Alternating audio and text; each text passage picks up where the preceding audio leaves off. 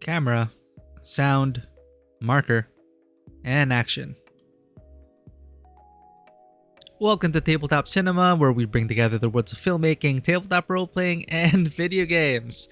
I'm your host, Mikey, a freelance filmmaker, tabletop RPG game master, and variety streamer on Twitch, and today is the Ghost of Yotei finale, episode 10 in our stream series.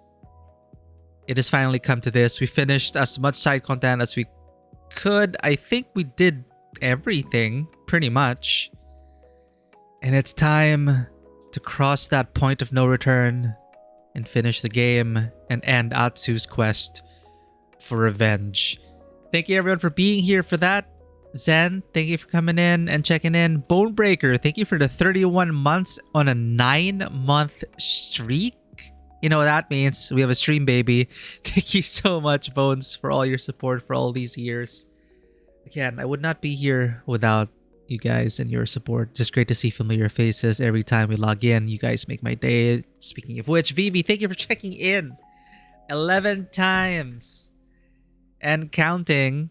Thank you for being here, Vivi. Today is Tuesday, right? So I hope you all had an amazing start to your week. I will indeed find a cat for you. Just making sure everything is okay. Oh, and Vivi, we just finished the story of I just caught up with ZZZ finally. That is not the right scene. Maya coming in from the balcony. Will she arrive in time? Or are we gonna grab...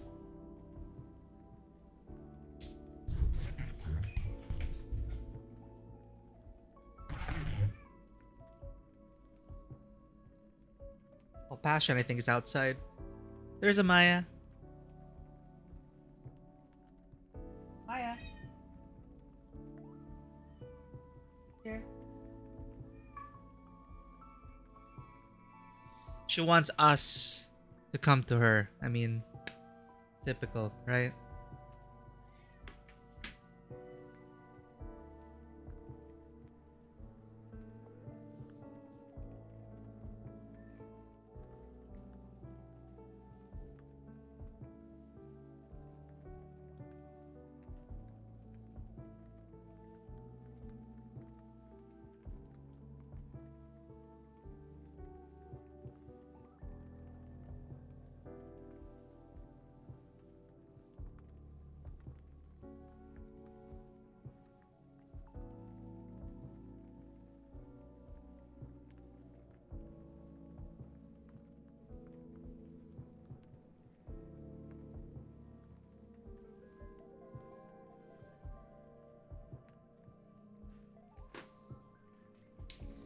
Thank you for petting the cat, Fifi.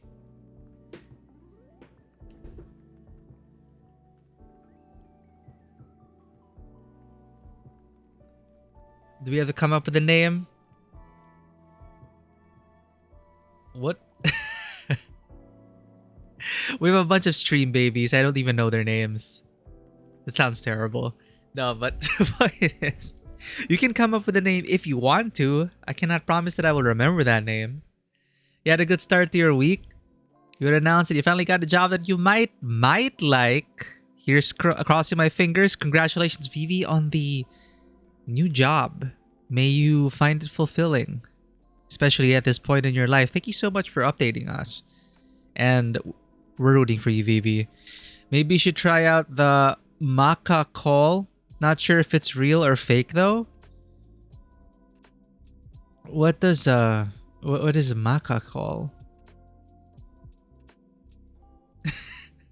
Not sure if it's real or fake. I'm not even sure what that is. The bake shop. Hey, it's perfect for your baking era. Things are lining up, Phoebe. Now you get to share your baking with even more people. Or at least help the bake shop. I hope that works out well for you. People do have a very specific call to get to them. Ah, yeah, like a... Well, we have a explosive filter, so hopefully the... Actually, well, I hope we've set up our mic correctly. It's the same settings that we've had ever since we began streaming, more or less. But the S sounds, I hope, are not like sharp. I try to curb that. But to call a cat, sometimes you go, pss, pss, pss, pss. Like the sound of spraying. In a way, it's like the sound of spraying water. It doesn't work.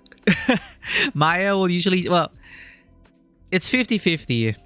But Maya is very responsive to her name. She will respond almost all the time. What is 50-50 is if she will bother to get up and come to you, or if she wants me to go to her. She just ate, so she's probably feeling lazy. It's like, no, I think I'll just rest here.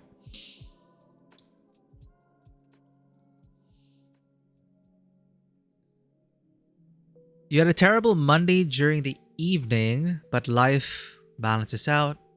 There's always something good to look forward to. Hang in there, Vivi, and great to see that things have balanced out for you. Balanced out that terrible Monday. Mondays can be very difficult. We all know that.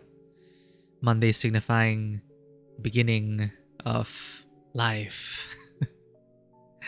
Your voice sounds great as always. The S sounds are not that hard in your speakers, so it should be great. Thank you for the feedback, Bones.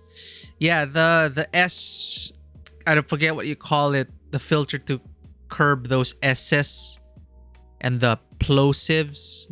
We have this for the plosives as well, so it's not a windy sound when you with the P's. And of course the limiter. I'm pretty sure that's working because whenever I look at my VODs, especially the horror game VODs where I tend to scream a lot, I don't want to blast anyone's eardrums. So limiter is very important. Thank you, de-esser. That's what it is. It's so cruel that they call the very thing that is supposed to curb that effect as the de-esser. Thank you for the lurk, Vivi. There's a few comments for previous stream. Hero Feast with Burn Fish. It took 106 rounds to win. 25? Wait, you kept... Oh, we didn't... Yeah, we don't have a death timer, unlike Bones, who has a death counter. Because did you know, chat? Bonebreaker85 actually streams, and he's an awesome streamer. We've been at it for years already, but I love hanging out with him in his community, and he was playing Hollow Knight Silksong, is currently going through Earthbound. I'm not sure if you're done with Silksong already, but speaking of death counters, Bonebreaker has that. He appreciates the challenge, he goes for it all the way, commits to the end, and plays a lot of very interesting games. I heard great things about Earthbound. I only know... Like, isn't it amazing that they created a game based on that one character in Smash Brothers? Yeah, that's a terrible joke.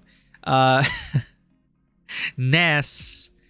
I just know him from Smash Brothers. And that's where I learned about the existence of Earthbound. I'm not sure if it was very accessible to people in the quote-unquote West English playing games. But Bonebreaker is playing Earthbound as a result of one of his redeems, which is called the Wishbones. If you're dedicated to this channel, you get to spend some channel points to make him play a game within reason. So that's great. If you want a fun fact about cruel naming conventions, think no further as a term for fear of long words. Yeah, it's like the person who came up with those terms are like, let's well, actually, at least with de-esser, it reminds you that, you know, if you say the word de-esser and it's not working, you know it's not working. So there's a functional aspect to it. But to name a fear out of the fear itself is just cruel. He said ish because I'm afraid that I missed one attempt. Now, thank you for... Well, if you watch the VOD and our victory, thank you for being there, Zen. Apparently, okay, so it took us... We solved hypothermia at around 25th round. And we burnt the fish, but that helped us. That perk helped us because we had one extra spirit. And that, I think that is what sealed the deal. Because if we didn't have that one extra spirit, we wouldn't have enough to finish the fight, right? So round 31. So we went beyond 25 rounds. 93? No way. So we took it... No way. It took us around 100 rounds. Do not disappoint me. Proceeds to die. We had some terrible rounds. The same thing happened to Rice. Man, that fight. I actually did have a lot of fun. For context, Zen is talking about the last fight we did on last stream. The most difficult fight in the game so far is Takezo the Unrivaled. Optional content, but I wanted to defeat him. And I just hyper-focused and just... We got it eventually when we figured out his weakness. You don't work graveyard anymore? Oh, well, wherever you are, Izzy, thank you for dropping by. Glad to see you. Long time no see. Hope you've been doing well. Staying safe. Dealing with ne'er-do-wells. It makes kind of sense. The DS your thing, not the phobia thing. Yeah. Work lurk. Thank you for the working and lurking, Bonebreaker. Take care out there. And again, thank you for the 31 months and the new sub, baby. A 9-month streak. It almost took 100 rounds for you to use gun and kunai for stun. Yeah, I kept forgetting to use the tools because it's just... I could just never find the win. Or I just never... It is my bad. I didn't mix it up. I didn't think it would be effective. But when we discovered the combo of disarming him and then using the tools to extend, in a way, the stun window, that worked for us. Because continually using the tools leads to diminishing returns where the enemy can just block and parry. And he was able to do that if he had his 2 swords. But for whatever reason, if you disarm him and he's stuck with 1 sword, we were able to get an extended DPS window 2 times in a row by weaving in the gun and kunai into our rotation.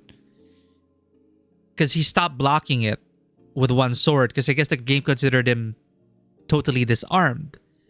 So, holy crap, it is interesting. Been working the swing shift. It's very good for your sleep health. And yeah, no longer working graveyard. Like, it's kind of weird how our body works. But I have heard that, yeah, night shifts, graveyard shifts, they aren't exactly good for our well-being. Something about the sun, I guess. But it's weird because even if your body clock is the same as half of the world, depending on where you live, it just isn't healthy for you.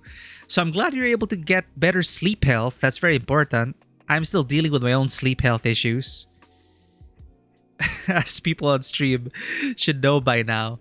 It's hit or miss, but we're here on time, ready to stream, ready to have a good time. Sleep health be damned. It's been a great time with you guys. It still is a great time with you guys. Why did it sound like it is a final goodbye? It's gonna be a final goodbye for Ghost of Yotei, which we will continue and complete.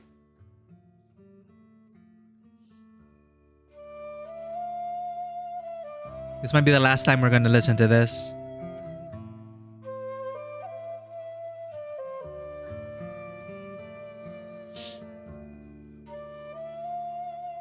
Work health in the Dark Ages is better. It's hilarious.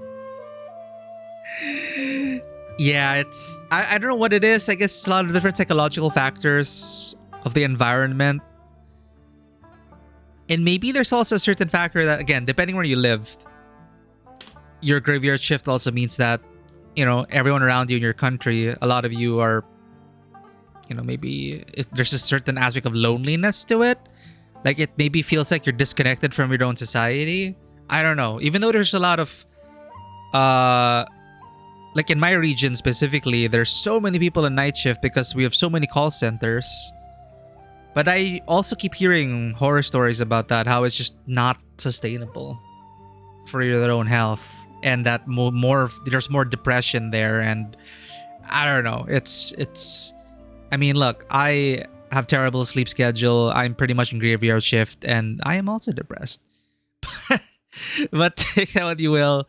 Streaming helps. It can make you feel disconnected. Yeah, those lonely night hours, just that being aware of that most of the people that you know most likely are like, yeah, you're not part of that established rhythm of society, which was built about, by early birds. Early bird gets the worm and all that. And that stigma against it, right?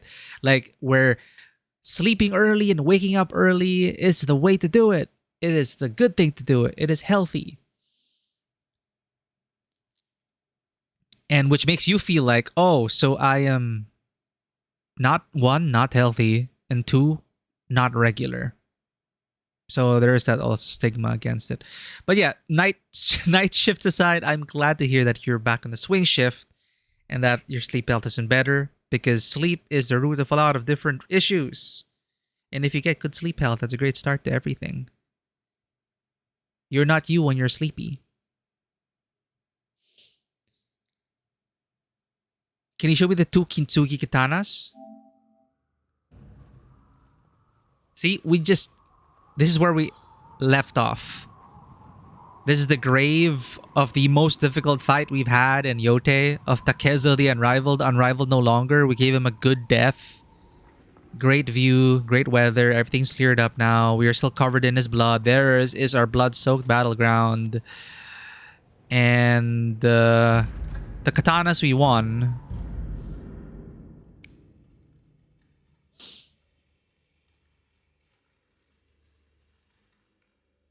Let's just make sure I caught up in chat here. Shadow Colossus, your home screen? Right. We see, there are so many things sitting in our home screen. I never even opened this. I never got to finish the original Shadow of the Colossus, but the time I spent with Shadow of the Colossus back on PS2, it was just so inspired and amazing. I was supposed to play this on stream at some point, but never got around to it. Finally, we finally see gameplay for the new Yotei game here in a few days. Oh, in a few days, you're going to be from the same game director. Hopefully, that'll be something interesting. The new year is almost over. The new year is almost here. That's insane. I cannot believe it's December already.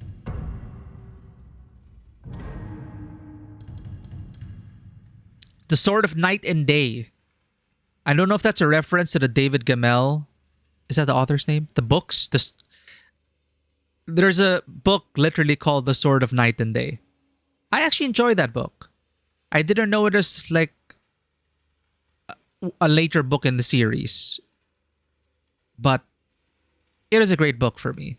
The Sword of Night and Day. Where is it? Here, Gilded Dawn is one of them, I think. Takezo the Unrivaled second sword kit. The Beauty of an Imperfect Sunrise. So we have that kintsugi motif going on. Like his, repaired with gold filling and all that. Bushu, welcome in. Hello, you're just in time. We haven't started yet. We're just looking at the reward of beating Takezo. And Zen, again, thank you so much. Zen spent the time to give us an estimate of how many attempts it took us. And apparently it took us 100-ish attempts. But we did it. We defeated Takezo. And we're ready to move on and finish the game. But hope you've been having a great start to your week, Bushu. Not sure if you're going to be catching the bus today or not as scheduled, but great to have you here. Heavily inspired Yoko Taro. They heavily inspired Yoko Taro and Miyazaki. That makes sense. There's that feeling that in their games with Yoko Taro and Miyazaki, there's just this looming dread and an undercurrent of deep history. I don't know how to explain it, but those who play a lot of Yoko Taro games and Miyazaki games, the Soul series and Nier specifically, and Shadow of the Colossus, there's just this beauty that is complicated and layered. It's just what I can kind of explain it. I don't know, but it totally makes sense then that they were very much inspired by Ueda. Environmental storytelling, yes, very important. Where they're not going to spoon feed you what happened in a location. They'll give you hints, and it'll give you this feeling of mystique and mystery because it feels like you can never fully reach an understanding, and thus your own interpretation of the events there become more personal in that regard. Because then you have to put a bit of yourself into it and deduce things on your own and make it your own. So that's kind of like one of the benefits of obtuse environmental storytelling. So this is the beauty of an imperfect sunrise, and we have the counterpart.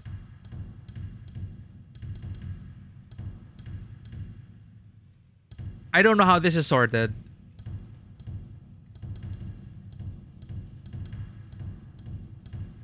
Like, why is it all the way up here? Same but black. So the kintsugi motif again. No, a minimal crossguard. Takezo the Unrivaled's first sword kit. This is the strength of an imperfect night sky. So the swords of night and day. Like, I love the look of it, but narratively, as we head into the finale, I want to use the kind of like story appropriate like katanas. But it's great to have this in the collection. Proof that we finally defeated Takezo. He's no longer unrivaled, and now we are unrivaled. Nier Automata, for instance, the reason we never see nighttime is because night is on the other hemisphere. Yeah, I never really thought about that. I never really thought that. Because we also thought video games are weird in that it's really difficult to tell time. Because there is ludonarrative time and cutscene time. And sometimes you don't really stop and think that, how long did the story, like if they don't explicitly say it, sometimes you kind of have to think about, oh, this took place in 24 hours? Like sometimes it's like that because it gets extended or it gets shortened depending on what they tell you narratively or what they don't tell you. The rotation of the planet stopped. Oh, okay, yeah. So like time aside, mechanically they didn't have a day and night cycle. They did not have a day and night cycle, and they explained it narratively by simply the Earth is so messed up that it no longer rotates. That's kind of messed up. There are some stories like that, and it just becomes so extreme. The world divided in half, and just a sun-beaten, barren landscape, and the other one just totally dark, total darkness. It's insane. But yeah, these are our sword kits. Currently, we are using... Why is it... Let's go back to our loadout one. This is our story fit. Like, not the armor I would use, but the armor that... The signature armor of Atsu, the signature hat, signature mask, signature katanas, which makes sense to me. The wolf blade with the sheath crafted by our father. And our offhand katana is Ghost of Tsushima. Enjoyers know. All right, we're going to jump into it, chat. We're going to cross the point of no return. We're going to the end of this road of revenge. For Atsu, we have so much. Atsu has so much more to live for now. So I'm wondering how they're going to conclude the story, and if they're going to stick the landing, and what's going to happen to her and her found family. But before that,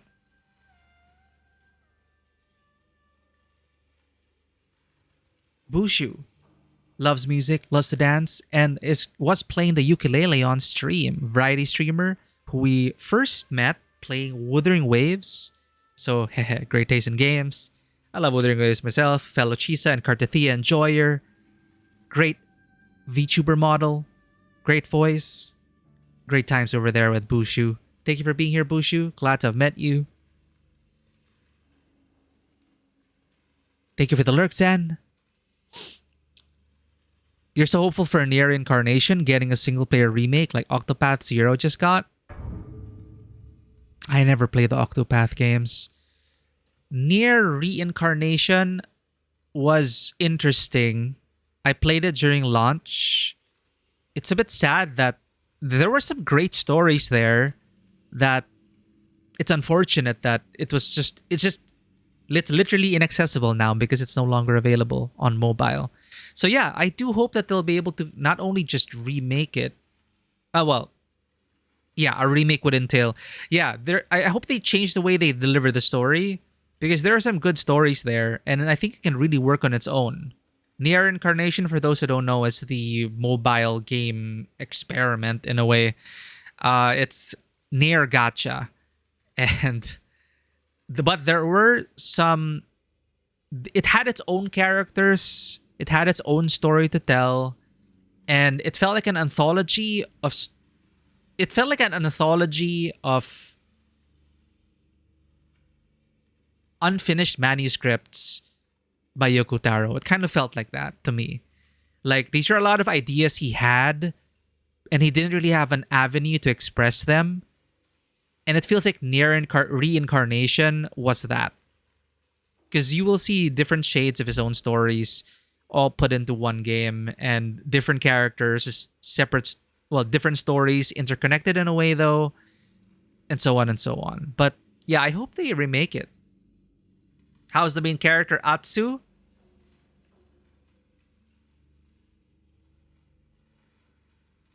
Clearly and intentionally different from Jin Sakai. She is more of a rough around the edges, self-taught, war veteran, interesting background,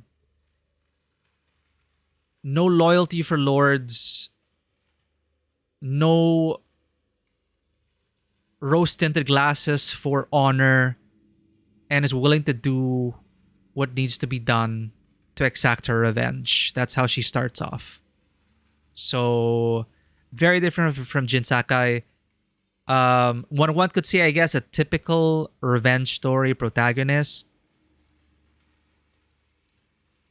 The story itself is fairly typical and formulaic and predictable. But Atsu, I appreciate Atsu's rougher nature as a former war vet turned bounty hunter. And Onryo, Onryo, more than just a ghost, but something utterly terrifying and unstoppable. That's what it feels like. And mechanically, we also have more tools than Jin Sakai. So that kind of informs her as well that she's just resourceful, versatile, and less rigid. So, but of course, typically with these characters, they still have a heart underneath, a soft interior,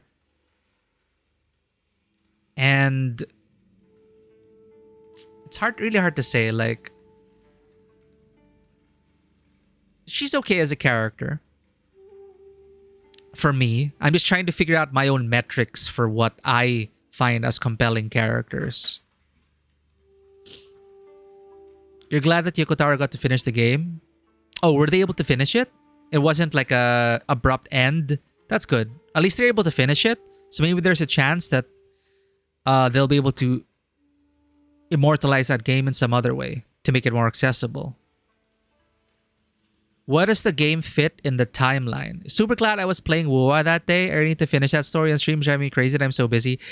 Well, life comes first, Bushu. And again, like, especially in this world of streamers where there's just so many streamers, just being able to just find your people, it's just a big thing. And the fact that you guys are regulars here also means so much because, yeah, it's just kind of magical that way. Like, yeah, it's oversaturated, but sometimes the stars will align and you'll just stumble upon a channel you enjoy and then you end up being stream buddies. All because of, for example, WoA. So I thank WoA for that. But yeah, understandably, the busy schedule and everything does prevent a lot of us from streaming regularly. But I'm glad you were playing WoA at that time, Bushu. I think the end of reincarnation ties with automata. Overall, a lot has to do with Drakengard. I haven't heard much about the story, so I can't really confirm that. But there were literally re, near characters, re, replicant and automata characters in that game. The honor bit of samurai did not even begin in myth until the Tokugawa shogunate. Yeah, the discourse I hear about the romanticization of the Bushido Code and the honorable samurai and all that is a lot of fan fiction. That's what I heard. Uh, yes, there are historical accounts on that, but from what I heard was that it really was like overblown and rose tinted glasses on. It is a lot of people who looked up to these samurai and made fan fiction about them. And this whole concept of like honor and all that, that is, as you said, it began later on. But yeah, in this game, in contrast to Tsushima, honor really isn't a question here anymore. They went the full other direction. It's a more no, Tsushima is also a personal story. But in contrast to Tsushima, which could not help itself mentioning honor every single sentence, like Jin Sakai, I understand. You don't have to keep repeating honor every other sentence. Here, honor has only been mentioned, what, twice? That I could. In my 60 plus hours in this game, I do not even remember more than 2 instances of when honor was ever brought into question. Your brain would have melted in Kingdom Hearts? Oh, you're asking about where does near reincarnation fit? Yeah, I don't know. But the Izzy did say end of reincarnation ties with automata. Near timeline, I guess it's one of those things where it's just so fast and loose. Don't really worry about like a major canon thing. It's like a shared universe with a lot of, but they can stand on its own, I think. I don't know. Yeah, see, it's like Drakengard 3, Drakengard 1 ending E, then Replicant ending E. So like there's this canon timeline, but as you said, it can get very messy. Mobile Kingdom Hearts. There was a Mobile Kingdom Hearts? Huh. The only honor that samurai really had was remaining in good standing with their lords. Yeah, just being a yes samurai. Yes, my lord. Yes, my lord. Maybe they had some Japanese feedback on honor and changed on it. Perhaps, maybe.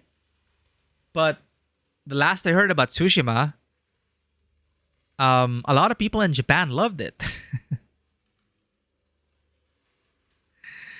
It is mostly the criticism I heard were mostly from non-Japanese deciding what a Japanese inspired and based game should be.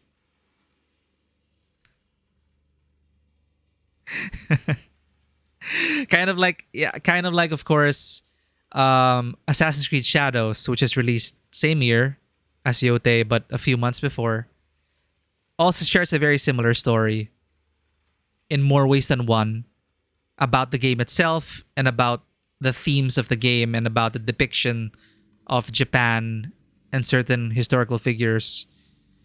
Same thing, all shades. But what was pushed forward by algorithms were the controversial takes, mostly from non-Japanese, talking about how Japan should be depicted.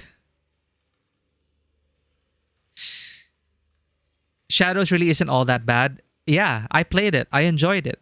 Honestly, there are some parts in Shadows that I prefer over Yotei. They both share very similar stories. So, unfortunately, I played Shadows before Yotei. So the story in Yotei was like a rehash to me of Shadows. But I enjoyed it for what it was.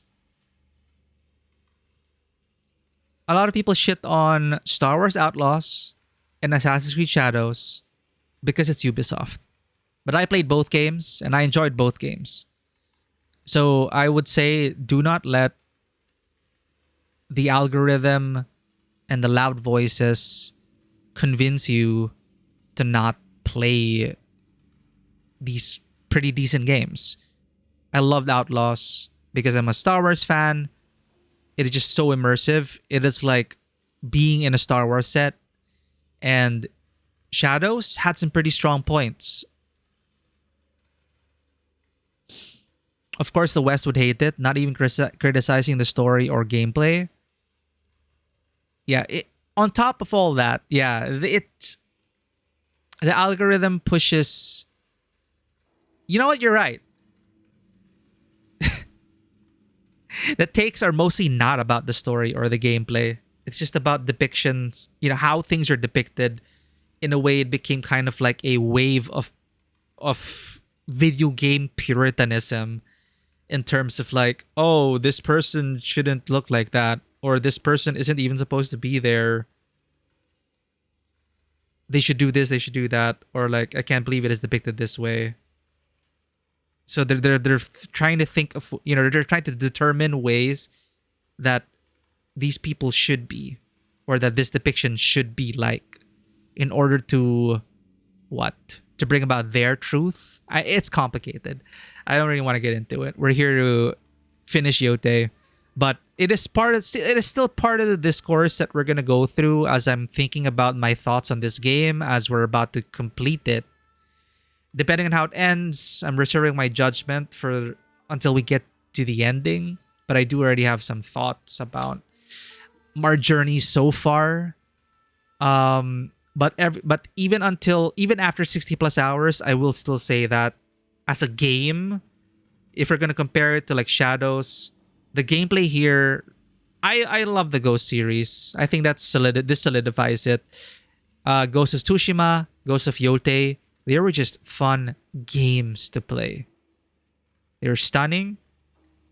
I love the mechanics because they are such, because your play styles can be very varied and flexible in both games. Tsushima more so. Here in Yotei, it elevates that part of Tsushima a bit more. And as someone who just loves flexible character builds and different ways to approach things, like in immersive sims, for example, I love that part of these games. And they're really great on the eyes and the ears. Technically very impressive. You're always right, Vivi. I believe it. Everything Vivi says, just believe in it, chat. Ubisoft is looking like they are going to be reviving hard the new Ghost Recon. Handcrafted design, less open world, more tactical. Importantly, it'll be first person. And you know what? I'm excited about that because I loved Ghost Recon. I grew up with the OG Rainbow Six and Ghost Recon games. Those are my first tactical shooters.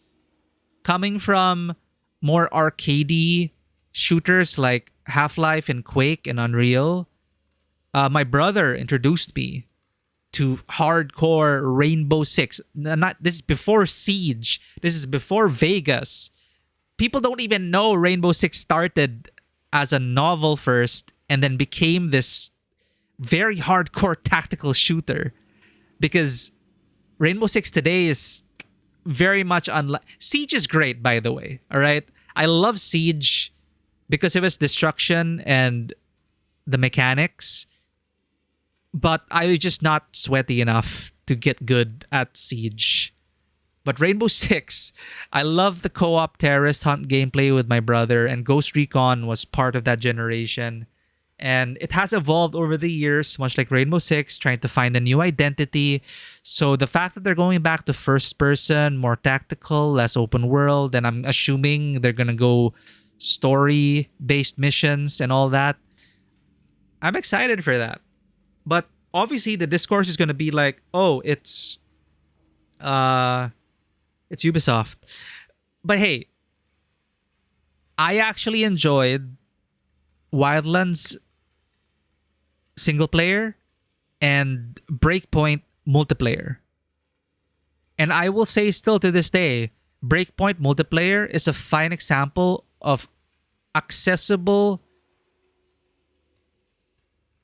It's a great example of accessibility options for granular difficulty and tailoring playstyles. Did you know, as far as I can tell, Ghost Recon Breakpoint is still, in my experience, the only game to have client-based difficulty options in a co-op multiplayer game. So you can be in a party of 4 and each of you will have different toggles. Some may want the experience to be more arcadey, so turn on the HUD, turn on all these different features, and others just wanna be just others just wanna LARP.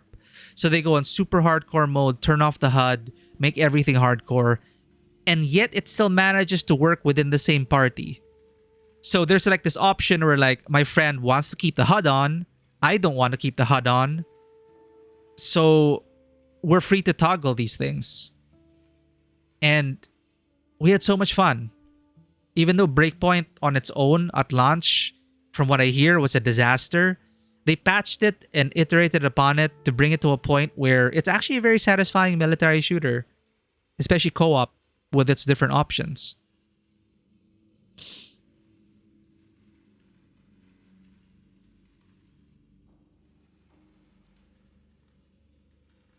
Ubisoft is doing fine design-wise. Yeah, I think Tego summarized it quite well. Ubisoft games are generally 7 to 8 out of 10s. But they do receive a lot of criticism and flack, not only because of political agendas, but because of the fact that they are a triple A studio. And there's that time where I think they said, was it them who said that they were a quadruple A studio or something like that? So it becomes like those 7 and 8s are not enough, you know? So then people rage over that because it gives them clicks and interaction. People don't even know who Tom Clancy is. Yeah, true. Your first contact with Rainbow Six was an N64. Oh shit. It ended up. Oh yeah. I forgot that it was an N64. But yeah, Rainbow Six. Good old times. The original Rainbow Six didn't even have gun models, which is a shame. But in terms of like managing your squad and man, it is such a difficult game. You really have to think about your approach to a situation.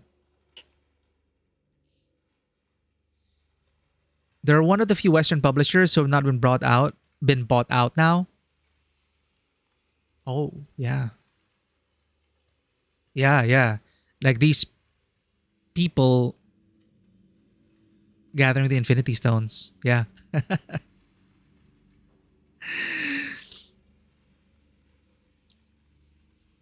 Breakpoint has greatly improved. Right, right. That's a major thing. Some people, they want the loot.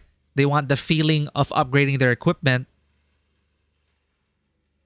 So they toggle that on. But maybe your party members don't. And it somehow works. I had so much fun playing with somebody's Breakpoint with somebody's. Oh, Quadruple A was Microsoft and it was shut down. Oof. Oh yeah. I guess it's all the yap we have. I think I don't have anything else to say about the story so far.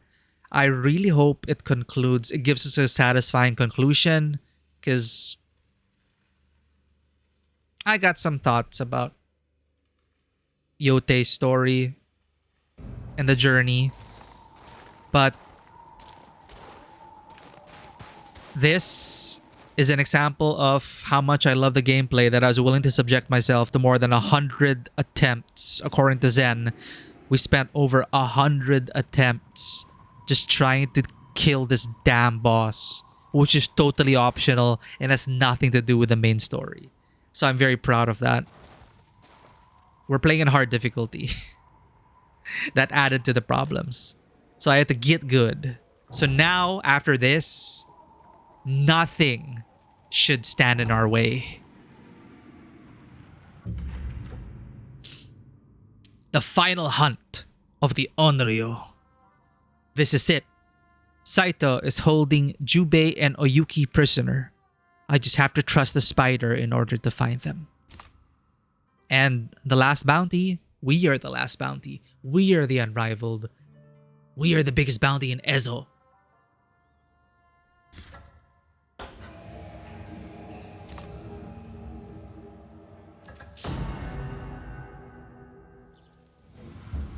Hardest boss for you in Tsushima was the one you need to kill to pick up the great bow.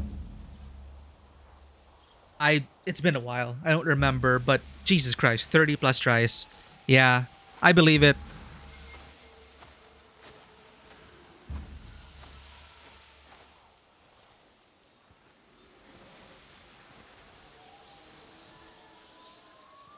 I'm trying to remember what these candles were about.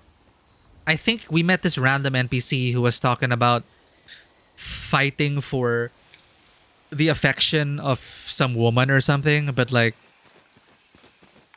it is so freaking random. It launched with lethal difficulty, yes. You could start the game with lethal difficulty starting out. I was not that crazy. It is just hard for me.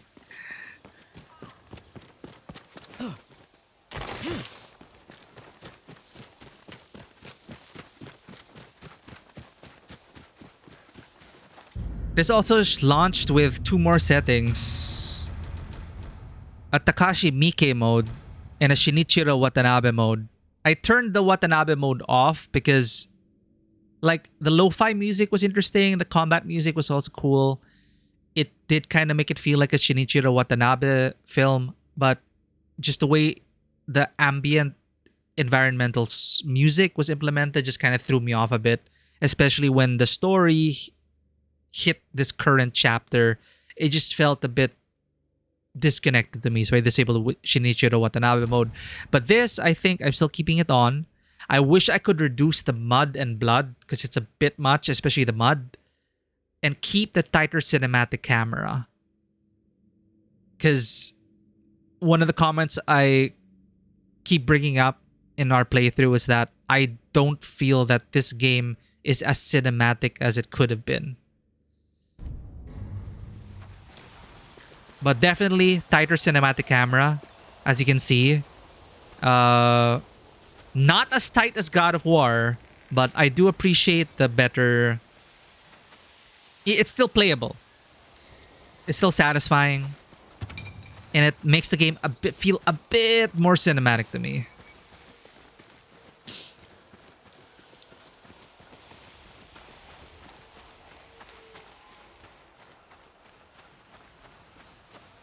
Lethal makes Tsushima so much more engaging if you're in action. In lethal mode, they say 1 slash, you die. You die. But what about the enemy? Is it also 1 slash against the enemy?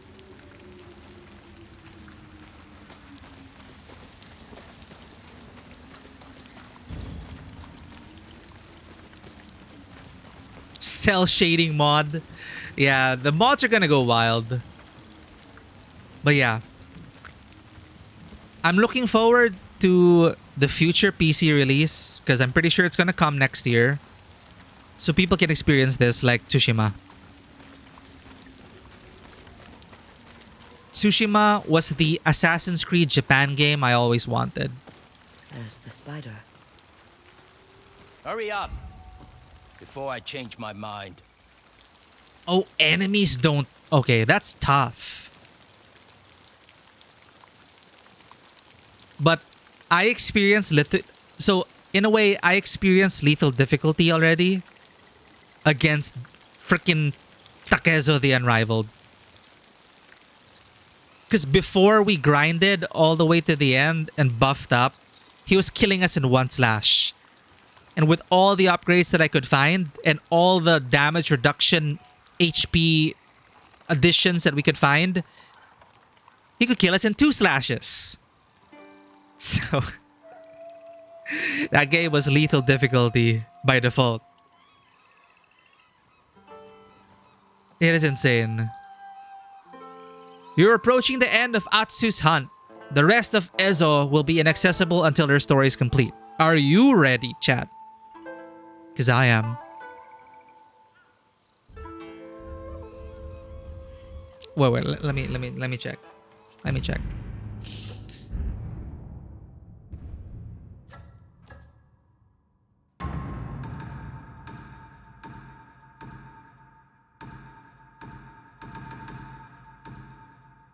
Ran the Boyer. 2 upgrades available. Did we fully upgrade our gun?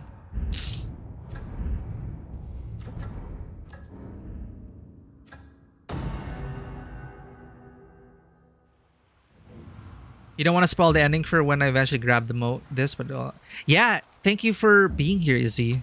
Thank you for the app. Glad to see you. Glad to hear that your sleep health has been better. Always great to have you. And yeah, I hope you get to experience this in the future. Take care. What do you need? Yo, thank you for the check-in. Yeah, I need to add more streamer bot stuff. I need to learn more streamer bot redeems.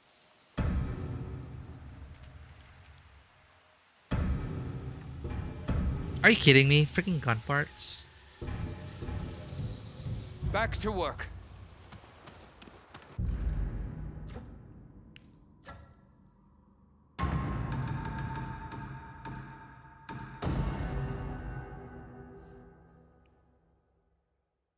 But we're pretty much done. Arm yourself. Buy a bow. Is anything to your liking? Precious Woods, 20, 49. We can upgrade both of these. Can I interest you in something else?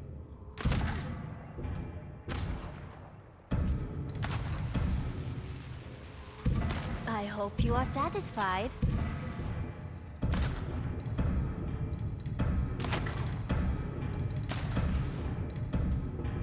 Aim for the eyes. We got everything from Ran.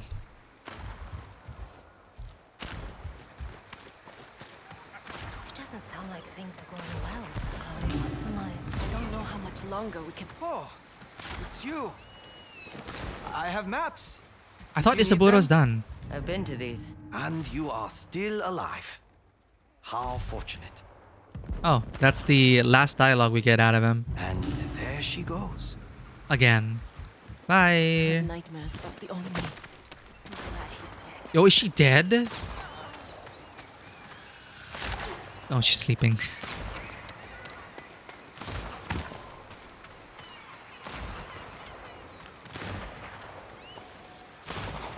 Stunning game.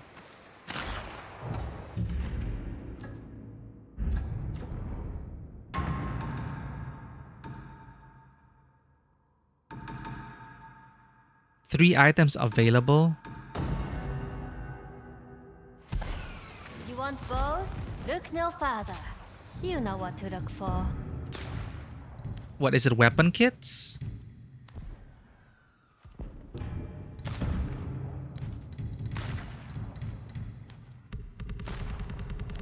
Oh, no.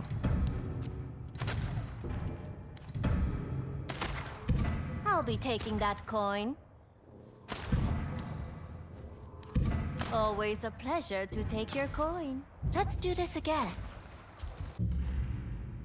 Does I get rid of her notifications? Okay. Then we have Ginji.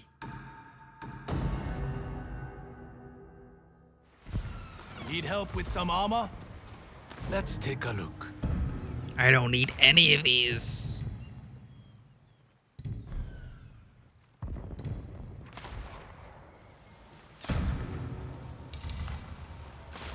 Ooh, look at the upgraded Ninetales armor though. Trevoro Zier, welcome in. Hope I'm pronouncing that correctly.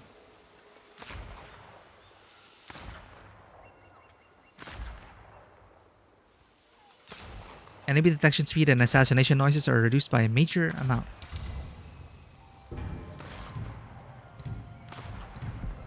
Yeah, I don't wear any of these. So, GG.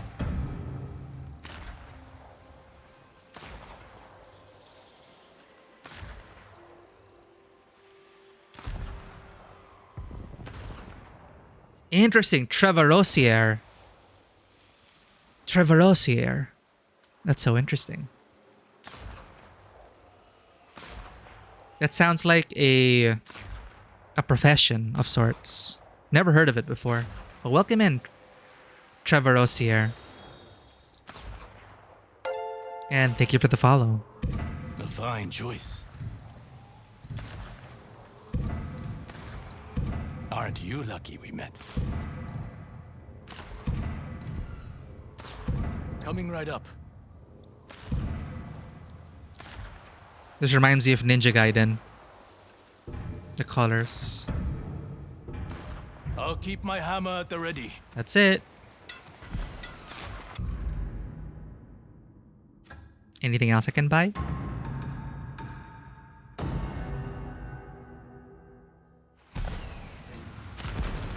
I have many wares to offer. There is new merchandise for sale. Oh shit! Sorry to hear Trevorosier. Trevorosier. Trevorosier. I'll remember it, I swear. Vanwa, welcome in. But hey, when one door closes, best of luck to you, Trevorosier. Hope we can make you feel a bit better in some way. Trevor shall do. Got it. Welcome to the finale, everyone. We're just buying last minute stuff just because we have some currency to spend. But you know, may as well, right? Excellent choice.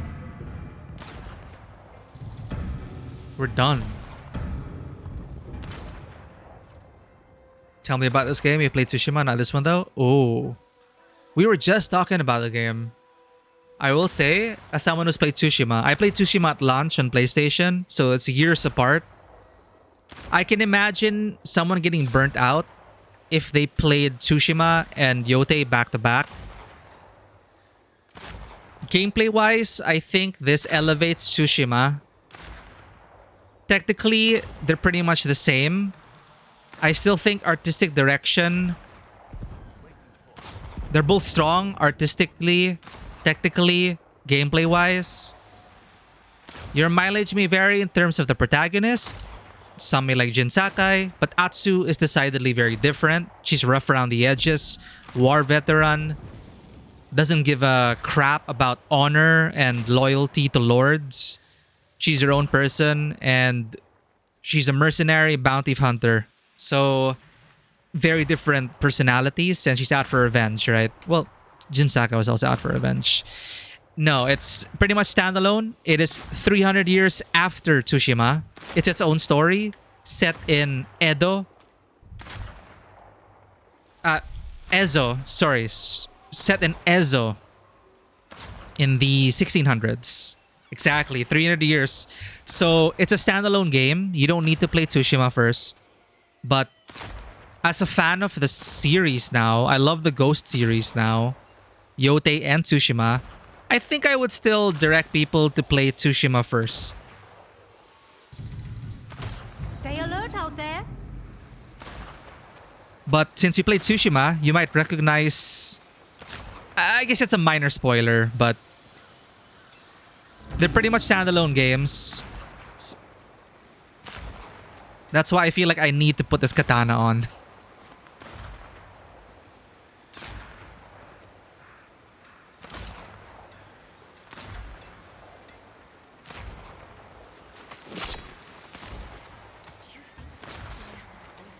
Sorry, what is Noto?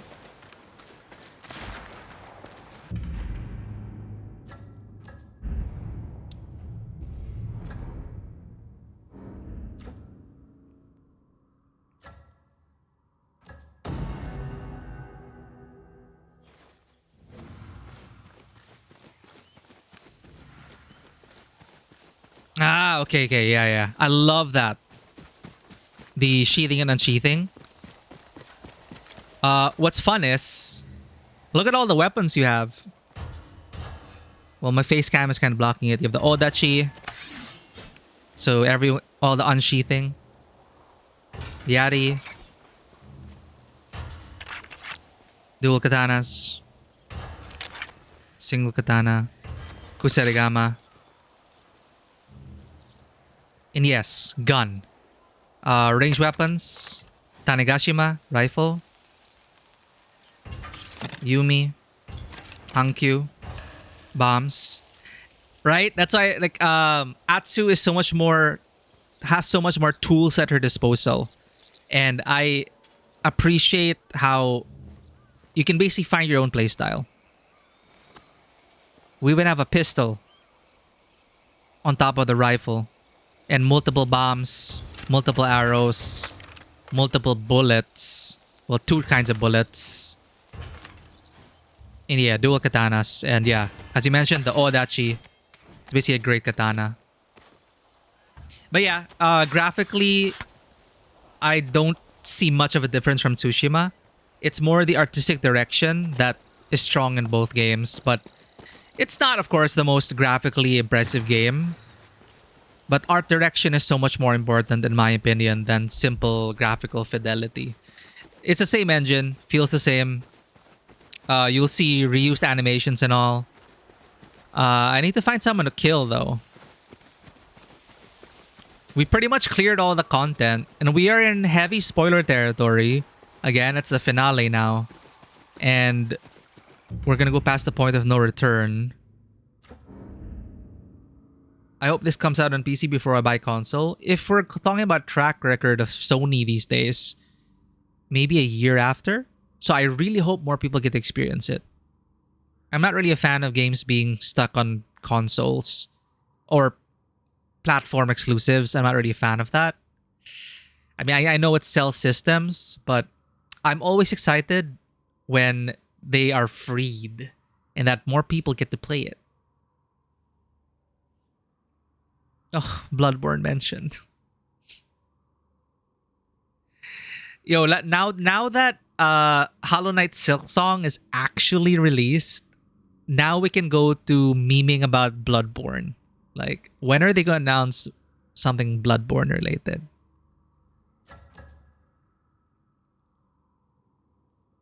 I don't know where to find people to kill.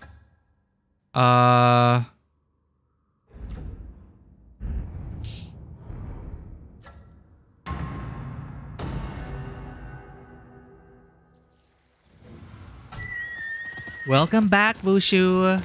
We haven't set off yet. We bought a bunch of glam. But I think that's pretty much all the content.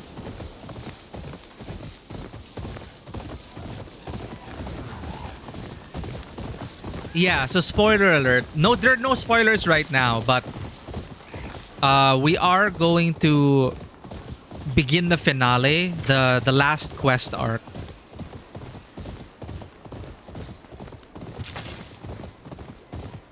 There are no roaming random enemies. You know, the one time I'm finding random encounters, we can't find them. Maybe here?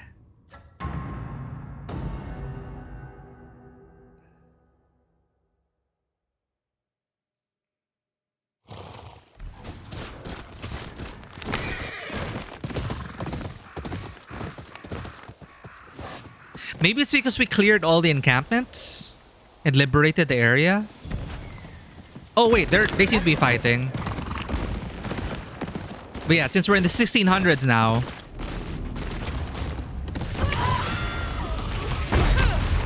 Guns!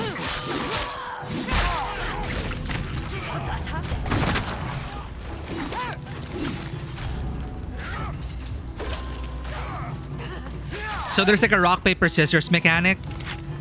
Like dual katana is strong against Yari. Use the Odachi to get rid of big guys. Oh shoot, I forgot to unsheath. No, the blood.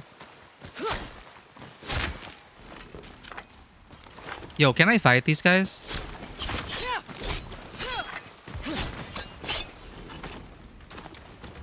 Oh, there. More fights. I will show you the Noto. For the Odachi.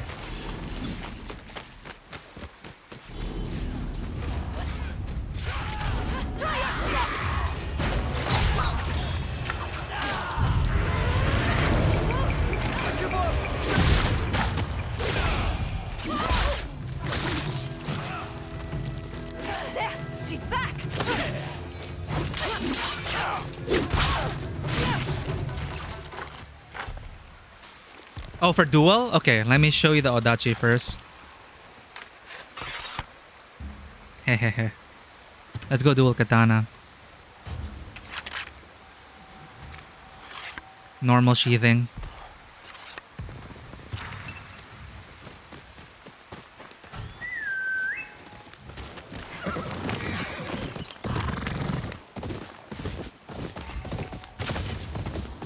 But yeah, there's a rock, paper, scissors thing going on here. So you're constantly changing your weapons and tools in combat. And I find that very satisfying.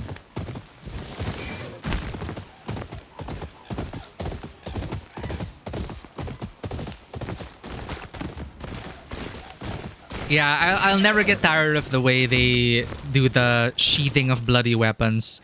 When they swipe the blood off and wipe it. There's just something so satisfying about it. Stances. I'm trying to remember Tsushima stances. I don't know if... Maybe instead of stances, there are weapons?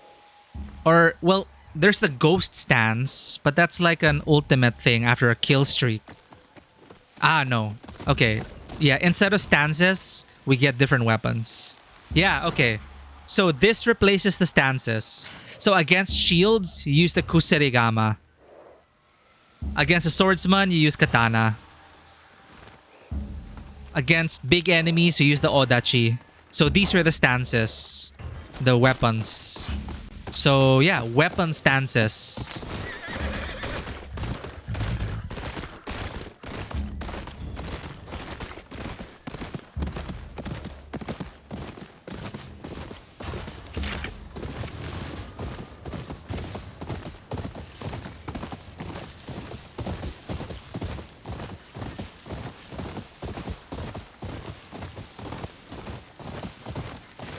We finished all the content. Nobody wants to fight us anymore.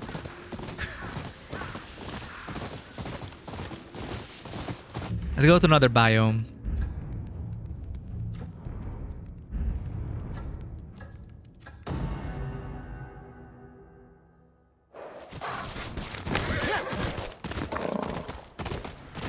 We completed all the duels, yes.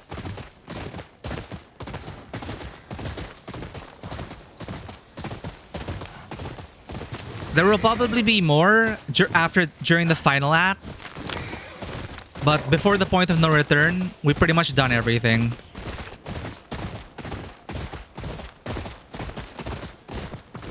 Oh, are those baddies? You found her. What? Still? I don't want to die. Oh, what? They don't even want to fight us anymore.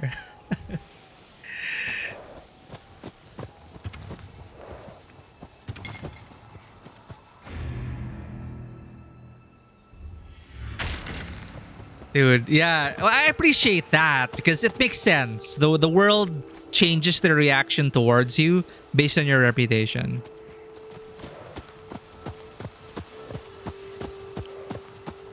There suggest a PC game? Oh my god.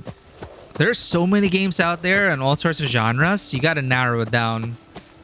Like what if you played most of the known games? Like what kind of game are you looking for? What genre? Because I myself have not been able to play too many games.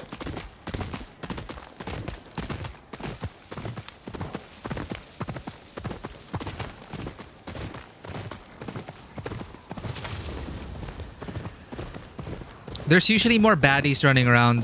I think it's because we did all the content.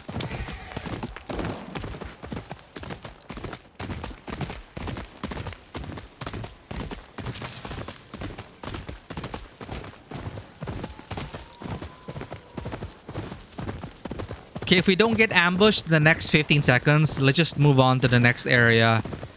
Because there'll still be people to kill.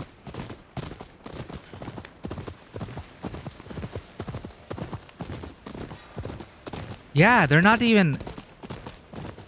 Maybe it's because we cleared all the camps. Maybe that's the result. The place is obviously now less dangerous.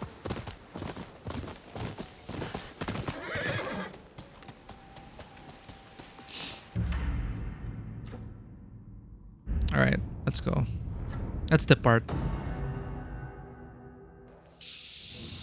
Ooh, yeah, I love Assassin's Creed.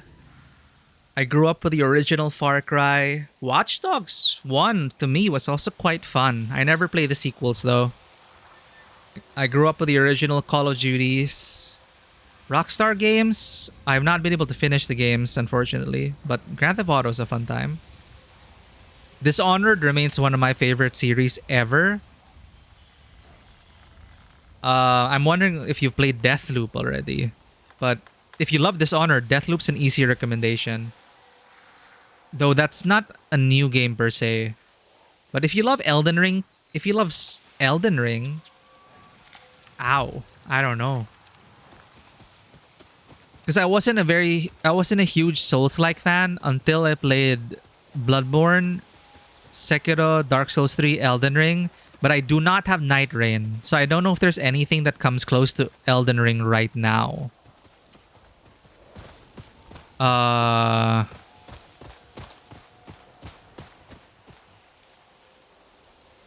been playing Battlefield 6 and Arc Raiders off stream, and Dune Awakening.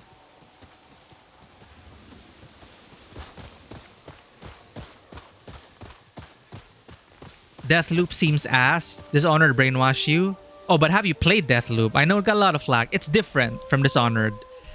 But Deathloop for me distills the Dishonored experience into fun sandbox gameplay where you don't have to worry about your endings. So that's what Deathloop was to me. You get to go all out with your tools and abilities. Unlike in Dishonored, if you were worried about getting chaos ending or good ending or whatnot. But yeah, I do prefer Dishonored over Deathloop. But I love Deathloop.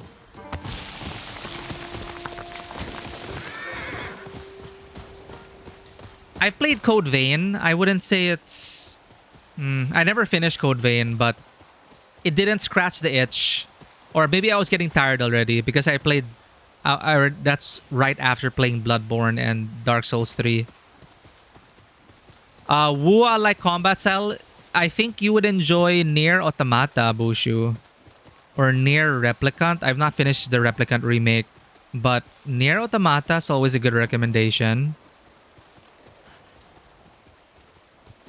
If you want a little fun mobile game to play, Punishing Grey Raven is the Wua developer's previous game. And it's actually pretty good on mobile. It also gives the feeling of like Wua-like. But it's much faster than Wua. And it's a different combat system. But it's flashy. But yeah, Nier Automata is a good recommendation, I think, if you like Wuthering Waves combat.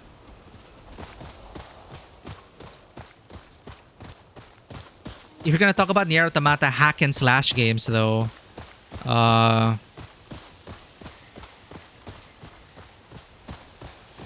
Bayonetta.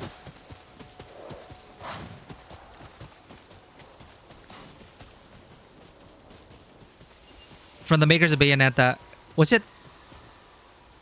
the one where you play as policeman with like a stand? That was fun. Also from Platinum.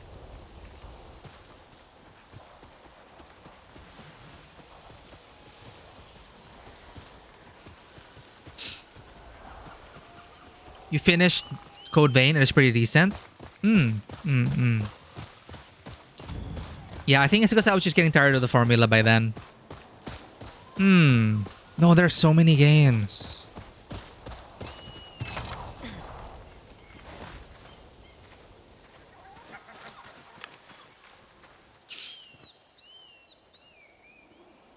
Or if you're asking about Nier Automata, if it's good, yes. Just make sure you play past the first ending.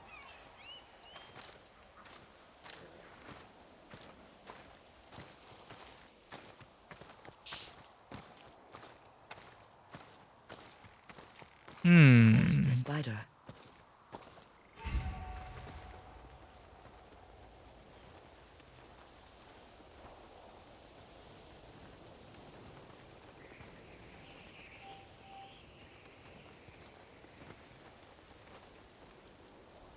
Well, if none of you guys have played Expedition 33, that's an easy recommend. Mm-mm.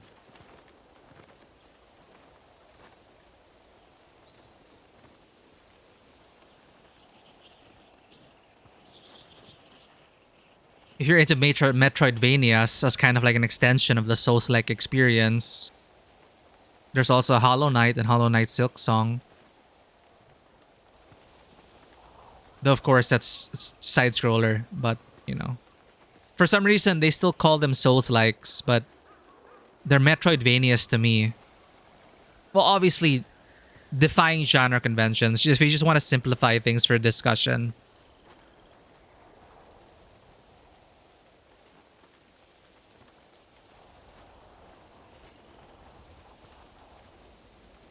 Oh, if you're looking for another free-to-play game that's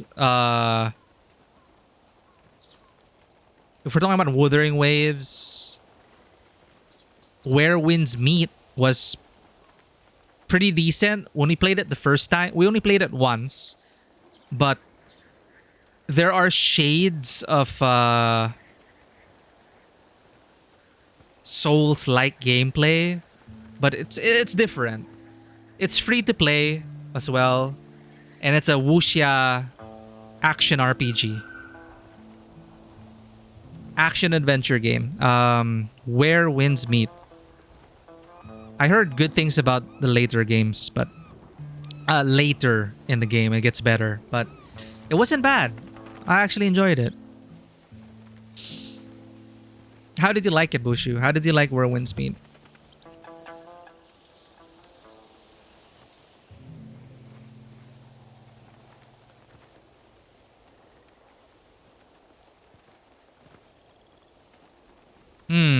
If you like the pace of Wuthering Waves, a nice side complementary game for me, gacha-wise, is ZZZ. ZZZ combat is still fun to me more than a year down the line. And I love the design and the characters and the world design as well. Stories hit or miss, but gameplay-wise, as an arena-based action game, it's great.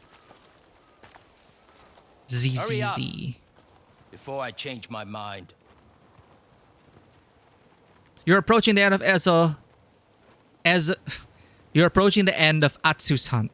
The rest of Ezo will be inaccessible until her story is complete. Are you ready?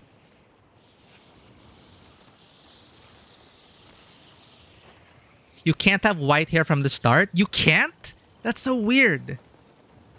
Because there's so many sliders for your face sculpting, but they don't allow you to have white hair because story reasons? Question mark? I half expected an ambush.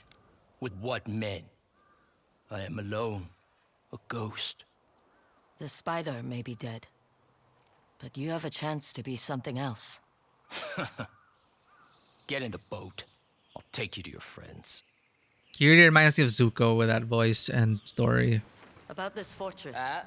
I said I'd take you to your brother and the woman, but you won't get anything else out of me. Where will you go? Home. Back to the mainland. Find out who I am without my father. Or my brother. I found that on the streets of Osaka. No wonder you turned out the way you did. What's wrong with Someone know Osaka? that you're gone? He will soon enough. My father's fortress is surrounded by mountains. You have a climb ahead of you. Oh, they locked it behind the gacha? That's terrible. For white hair? This is such an unfortunate decision.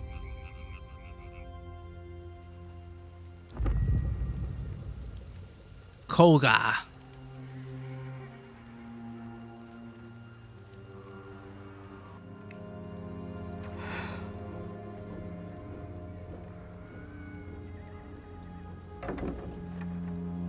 My men tell me you're being uncooperative.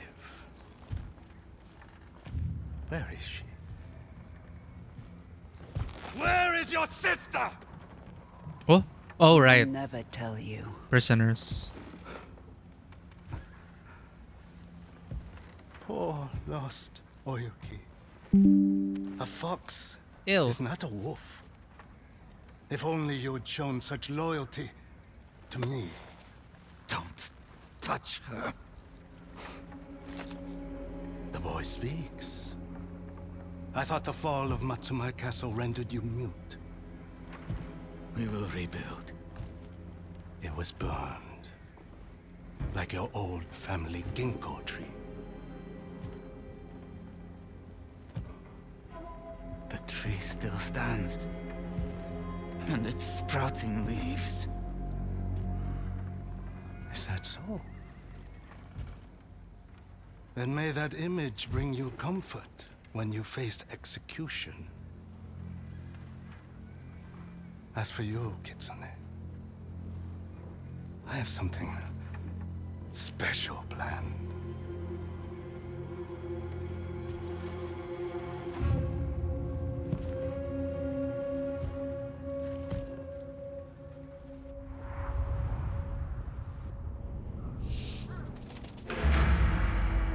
The final hunt of the Onryo.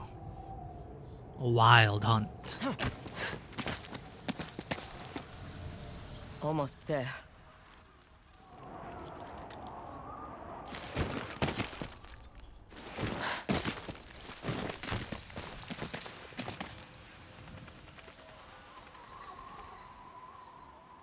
Oh, I wanted to have a look at the landscape.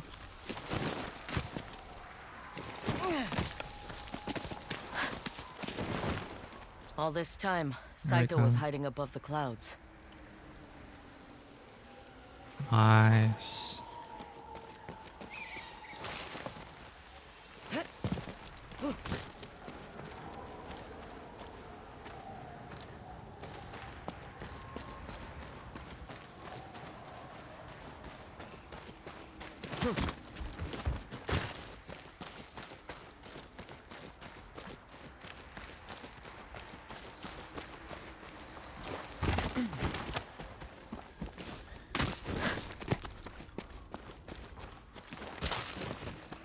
Ooh. Need to know what I'm walking into.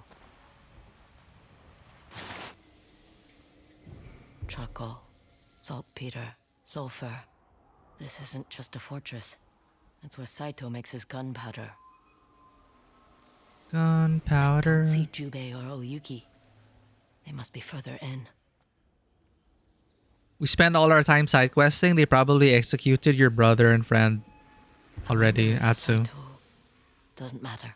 He's not why you're here. Should try to do this quietly. Try being the operative word.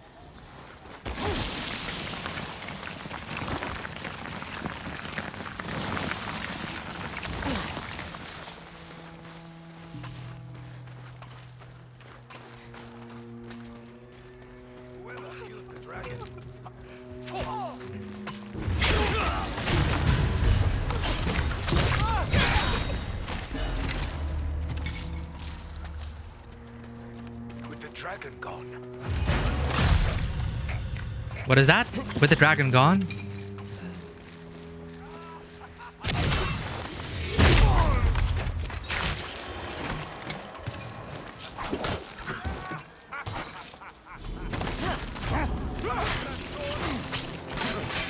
I landed into him.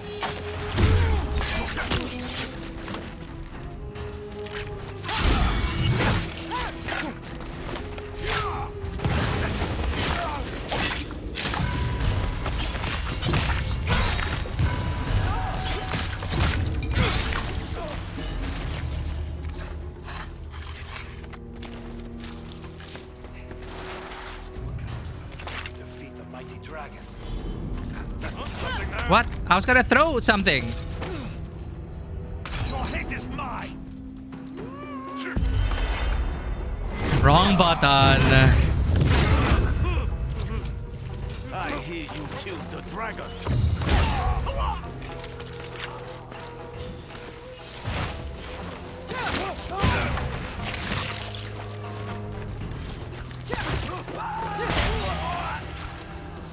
Lord Saito demands it's over.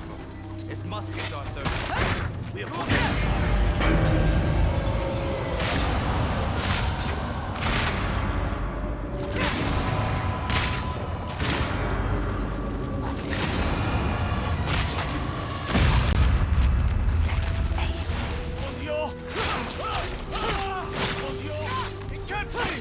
It's okay, it's quiet if we kill everyone.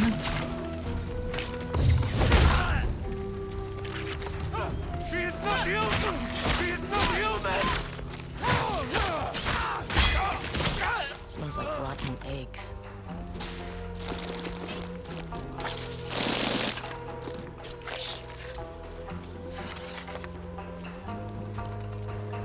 Prepare yourself! Thank you for dropping by, Vivi. Take care, have a great rest of your week.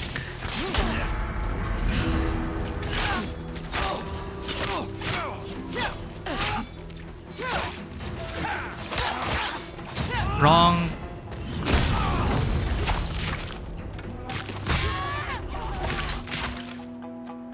Oh, it transfers to multiple people.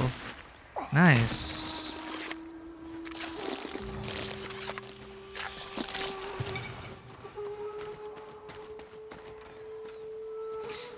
There, it's quiet.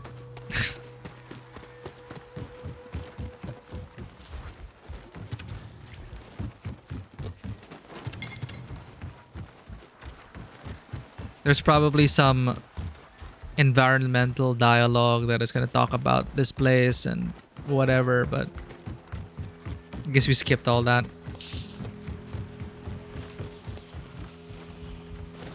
What is stuff? Stains everything and smells. And we're helping them? Ouch. Exactly. We didn't roll. Our ankles.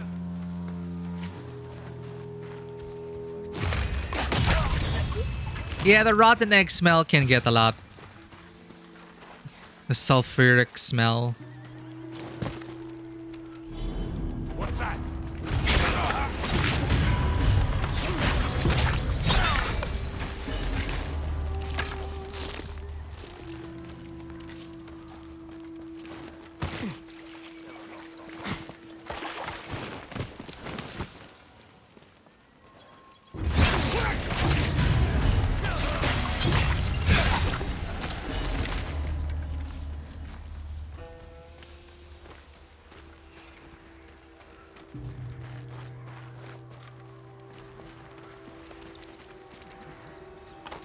I'll go around. This side might be less defended.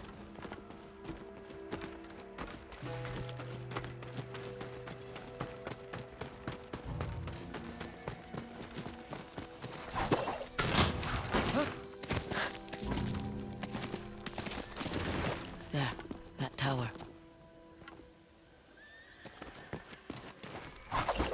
We have our heading.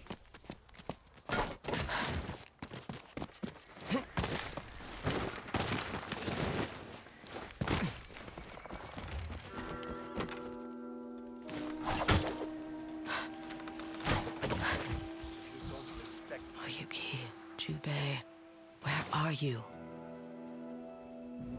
Matsumae prisoners. Fire!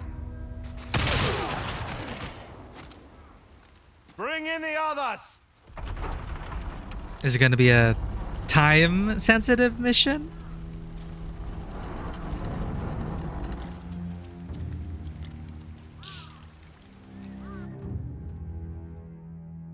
Jubei, I have to stop them. Uh-oh. Uh-oh. Slaughter leaders to terrify enemies and immediately fill your kill streak. They only tell us about this now? Alright.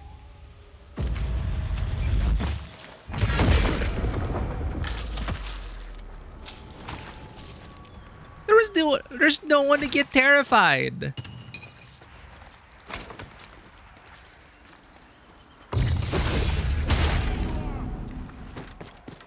Let's hack through the whole camp.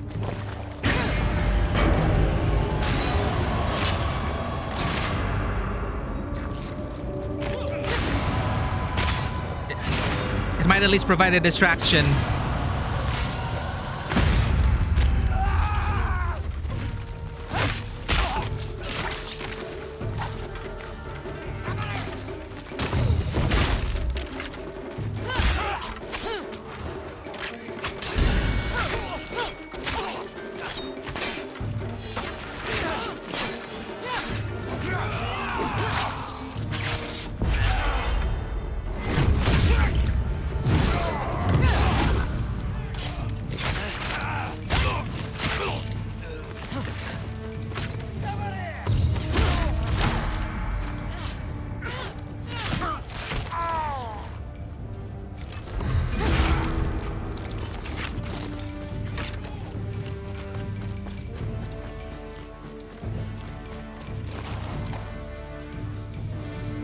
Where the hell are they?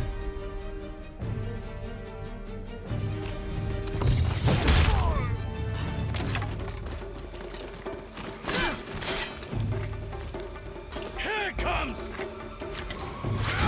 No! Keep her away from that one! He beat me to it. Lord, joy Lord Cypher's cause every day! Over here!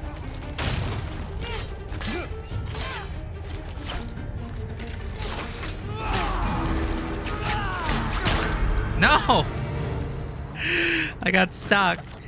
Camera wise. Fine, we'll do it stealthily.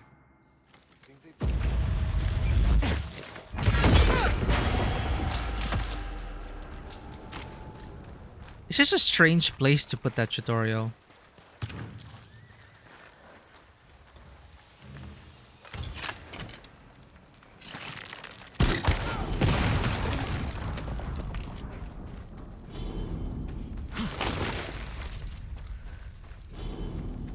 What's there? Heard you.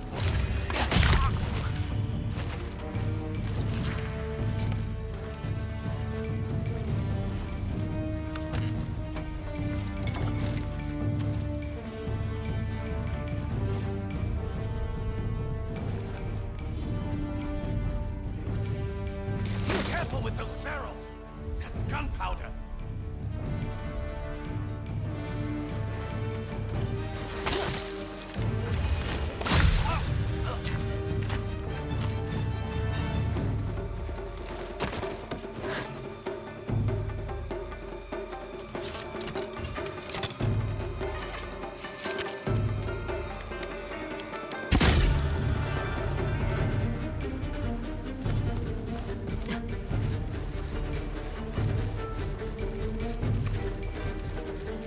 Might be the unreal.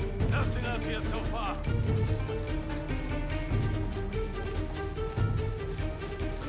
Where do we go?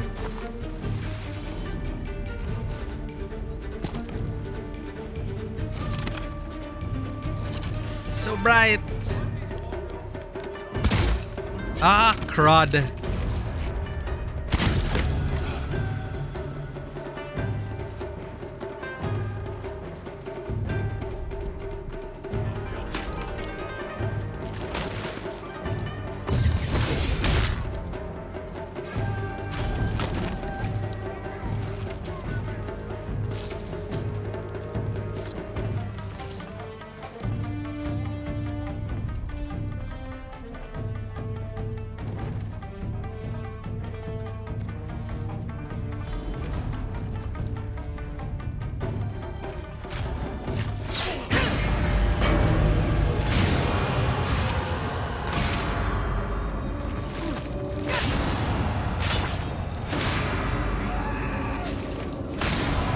How many kills do I get? 3?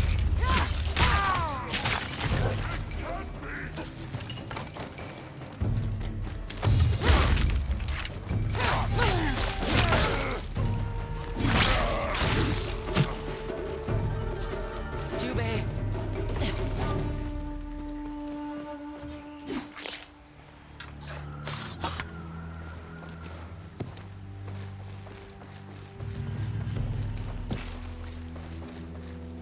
Oh, we could have just gone to the door? Well, that's on me for not trying the door. Let me reach him. Please. Next stage.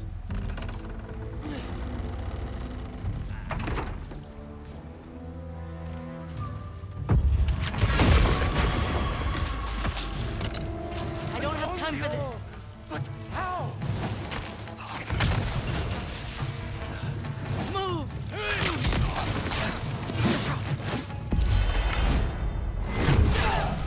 I was trying to detonate that damn barrel.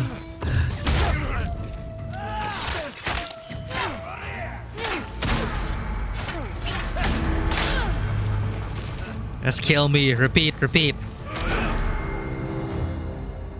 It was just so tempting to kill that guy there.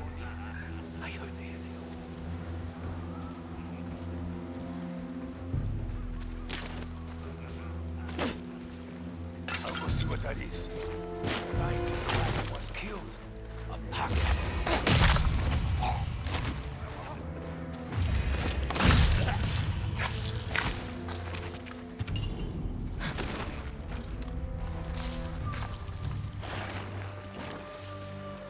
You think there's fish in that lake? Why don't you find out? Sleep with the fishes.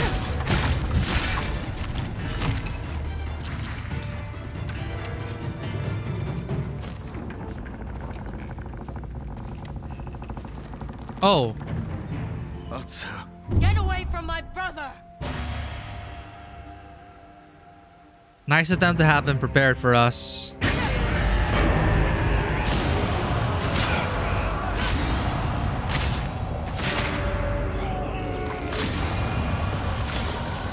Let's deal with the others.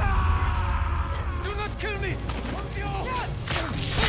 Did he just plead for... Okay.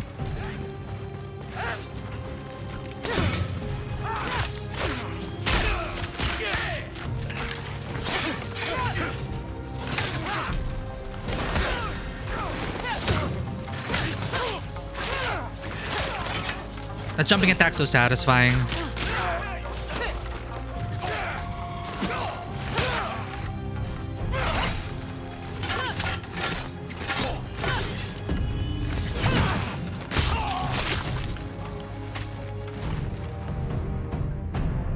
Hi, you're fine. I'm sorry. I should have come with you instead of fighting the dragon. Saito is here. The Onryo will have her revenge. I don't care about that. About him. I wish that were true. It is. Jubei, I came here for you and Oyuki. Kiku is waiting at home. I promised I would save you both. I want to believe you. But when it comes to Saito...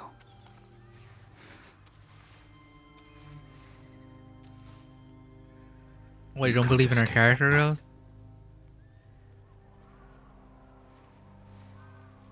I'm trying.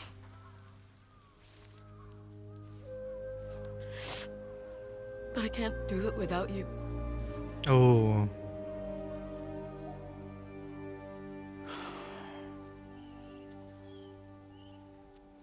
Saito said he had something special planned for Oyuki. We must hurry.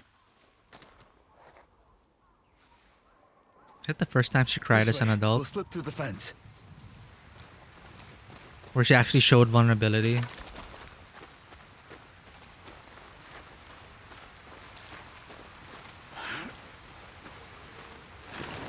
Oh, we can bring the spear with us? Okay. See that building on the ridge? That's why Saito's holding Oyuki? I saw them take her away. It's far. How to get across? There's a path along the waterfall. Always the Is that convenient our path. only option? The main gate. But they'll see us coming. We'll take the other path.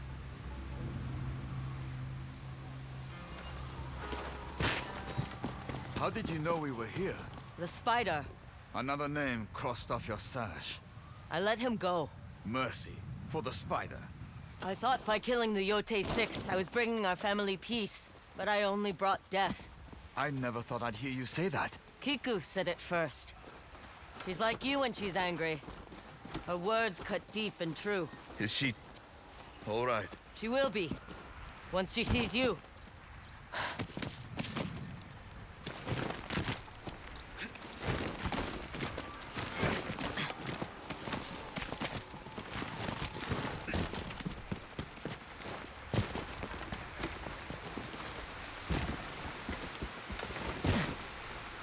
Looks like a nice place to live, not gonna lie.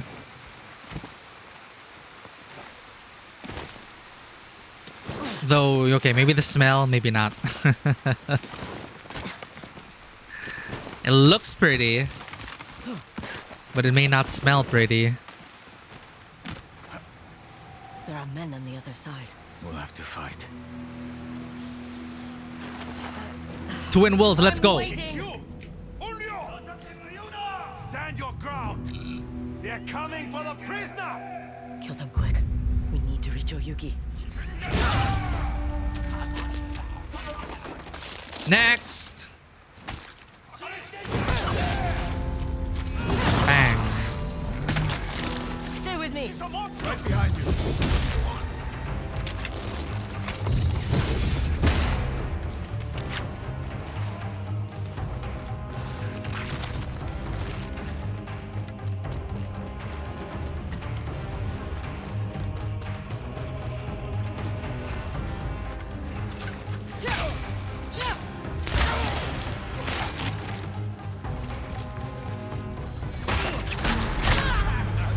What?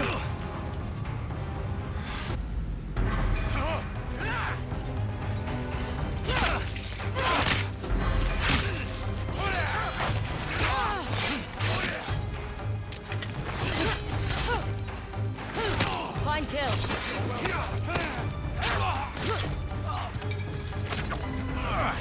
Are you all right? Saito's men aren't as gentle as the Onis. Juve! I'm fine. Focus on Oyuki. Her loyalty to you never wavered. I see now why she earned your forgiveness. I won't leave her. Whatever they throw at us. There's the alarm. How fast can you run? I told you, don't worry about me. Ooh. Think I preferred the Oni's castle. Gotta go loud anyway. Can I just avoid them?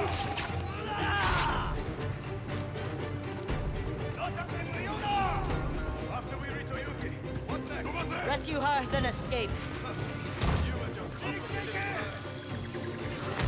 Alright, we gotta fight. We kill the guy shouting orders. Across the bridge!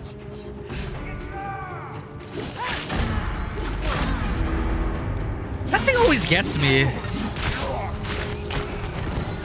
That's a lot. Are we supposed to fight them?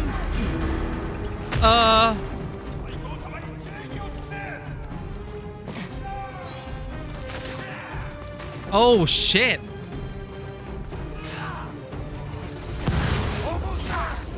What do you think Saito has planned for Oyuki? Oh, we are going the right way. We're going the right way.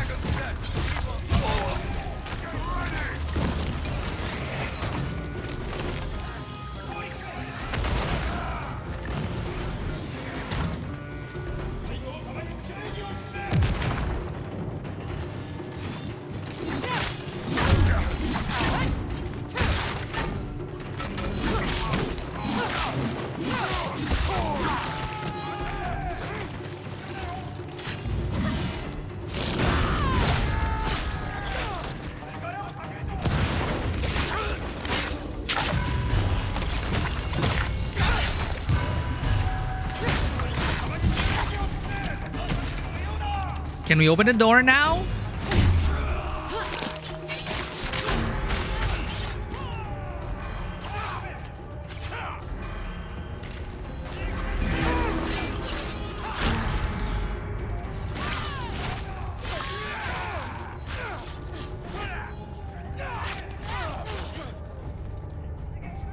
Prepare yourself!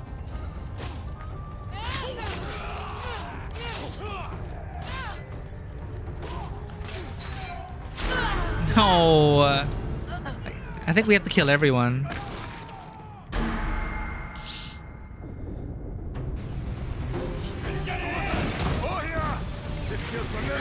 Think I prefer the Oni's castle. I'm so late.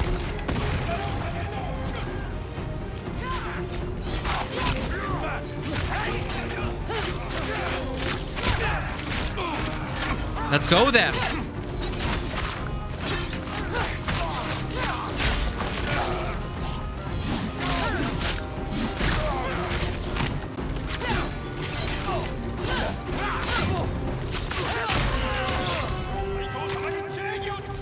What do you think yelling's gonna do? No one there to follow your orders.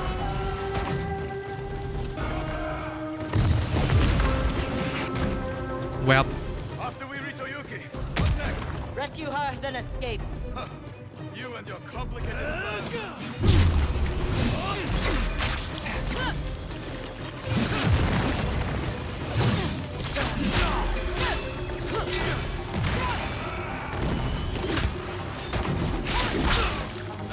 gotcha. Next. Dual katanas. Oh.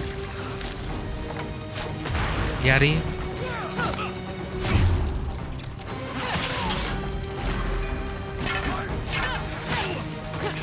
Oh.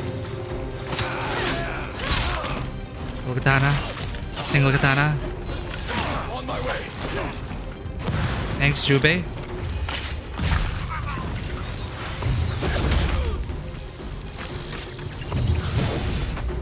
Whoa! That got stuck on this. Look at that! I don't know if I should be impressed or disappointed.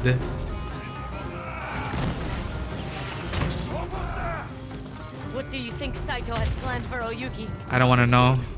After the dragon's dead, he wants blood. Some kind of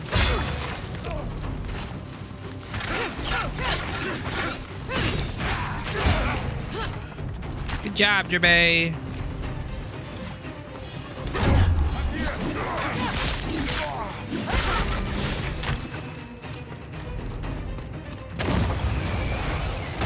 Whoa, danger close.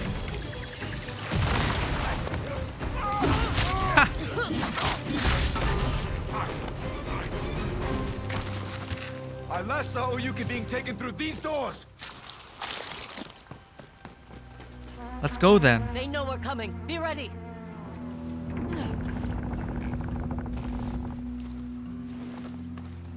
We're gonna close the door. Oh, well, behind us, I guess. There's no reinforcements or slow them down. I see them.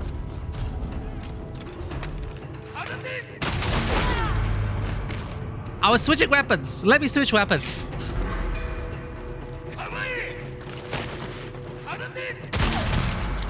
Seriously.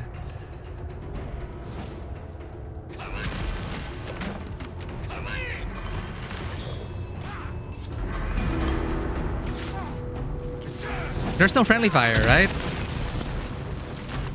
We're fine.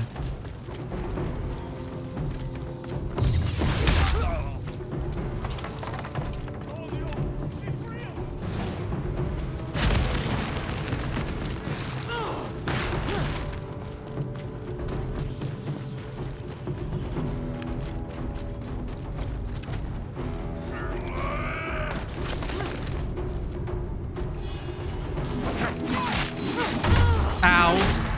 Ooh. Ow. Other side?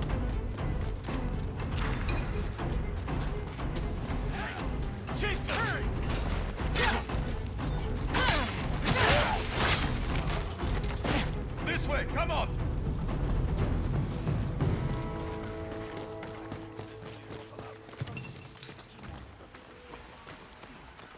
She's in here. I'll boost you up. The whip would be preferable to the sound of your voice.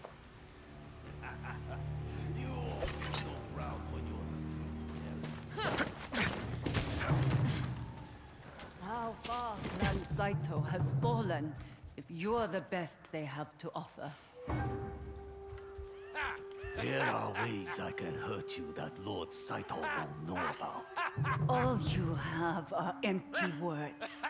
Stay very still. Someone there? Away from her. Oh! So Jubei triggers it. On my way.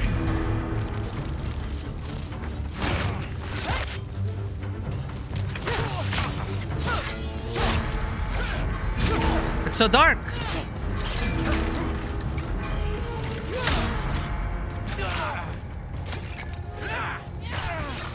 That contrast.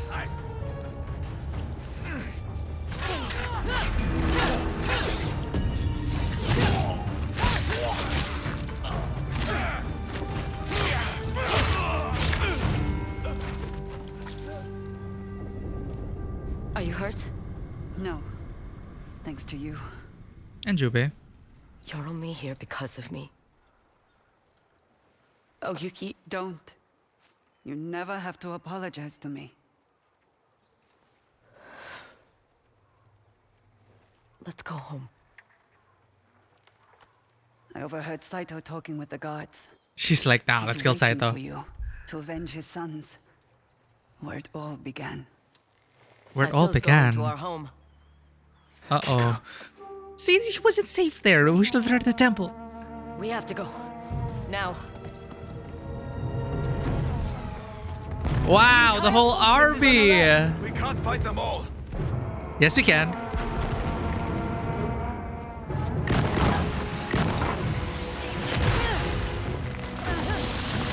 Alright, time to escape cinematically.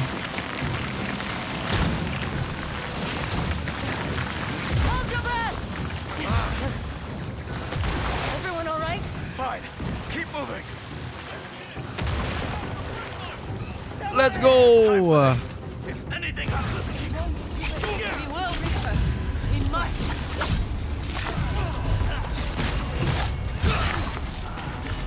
This is what I said.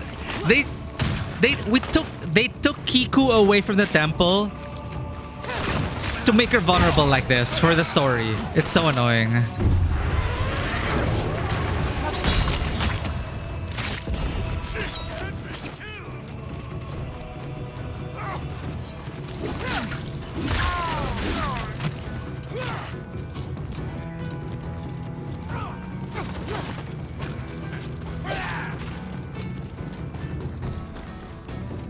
Ah, fine.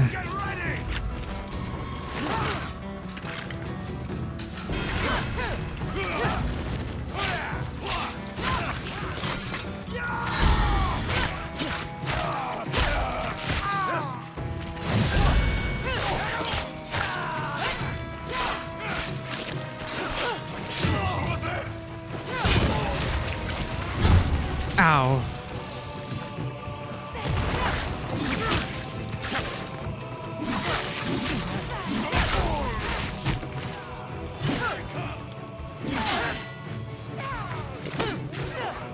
Two, three.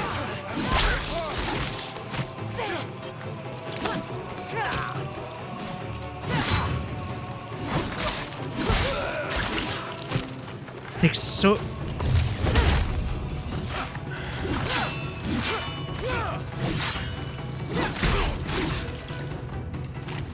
Atsu! Quick! To the horses! Mount up!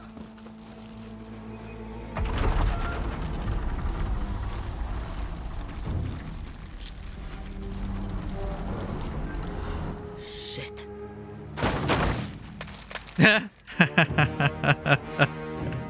What are you gonna do? Charge through? Okay.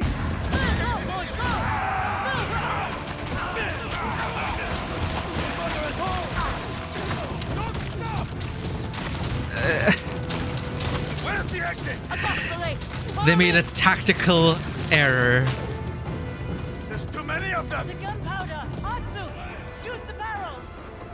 Ooh. Incredible. We're almost through! Keep going.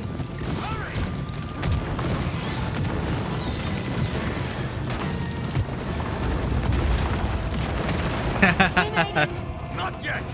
We don't stop until we reach Kiku! Because they already said it, right? Like, Saito won't even touch the temple. Kiku safe is there. What do? We take Kiku out. Oh, we're immediately cutting here. Okay.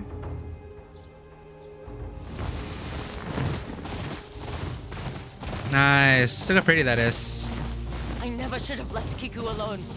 You couldn't have brought her with you. You could have left her at the temple. If I'd made the right choice on the beach. Make the right choice now. Lay the Onryo to rest.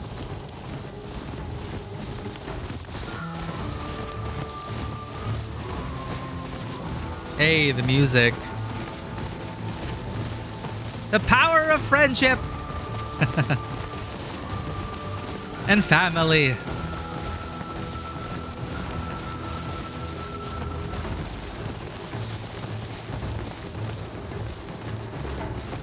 Torches. Saito is there.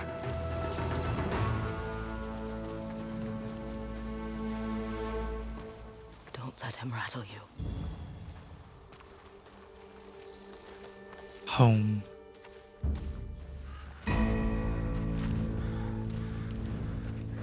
Sit! Our game has just begun.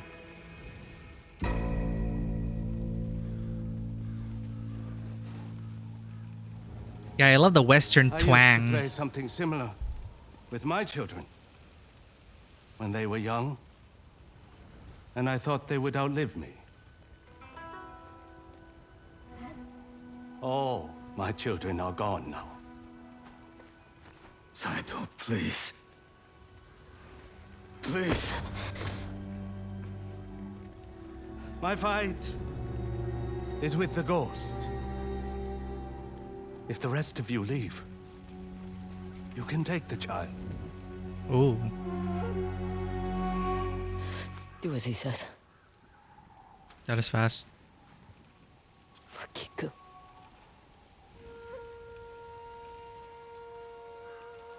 Shoot him in the face. Go on. Oh, that's fine. Now you can shoot him. Everything's fine. Screw honor or whatever you think about honor. Kill him now. Why do we have to honor this deal? He just gave us Kiku.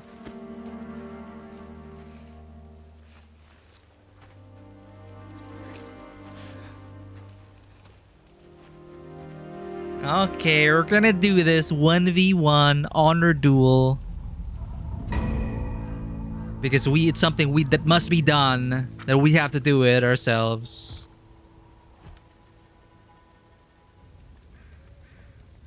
Killing my family. Was it worth it?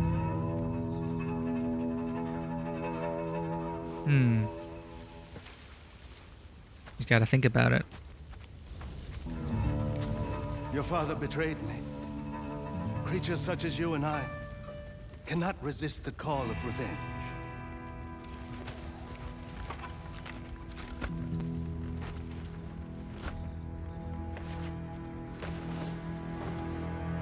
You didn't really answer the question.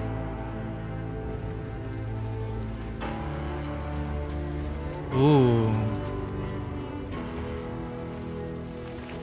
Symbolic. I found something new to live for. That's a line in a trailer. They just spoiled it in the trailer.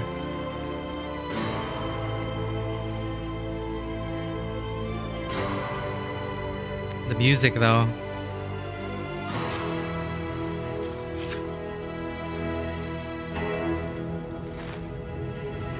We unsheath our resolve for family. You think you've changed, but you are still in Onryo. Nice shot.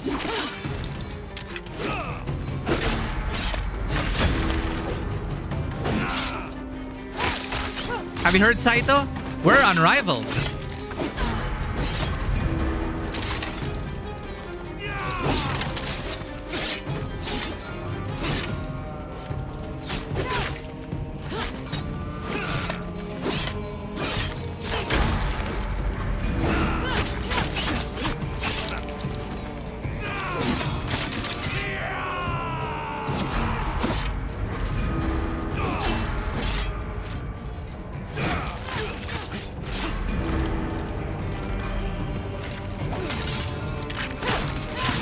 lived a peaceful life. You chose to be a hunter. I could never rest as long as you were alive. Damn, I wanted to first try him. You think you've changed, but you're still in Onryo.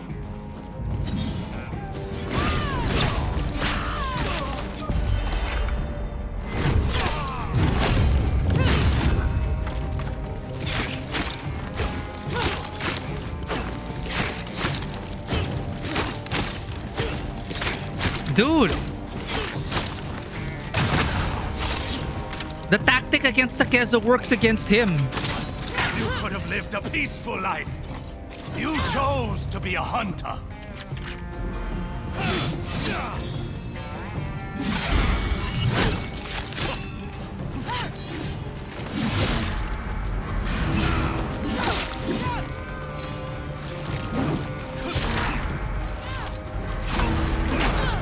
Oh, that punch! It's back. Are we gonna have another 100 attempt thing, chat? You think you've changed, but you're still in Onryo. Oh, wait. Like, I wanna fight in this armor, but you can't deny. We can make it so much easier if we use our second loadout.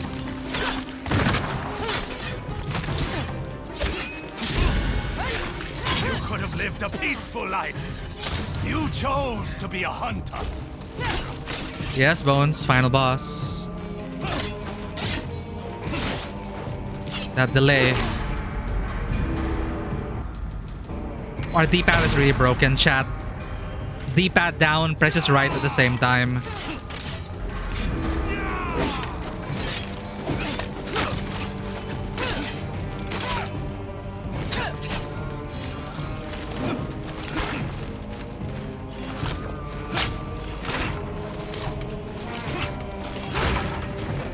Gotcha.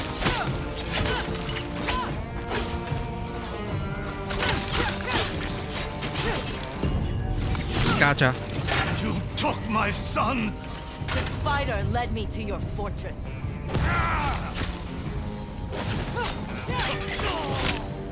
Yari.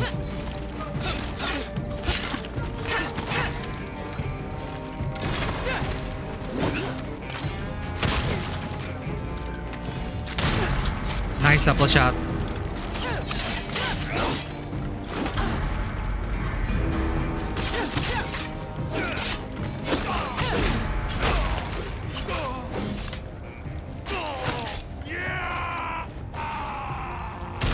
Whoa, nice shot.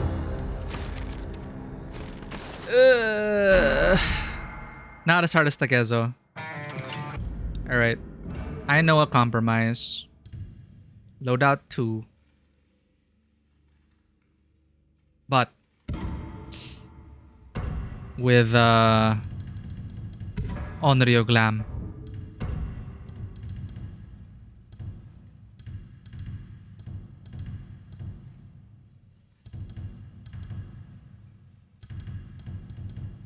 Where is it?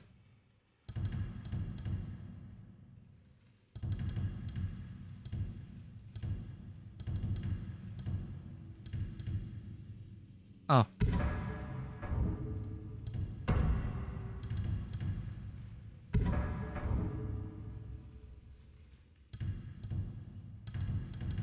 There. A narratively appropriate glam. It's still annoying to me that I either have not found a way to just use the look of an armor, but use the stats of another, or if they just haven't implemented it. You think you've changed, but you're still in Onryo.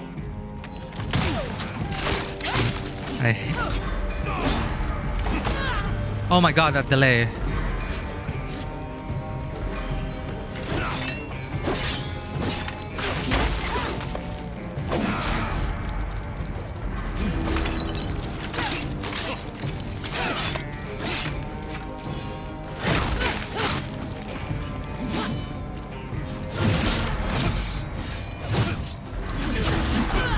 Nice.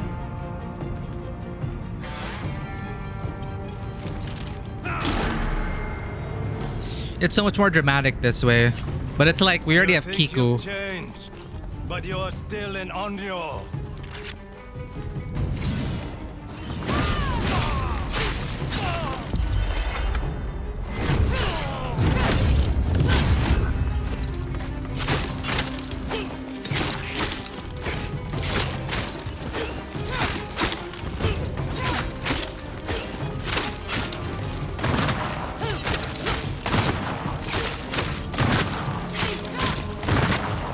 It's not hurting him.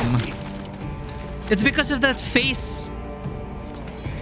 I realized that it's doing no damage because you have to clash. You could have lived a peaceful life. You can't over damage him.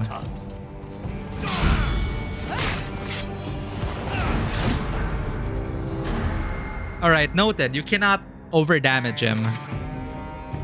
We can get rid of one face then per duel.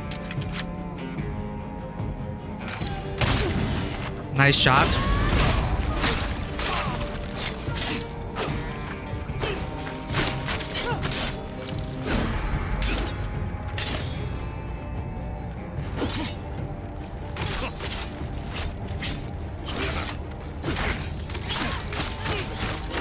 You could have lived a peaceful life. You chose to be a hunter.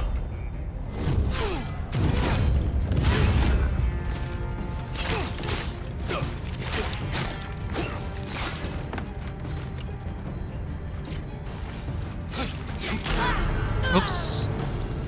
Alright, so we can get rid of multiple faces per tool. Let's try that. Let's try to get phase 1 though, without needing to use our tools. Let's try it.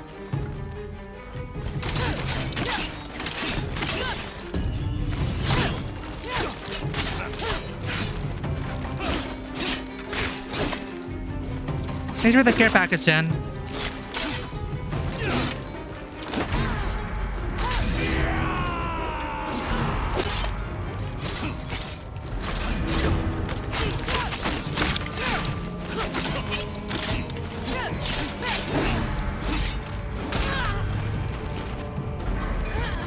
We'll scare patches as soon as we're done.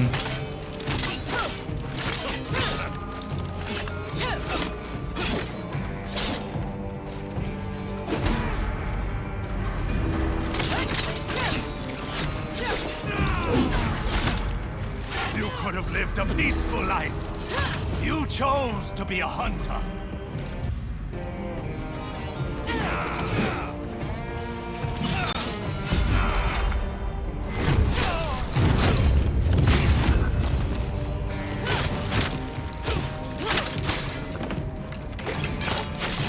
Oh, he got his weapon back.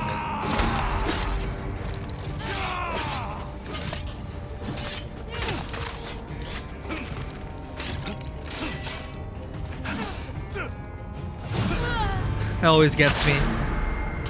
At least the final boss fight is challenging. They even stopped him from talking because they probably predicted that a lot of people die a lot.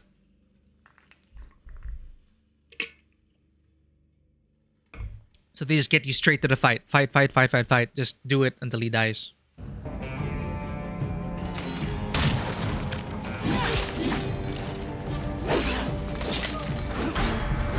Why is that so confusing to me? It's so awkward.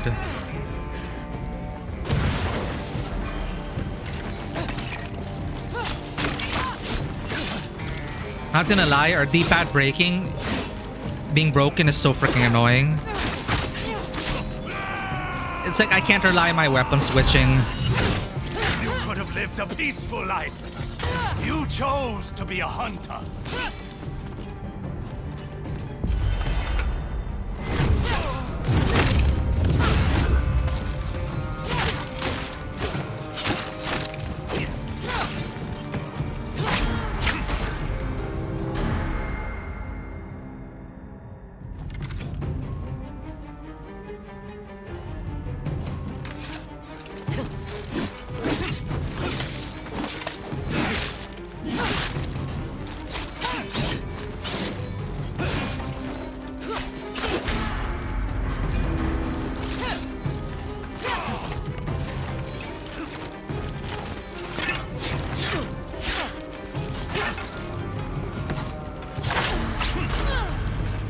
Wow, he's really switching.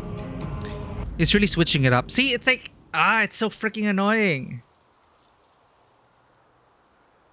The D-pad.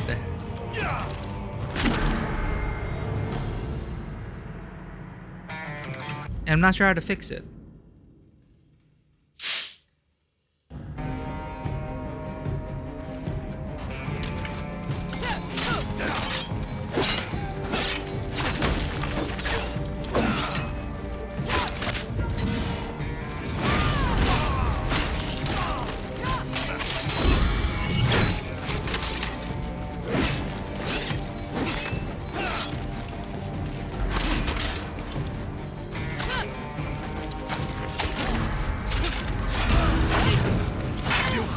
A peaceful life.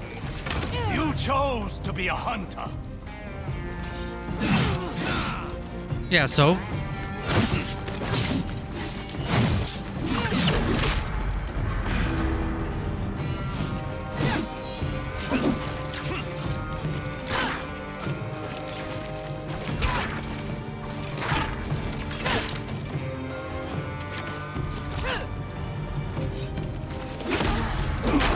Oh, that punch.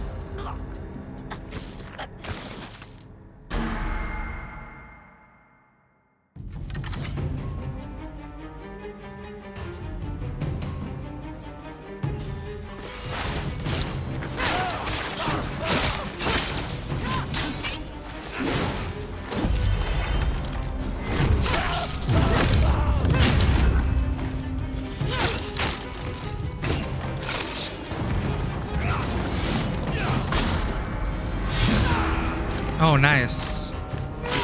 You could have lived a peaceful life. Could have, would have, should have. To be a hunter.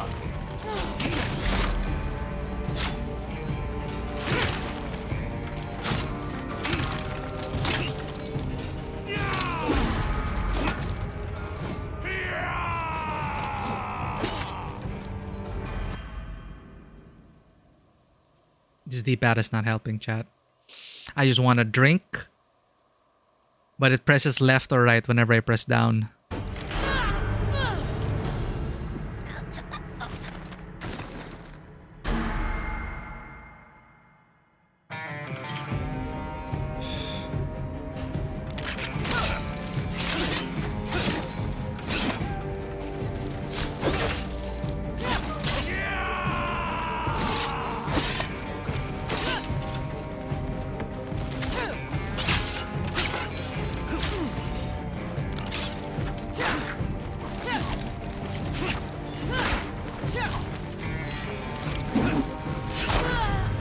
Huh? Huh? What is that? He didn't even have an animation.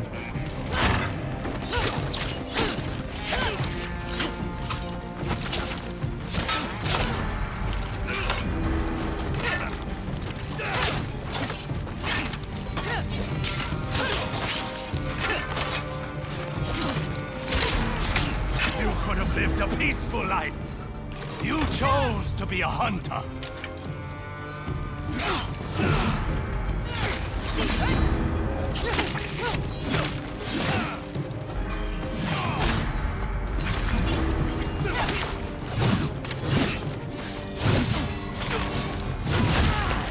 Whoa, whoa, whoa, whoa, whoa, whoa. Chill.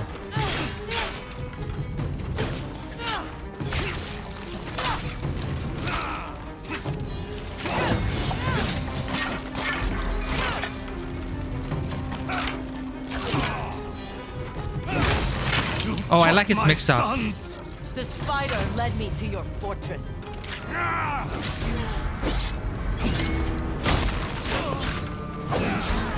That major delay, man.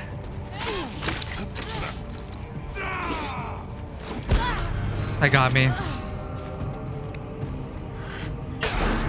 That is the closest. That is the furthest we got.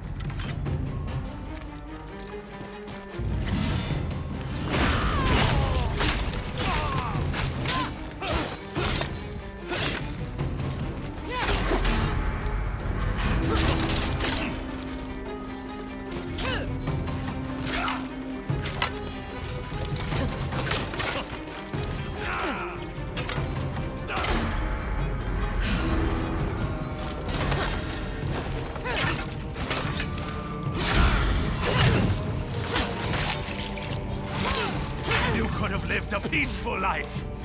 You chose to be a hunter.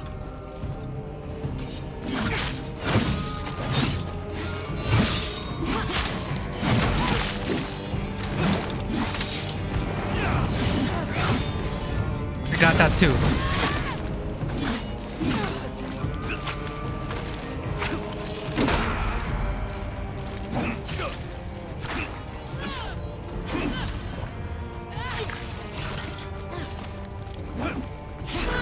Ah! He won't let me drink. And it keeps pressing right.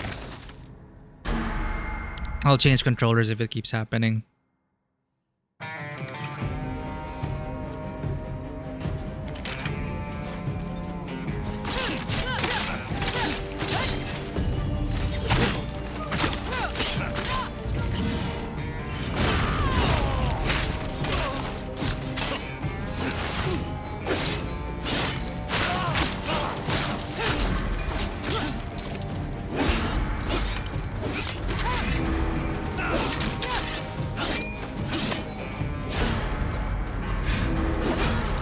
Shit. You could have lived a peaceful life. You chose to be a hunter.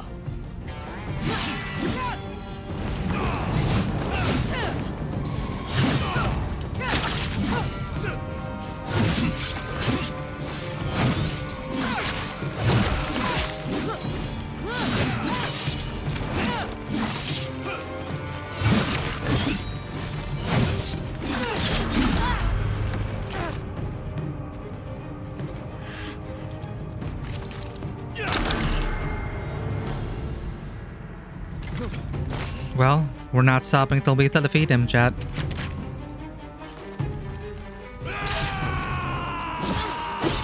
Damn, that thing!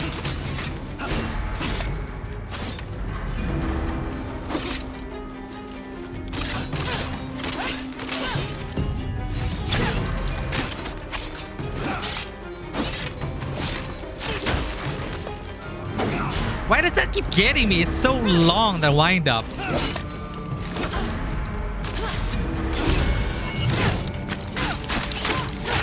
Lived a peaceful life.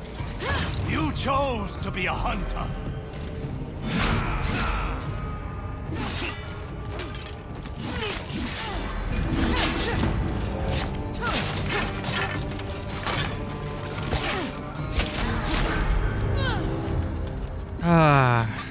Thanks for your encouragement, Zen.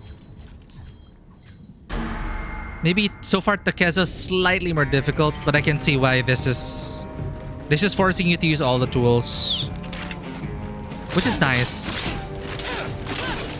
All the weapons, I mean. He's mixing and matching as well. First phase though, you can just use this weapon. Then he starts to mix it up.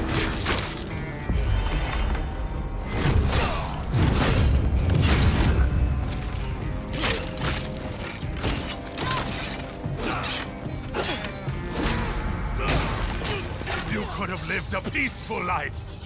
You chose to be a hunter.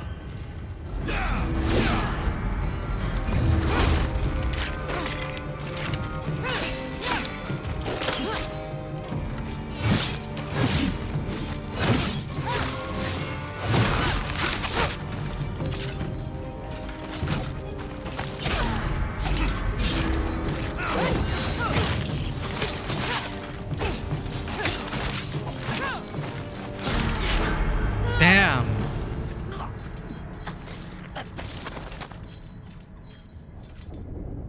Wow, they're now telling us to suspend the duel because we're not good enough. Thanks, game. I don't want to pull out my dual armor. I want to finish the game looking like the cover art. Because that'll make it easier if we make it. If we bring the dueling armor out.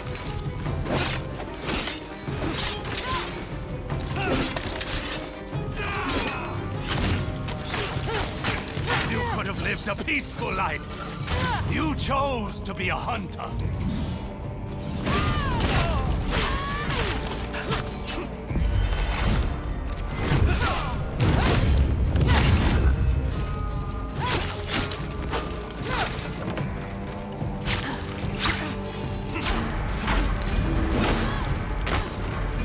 I'm glitching out. My brain is... Oh, that counter.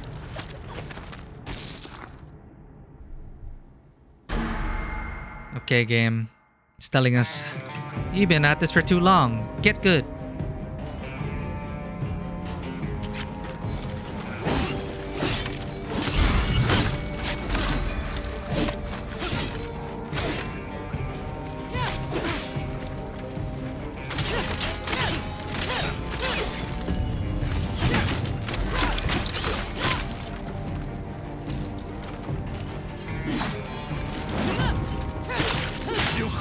A peaceful life.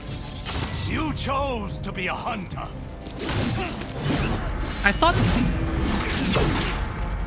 the hold held R2 can parry.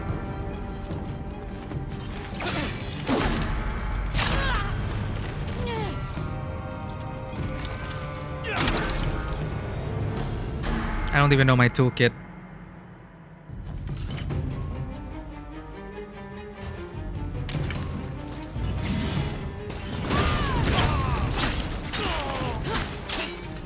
Just calmly react to his mechanics.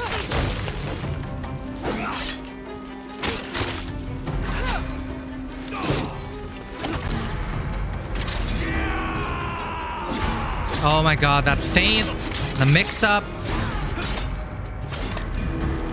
It was legitimately challenging.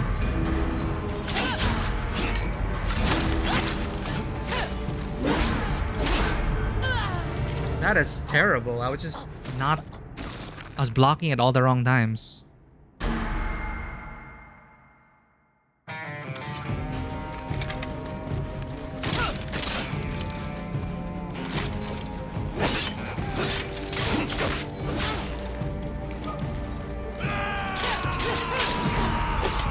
Because he doesn't get staggered as well.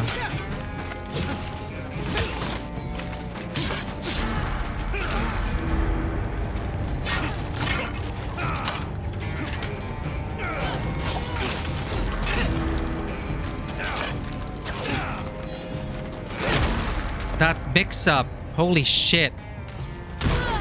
Good shot. Finishing him off with a gun.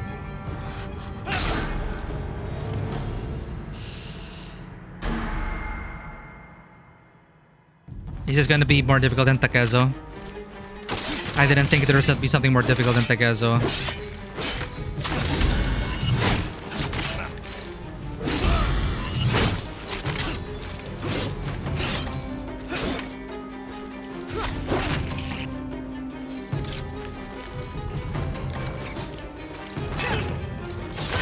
You could have lived a peaceful life. You chose to be a hunter.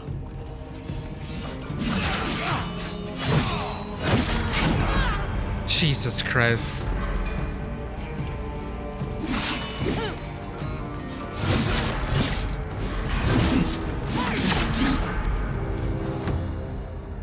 Sometimes he finishes the combo, sometimes he doesn't, and I appreciate this mix-up.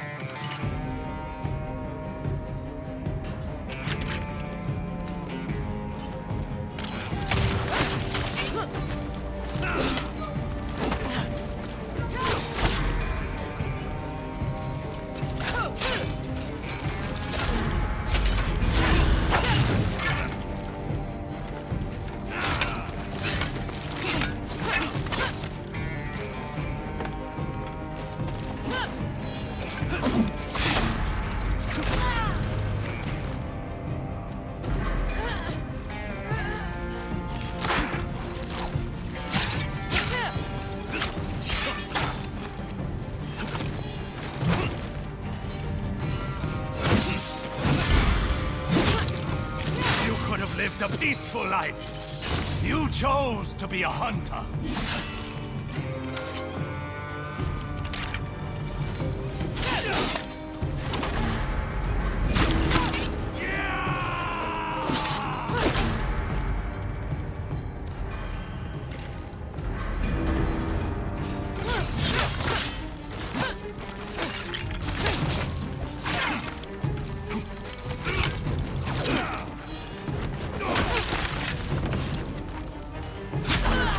I was... My brain lagged. It's like, what weapon should I use? Smoke bomb him. Use tools. Yeah. Good idea.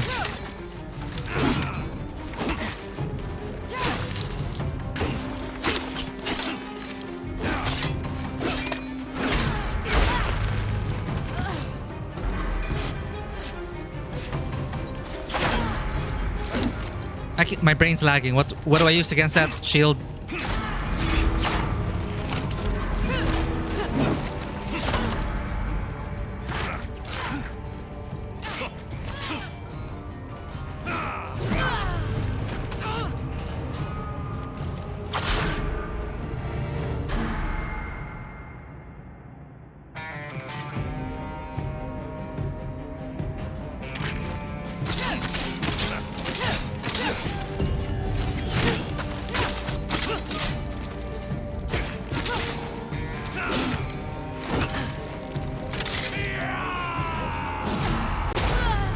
The mix-up one is... It's... why haven't I not learning? I'm not learning.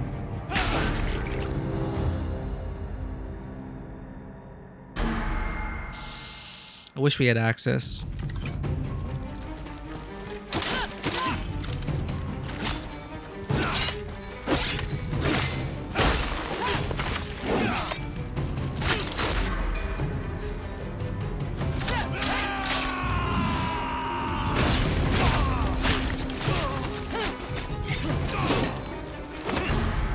That took so many business days. You could have lived a peaceful life. You Make sure the car chose package to be a bones. hunter.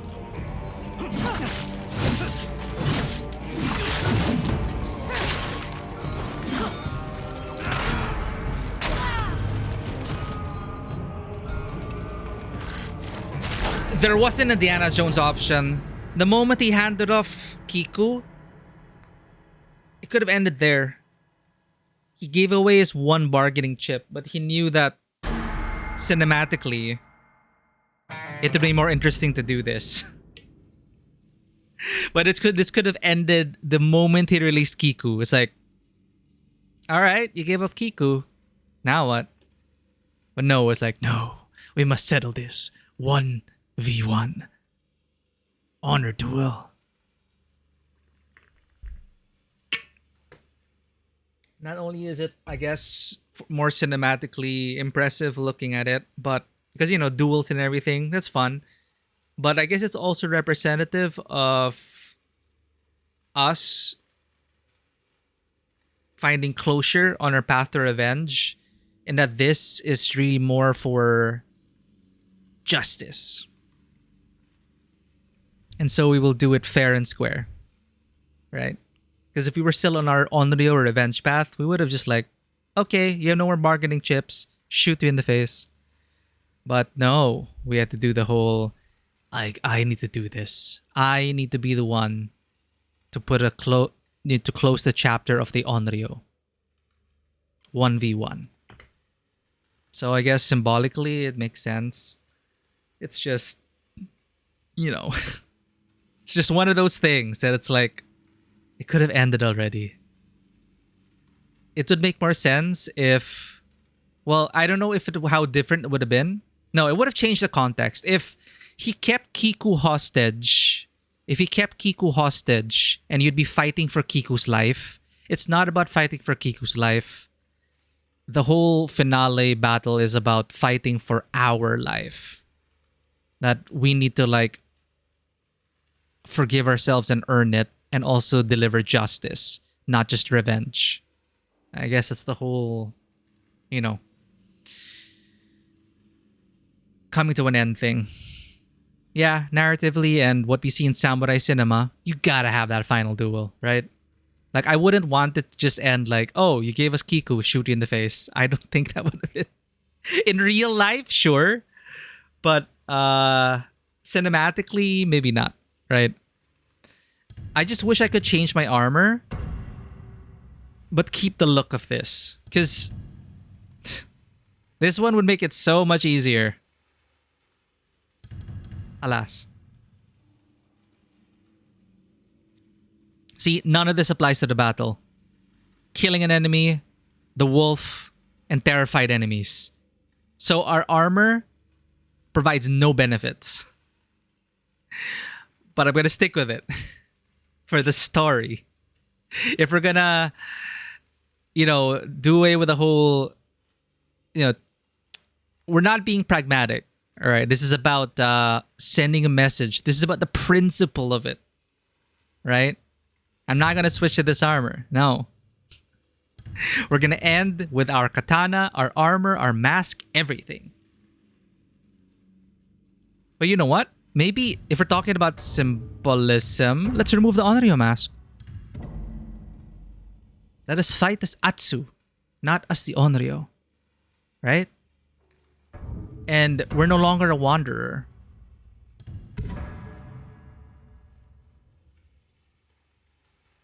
Let us fight as ourselves. How about that? Is there a...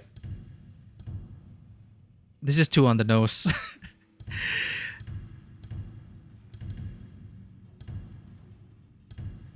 Is there something that represents our growth as a person?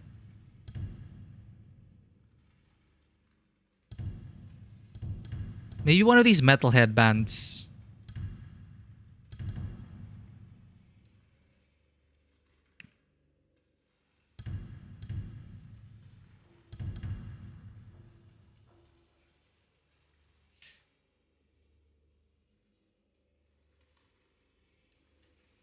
Or, you may be right, Onryo kills the tiger, not Atsu.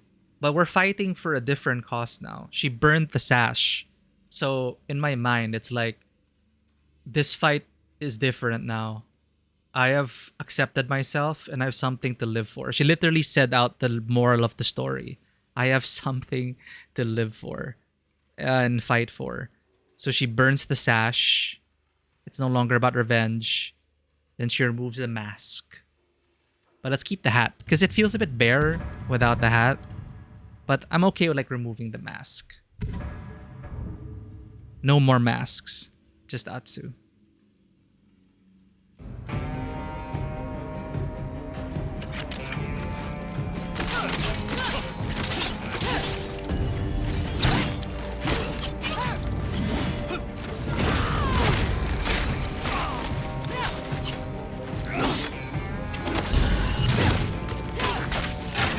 Lived a peaceful life. You chose to be a hunter.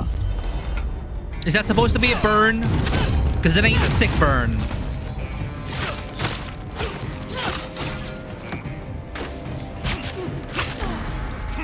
My brain lagged again. It's like shield, shield, shield. And I didn't know what to choose.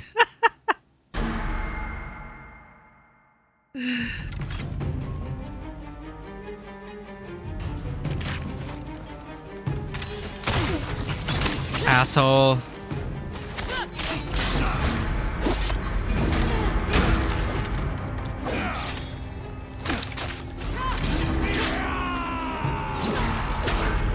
Those fake outs are so insane. They're the same feints and mix-ups, but I still can't catch up.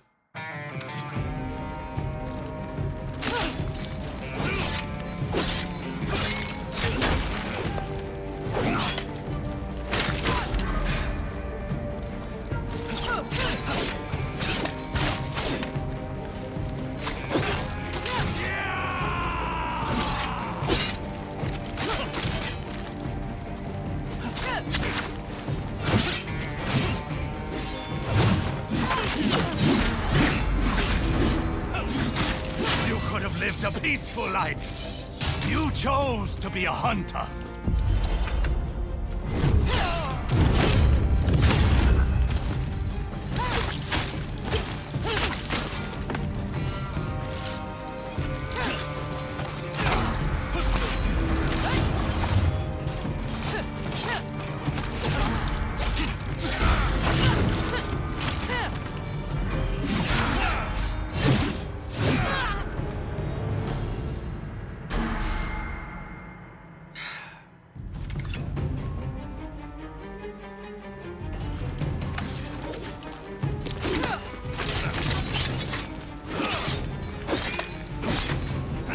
forgot we have an ability that allows us to do an attack, to do his mix-up. Switch weapon and then do a heavy attack.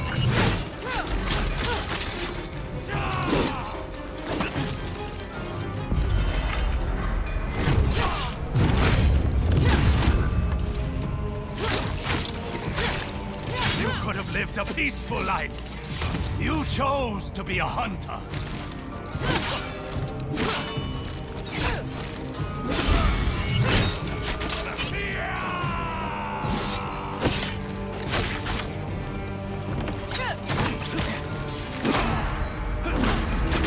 That punch is always gonna get me. I'm never gonna be able to avoid those punches. Ever.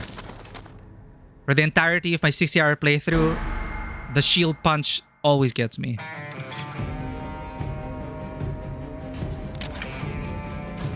It's fast and you don't see it coming.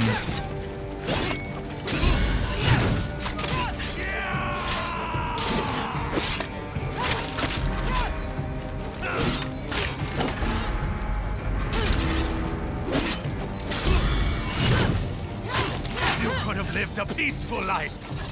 You chose to be a hunter.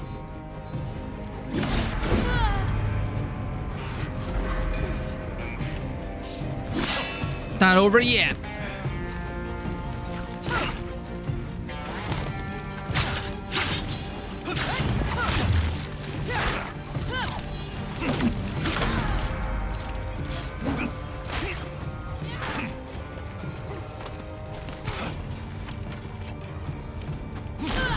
Oh. Nice feints. Well, I appreciate that they made the boss battle as difficult as Takeza's fight.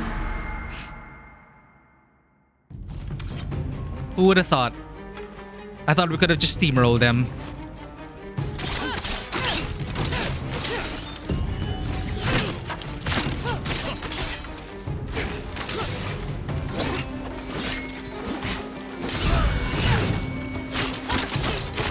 You could have lived a peaceful life.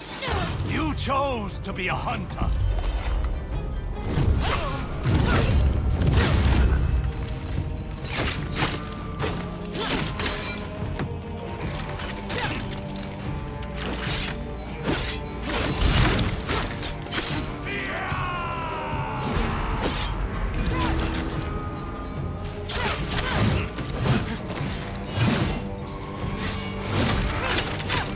You took my sons! The spider led me to your fortress.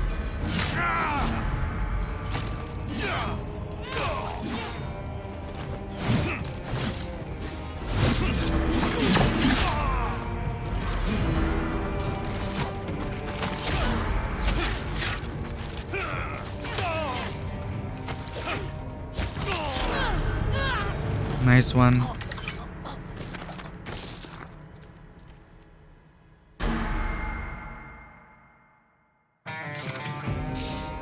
You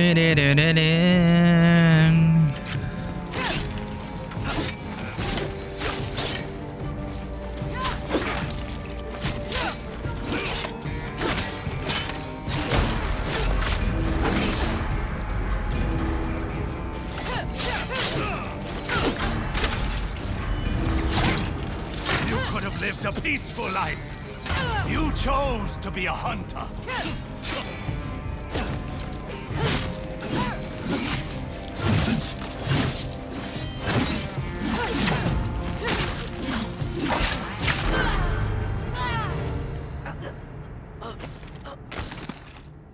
Dude just manifests his weapons in an instant.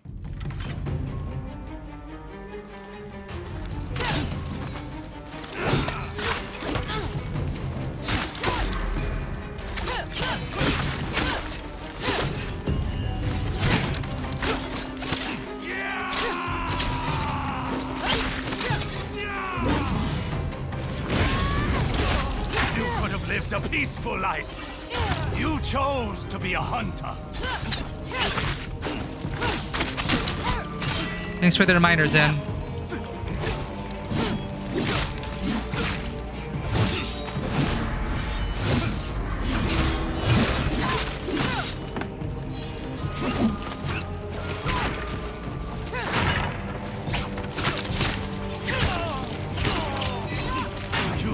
my sons! The spider led me to your fortress.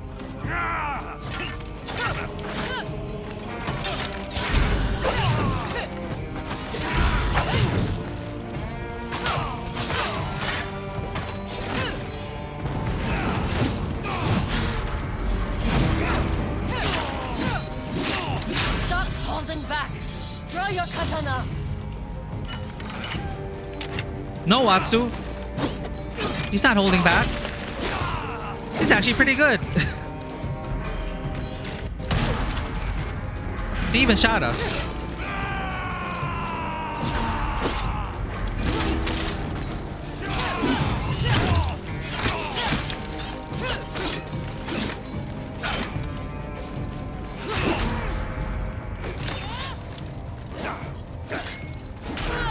No! Look how close we were. He didn't even draw his katana. Now that I look at it. You mean that what's in his final form?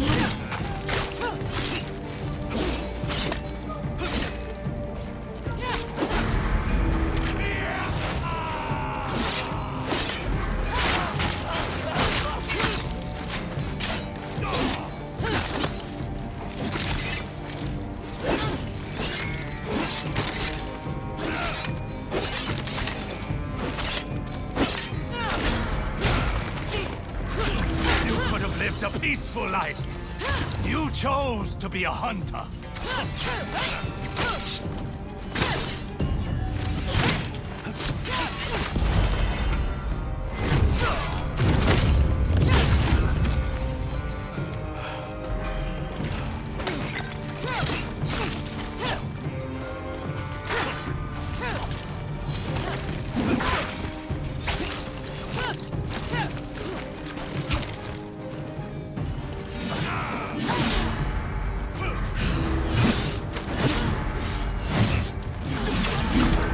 That one's fast. The full combo. The one I can do, which I don't use. You got close, you got close.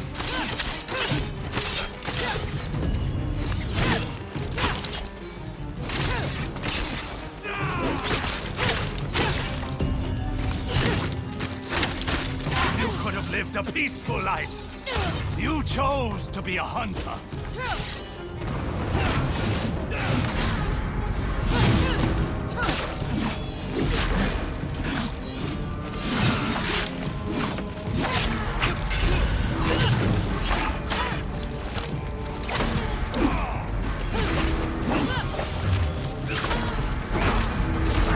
Jesus Christ, relentless. I should use my Tempest dodges a bit more.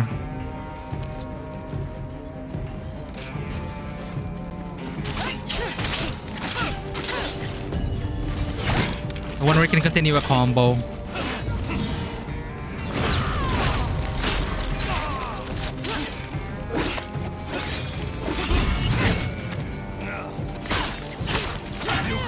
A peaceful life. You chose to be a hunter.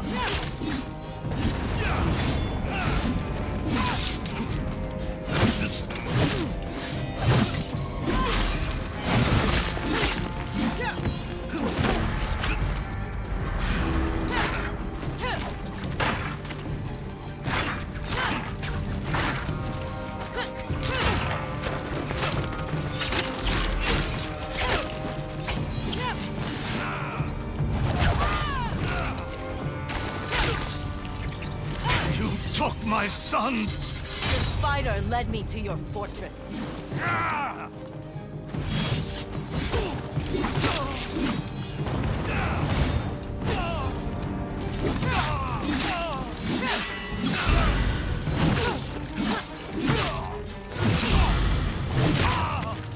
Stop holding back! Draw your katana!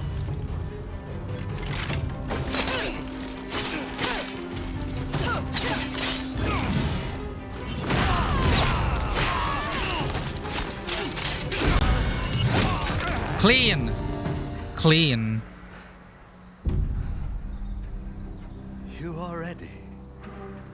That wasn't his final form. Ready for what?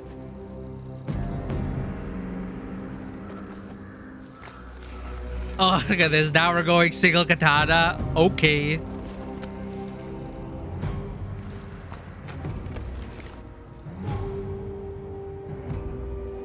Fine, we're gonna honor this chat. No tools, no weapon styles, just katana. That's a throwback to Tsushima. That's how Jin Sakai begins his duels. Click, and then the duel starts. Waited 16 years for this, Onyo! Don't falter now! Yo, look at that. He has spirit. No! No! No! Oyuki is with Kiku. I will hold him off. We will protect this family. Now we're dishonorable? The boy has become a... I should have at least put up a fight. But instead, I died in one hit.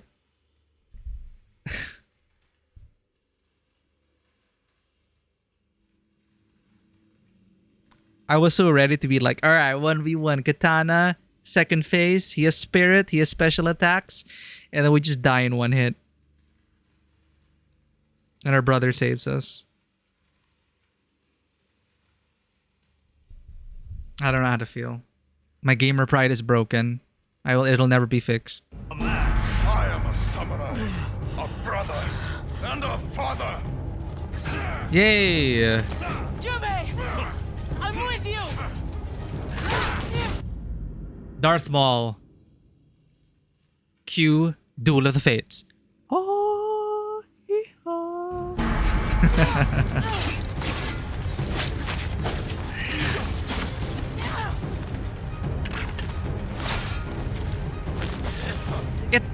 Pocket Sand! No! Your loyalty Oh, it's to more each other cinematic. Okay. only gives you something to lose. Atsu! That's such a cheesy line to say.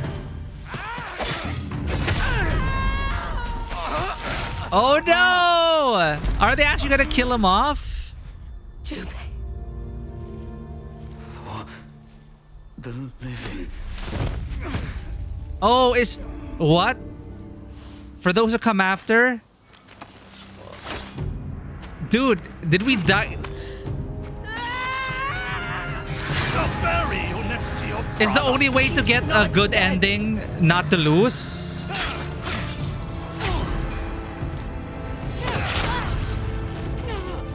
And then we're back to 1v1. Okay, it's more of a cinematic fight. That's cool. Oh, boss checkpoint? He's not dead. Yeah, he's not dead. Oh my god. Okay, then now it's back to 1v1 and now he's his final form. Okay, this is legitimately terrifying. He's not And the dead. music, the swelling of the music.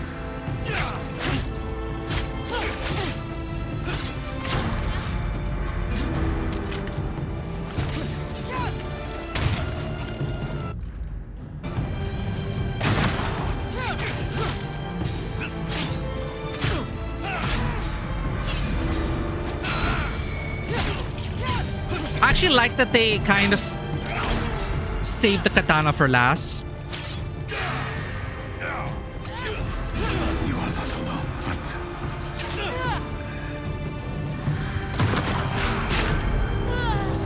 Damn, he's got that spirit as well. Dude, and his health. Oh god, chat. That wasn't even... Okay. He's not dead.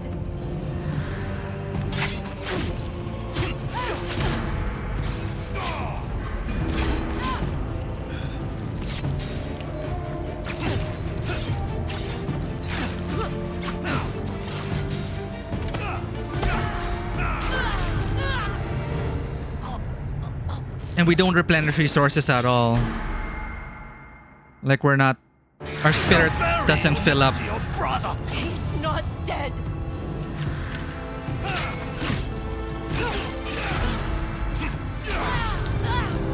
I should just parry. Well put together though, cinematically. It's fun.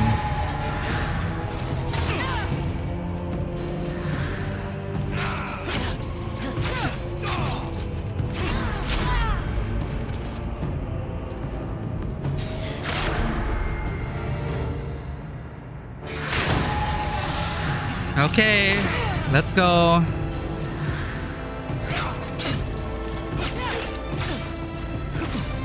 That delay.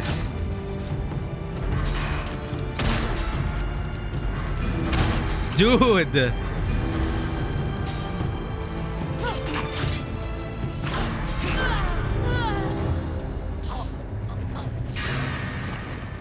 Tools will be fine. Because he's using tools. First wave. That timing window is so narrow without the armor. For parrying, I mean. The timing window.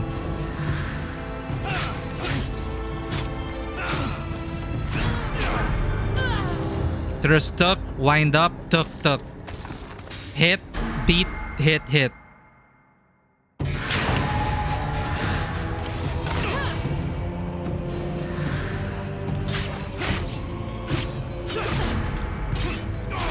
Or do you have to parry everything in order to get the perfect parry? I don't remember if you have to parry a sequence. You probably have to parry a sequence, I think. So just parry everything. Let's try.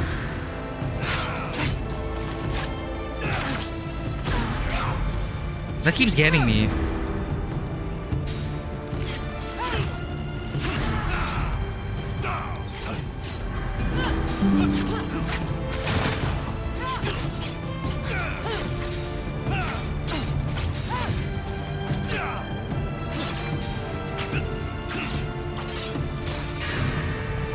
You are not alone, Hudson. Give me spirit when you say that.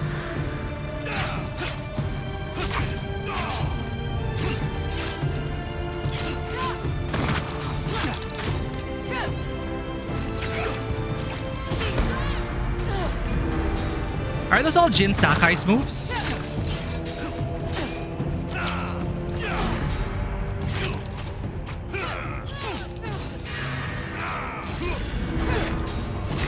Oh, Yuki, please jump in. Feel free to jump in.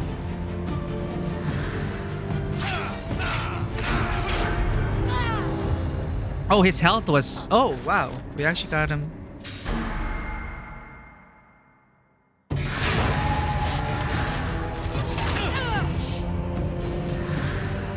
One, two, dodge.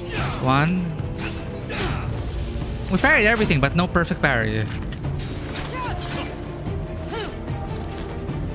One, two, three.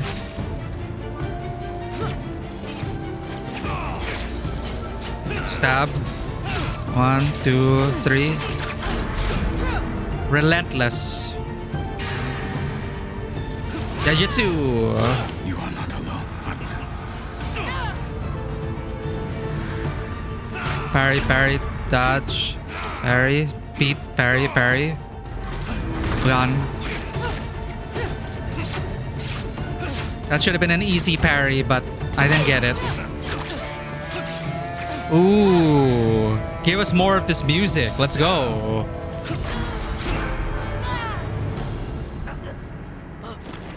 I keep interrupting the music with each death. Damn it.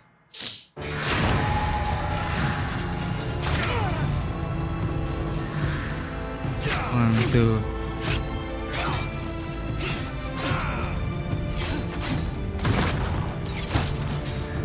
Dodge. Kick. Good parry. Get a spirit. Give me room. One. Oh, that delay. Spent 3 to revive. Open gun. You are not alone, Hudson. He's gonna go for his combo.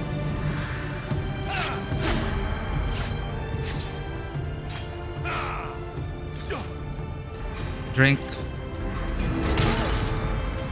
I threw a jar and he shot me in the gut.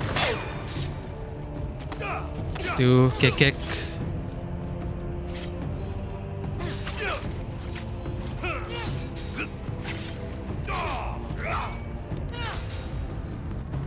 Heavy. Then attack. He has a 3, okay. Rage wins the battle, loses the war. Parry, dodge, parry. Gone.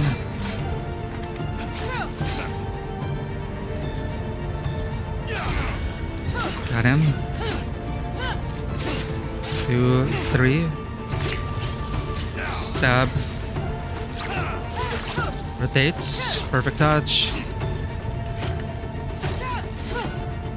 Stab. 2. Break down. We'll be a family again. Just new mix up.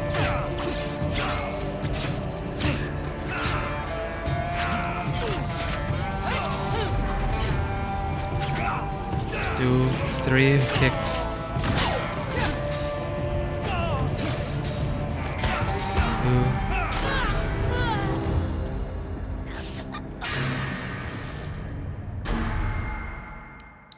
Are those shots for healing hard-coded?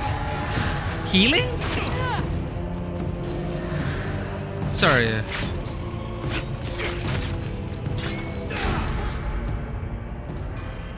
The drinking? Sake? Drinking sake restores spirit.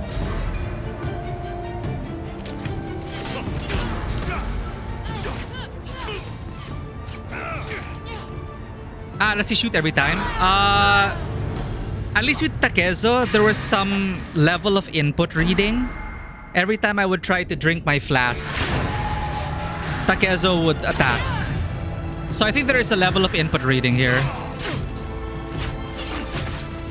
Kind of like a Souls boss. Because they know you're vulnerable when you try to drink.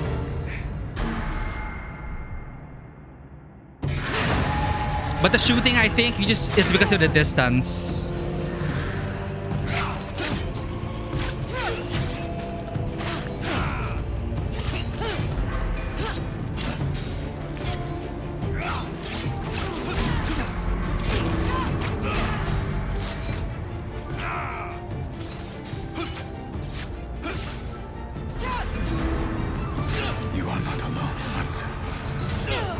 I seem very alone right now.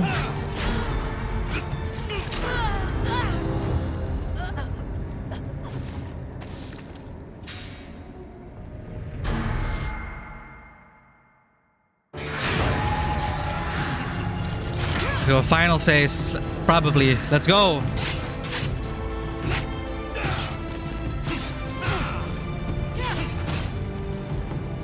That's just for gaining spirit. 2, and then the third one is unblockable. 1, spin. 1, 2.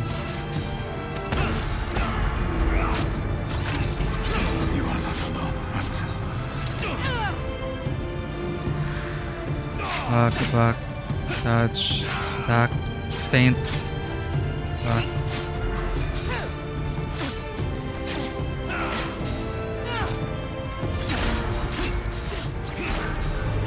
I should just hold block. Maybe I should learn to hold block a bit more. Alright, here we go. We don't have a death counter, but we're probably in the hundreds now.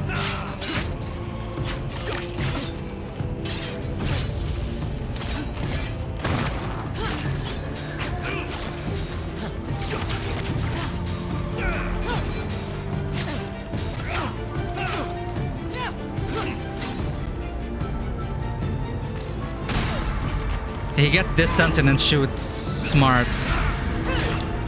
You are not alone, Matsu.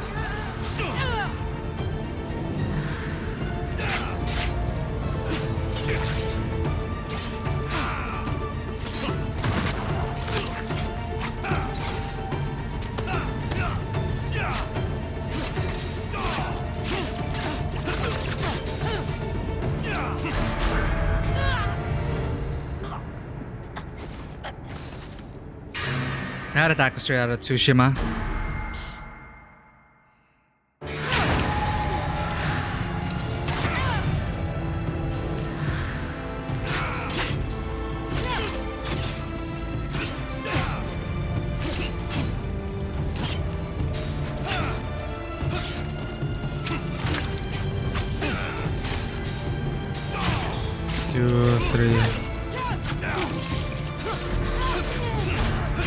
Whoa, whoa, what?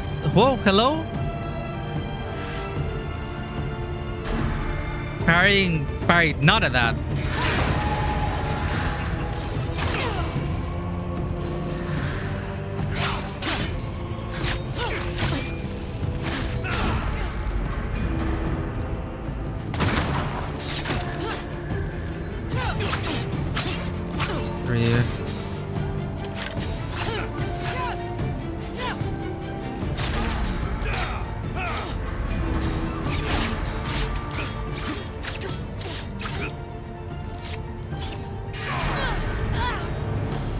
I got too comfy holding block.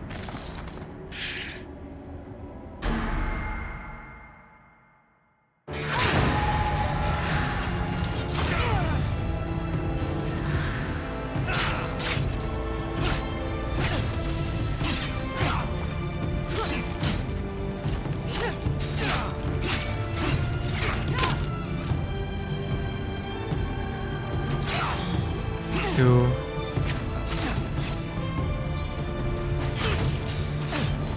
Red. 2, 3, 4, 5. 1, 2, 3. You are not alone, Atsu.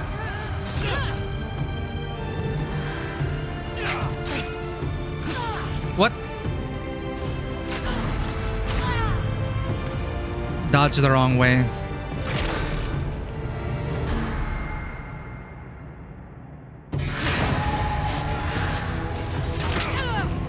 That stab reminded me of Qui-Gon. How he stabbed Jubei.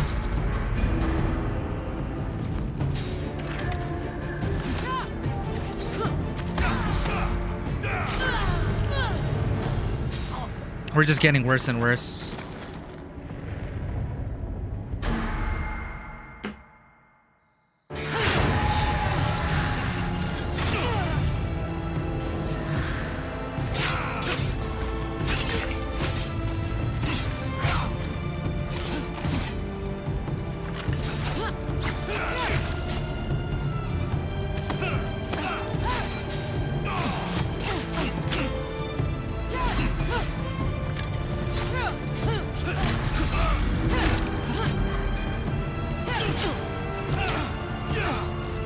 And he's gonna go fast. You are not alone, Atsu.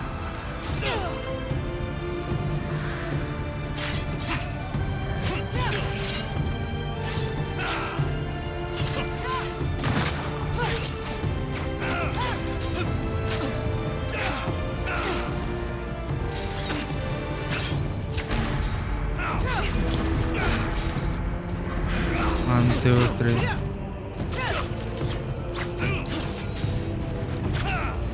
2, 3.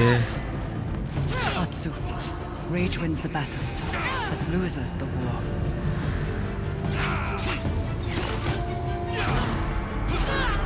Choke.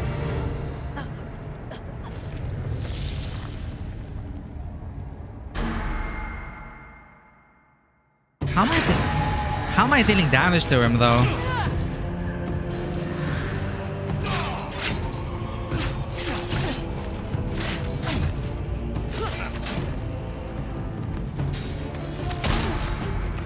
Of course I dodged toward him.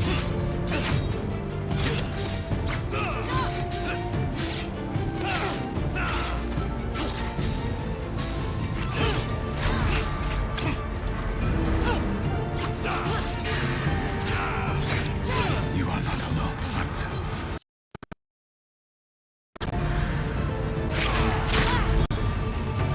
My D-pad, please.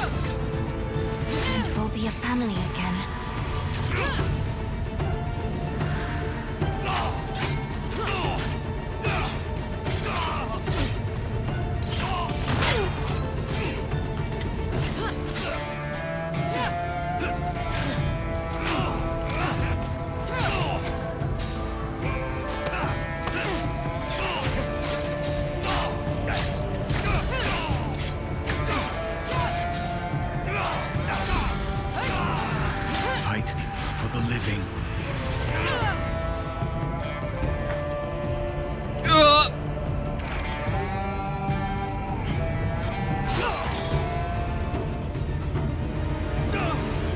Disarm him. Surprised grunt. Do we... Yeah, fuck her. You are alone. Sounds like he was speaking to himself. Come, little wolf. GG, thanks guys. We pinned him to the tree, just like he did to us. It's okay, he just got stabbed in the gut. What? Ooh, oh no.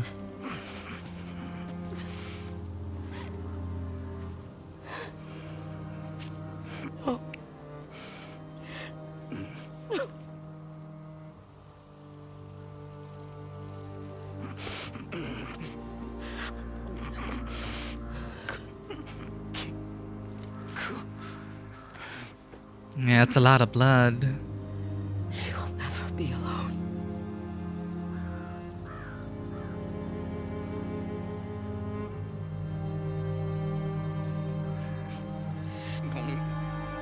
Dying groan. What is it, that subtitle? Oof.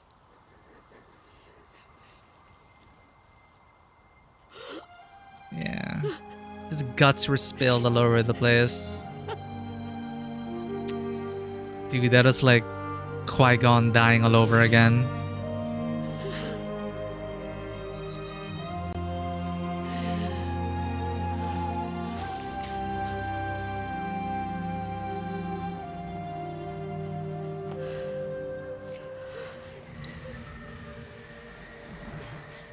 Oh, now we have to reconcile with ourselves. That's young Atsu.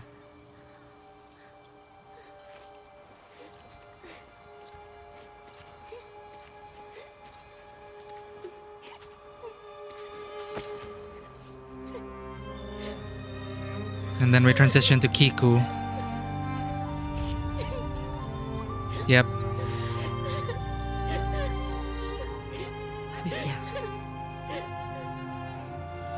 So from the past to the present.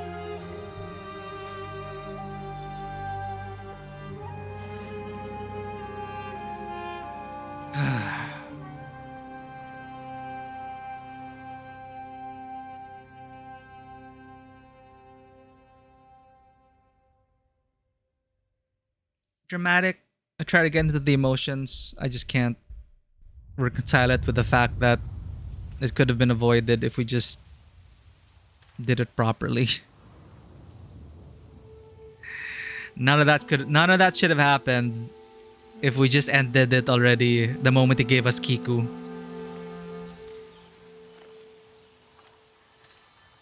None of that should have happened. He didn't have to die, is what I'm saying. Atsu, we're supposed to stay inside of the house. I don't even like mushrooms. Aunt Atsu, I found more mushrooms. Oh, we're back to Good. this. Show me. Getting a Last of Us moment here. But yeah,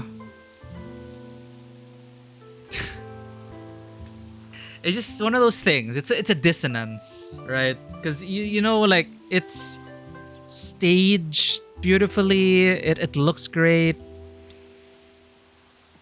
but it's just difficult to reconcile it with.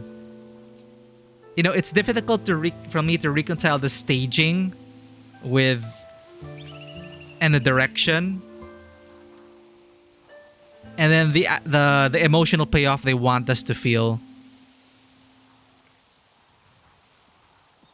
It's, again, like, I go back to the moment he gave his only bargaining chip Kiku, right?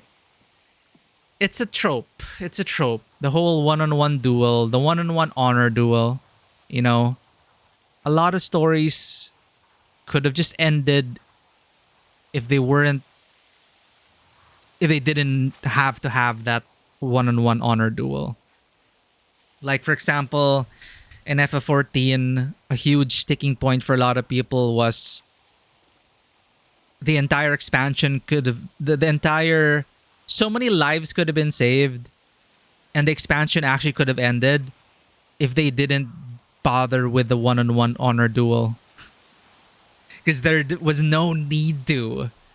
But it's one of those things where we have to suspend our disbelief and think about honor and where our character is coming from and how it's supposed to symbolically feel like this cost of her revenge path.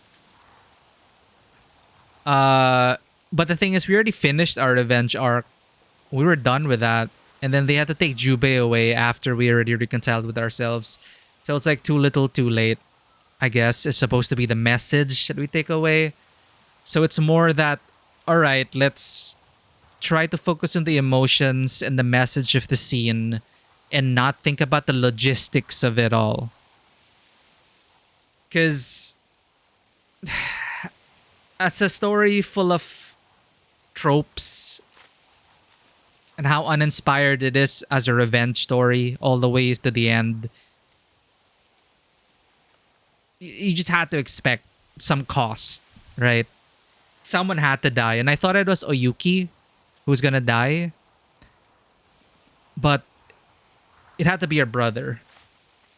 Because he seemed to be the most expendable, and I guess they wanted the aunties to take over and reflect that as, you know, it's a repeat of history. It's a breaking of the cycle. But there had to be a cost. Someone had to die.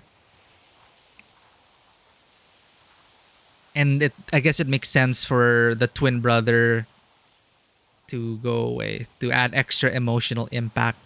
The emotional impact, which it is at arm's length for me, because again, like so many other scenes, so many scenes like this where the sacrifice happens, the cost happens, a lot of the times, I just can't help but feel like it could have been totally avoided. And it's not one of those things where it's a poor decision made in the heat of combat, because that one I can excuse. In the moment of desperation, in the heat of the moment, let's say Kiku was still hostage. Maybe actually it would have been better if Kiku remained a hostage, tied up to a burning tree. How that would have galvanized the fight to a point where we start to act rashly, and then as a father, so desperate to save his daughter, that's when he could have been taken away from us, and all that happens. But the whole scene starts with the villain giving away his only bargaining chip, his only shield. And there was so much time to deliberate over, are we going to have this one-on-one honor duel? But then no, it's one of those, it's where we have to like give up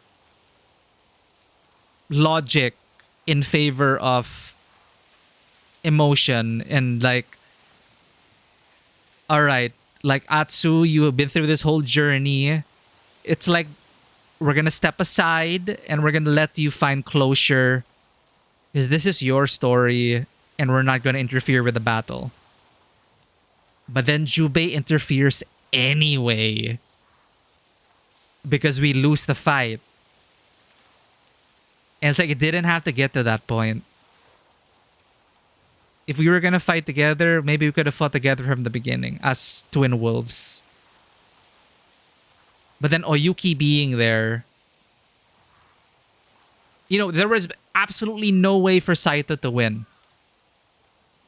But we made it easy for him to get a victory, to win an objective. Not the war, but he won a battle. He was able to kill our brother. Violence will cost only more violence. To break that cycle, you have to put in more than you will get out of it. So don't do a revenge in the first place, because it won't. In typical revenge story, there's that turning point where the cost is too much to seek your revenge. And the thought I had, which I wanted to wait until the very end, was that whole moment with earning the ghost stance and killing all those people. It is another example of major ludo narrative dissonance where the gameplay takes away from the supposedly emotional narrative cinematic beats. Like in Tomb Raider, for example, with Lara Croft gunning down hundreds of people, and then in one cutscene has a moment of weakness where like, oh no, I don't want to kill people. It's like, girl, you just massacred an entire island full of people, gameplay-wise, and now you're gonna get queasy about it, and people suffer because of that cinematic incapacitation. It happens in so many games, and in this case, it's like, Atsu, I didn't feel that. I never felt once where she went too far. Because throughout the whole game, we were already like murdering tons of people with no remorse. And there was nothing redeeming about Saito's men in that area. If it was like a massacre where there were civilians and such, like maybe, right? Maybe that would have been. But I guess they had to decide to take away any innocence in that fight because that probably would have been too much, right? Probably would have been too much if Atsu ended up killing a civilian by accident. Maybe that story would have been too much, but I feel like that may have been more convincing in terms of pushing her over the edge because so far we've murdered so many people, but story-wise and narratively, it feels like every one of those people deserved it because there's nothing redeeming about them story-wise whatsoever. So I don't feel sorry for any of the people he killed, is what I'm saying. And in a typical revenge story, there comes to a point where the revenge is, it starts off with a point of no. It starts off with a one-way journey. The belief of the revenge protagonist that this is a one-way trip. I have nothing left to lose. I will do everything it takes to get my revenge. Then in these typical stories, they go through a journey, meet people along the way, and then suddenly they have something to lose. And then once they get to that point of something to lose, the twist happens where they must decide, the ultimate deciding, the climax of a decision point of revenge versus family or newfound family, newfound life. And usually they will choose revenge and they'll go over the edge. And then the cost is given. And it makes that's when they hammer in the fact that, oh, this will end in more bloodshed if you don't change your ways. And we saw all that here. Paint by numbers, revenge story. But the ludonarrative dissonance just takes away from a lot for me. And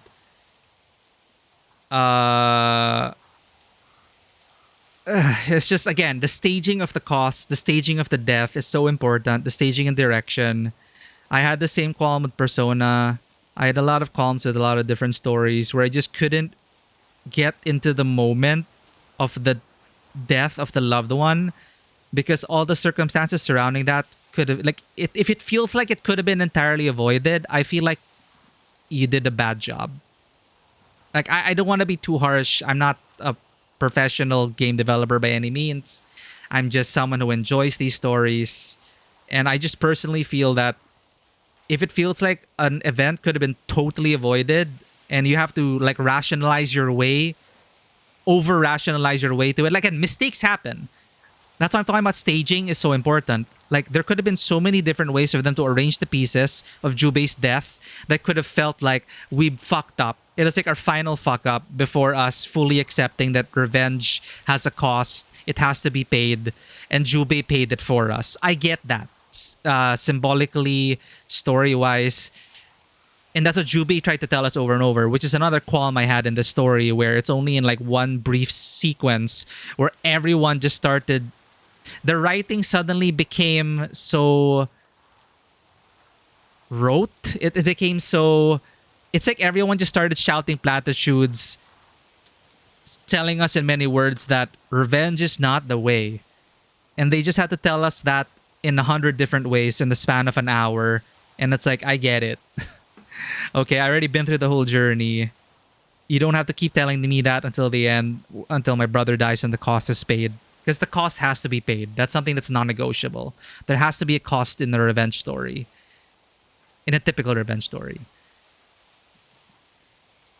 Which is why it's just so much more important to, one, fully define the things you want to fight for, which this game I feel fails to do so. In a similar same as Assassin's Creed Shadows, the supporting cast is poorly developed.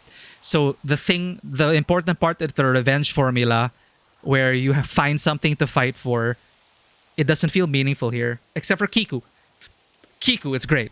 I like Kiku. Kiku, Jubei, Yuki, sure. But everything else, everyone else, they're nothing. They're a big nothing burger. Much like our wolf pack in Assassin's Creed Shadows. They didn't feel like a wolf pack at all. They just felt like NPCs you met once and the game forgets about. I get it, spotlighting. You can't really bring an ensemble cast. It's about Jubei, Oyuki, Kiku. Kiku and Jubei were strong, I feel, enough. They were strong enough to carry the revenge story forward. I just very unhappy with the way they staged Jubei's death. The only proper thing that's left to do in a revenge story is to kill all the minions and then make the villain realize they died of what actions led them to that point. But that would only work if you could have a villain that cares. Yeah, Saito as a villain here, he also didn't feel really present throughout the story, which is kind of weird because his whole clan was present throughout the story. But I don't know. I never really felt... I guess he was kind of layered as a villain because it was a cycle, right? Our father betrayed him and in a way left his family to starve to death, and he blamed our family for that. So he takes revenge in our family, and then we take revenge on his family. So in the very beginning, it's not very clear, but the Saito clan, our father was part of his clan, Saito the villain, and then at some point, he gains a family and leaves Saito's clan as they starve to death. And I felt like, since he felt like our father didn't stick with him through the hard times, where our father chose his family over Clan Saito, that's when Clan Saito had a grudge against our family and then made an example of our family at the Night of the Burning Tree, which starts this revenge story. And we kill his sons, take away his sons, and the cycle repeats itself, and then it ended with Jubei. Jubei was the price to pay, and the cycle is now broken, and we can move forward.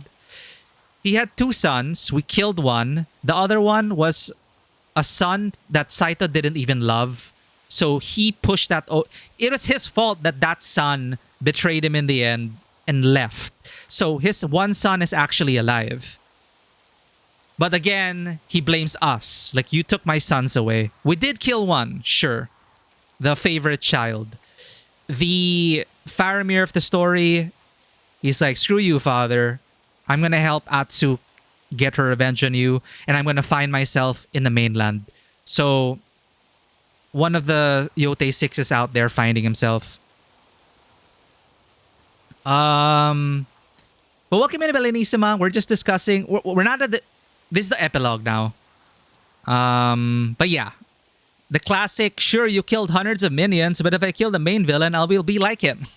It's difficult to avoid that in these stories in a video game because of that ludonarrative dissonance. It is an amazing game.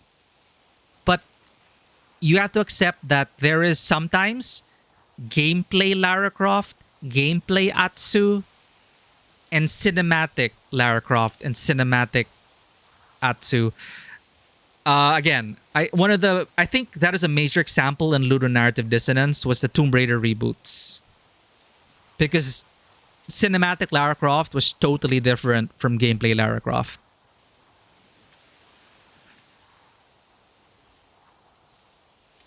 The only proper thing... The villain in the end realizes he's alone. So in a way, Saito gets that realization upon his death that because he was also part of this cycle of revenge, he too was alone.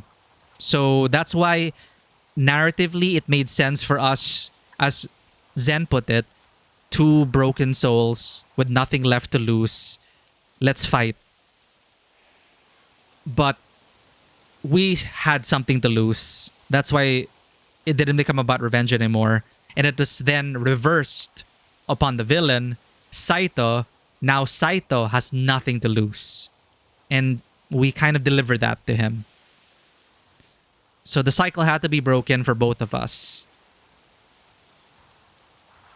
Are we the baddies? Do we have skulls on the uniforms? I don't think we're the baddies. Because Saito is still very much responsible for a lot of the atrocities that happen in this land. Saito, on the paper, sounds like the good guy. Because Saito was all about independence for Ezo. He was fighting against the shogun. And on paper, it's like he was the rebellion. He was the resistance. But again, means to an end. He was still a tyrant. He was still all about control. And he did murder our entire family directly to make an example. And I feel like that was not exactly comparable to our father choosing to leave Clan Saito for his family. He held on to that as a betrayal, and I think that's on him. Our father had a family to feed. He chose to leave Clan Saito. And so he wasn't there for when Saito had difficult times. I can understand that as a betrayal, a feeling of betrayal, that, yo, my bro chose his wife over the clan. I get that. But then, what did he decide to do about it? He murders her entire family, pins a child to a tree, and burns the tree. It's a miracle that we made it out alive. So he massacres the entire family to make an example of people who are disloyal to Clan Saito. That is the whole point of the Night of the Burning Tree.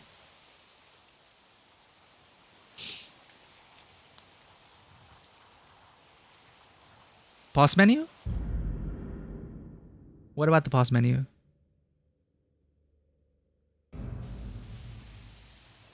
That's why we've switched from honor-based justice to written law-based justice. It's not perfect, but it helps minimize well that. Yeah, going into laws, why laws were formed in the first place.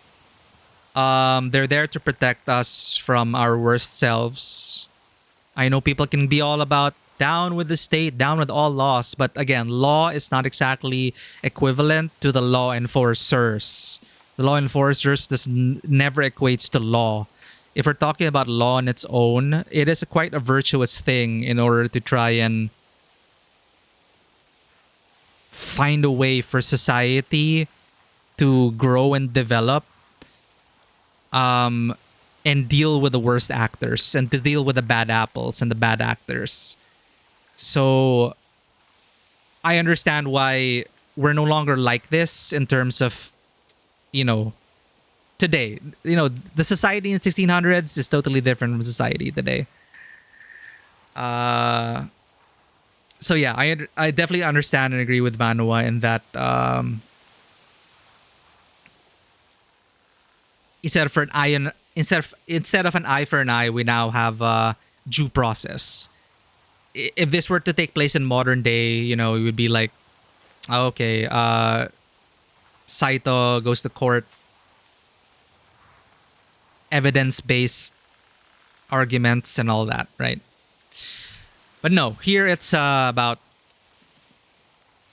our own personal honor and what's at stake. And yeah, Saito was definitely a baddie. He has no redeeming qualities that I can think of. I don't think our father did anything wrong. I think Saito was just too proud. And he was so butthurt over disloyalty, which is why, if you remember the Pillars of the Fallen, our father's not the only one who made an example of.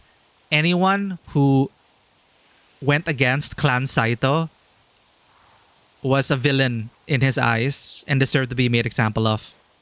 So yeah, tyranny. This bad boy can only fit so much dictatorship in it. Exactly. But yeah, the cost had to happen. It was her brother, and overall, I'm just quite disappointed with the staging and direction of it. Emotionally, it's fine. I can touch that on the surface, but it'll always be a pet peeve of mine if I personally feel that a cinematic death could have been entirely avoided. And if I cannot think of any other reason, like characters are realistic, characters make mistakes. Okay? But if it is something of their own do, like if it at this point in the story, it was like our own undoing that cost the life of Kiku's father, of our brother.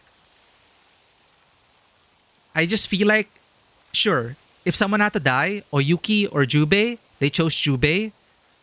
I'm fine with Jubei dying. I wish they just would have thought about where they would have placed that death to have the most meaningful impact. And I don't think placing it at the very end, when we've already come full circle, come to terms with it all, just to take Jubei away at the last second, it feels a bit off for me. But again, the moral of the story could be too little too late. There had to be a cost and it had to be paid. So I understand what the writers are trying to deliver. I just couldn't get into it emotionally because my brain was just holding on to that moment of like the villain being a complete idiot and still being able to kill one of us. You know, in these stories, the wins, the failures, they ought to be earned or deserved. So yeah, those are my thoughts going into this.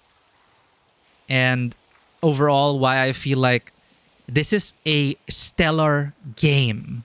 It looks stunning. It plays amazingly. It is a great follow-up to Ghost of Tsushima, gameplay-wise. But let's just say artistically,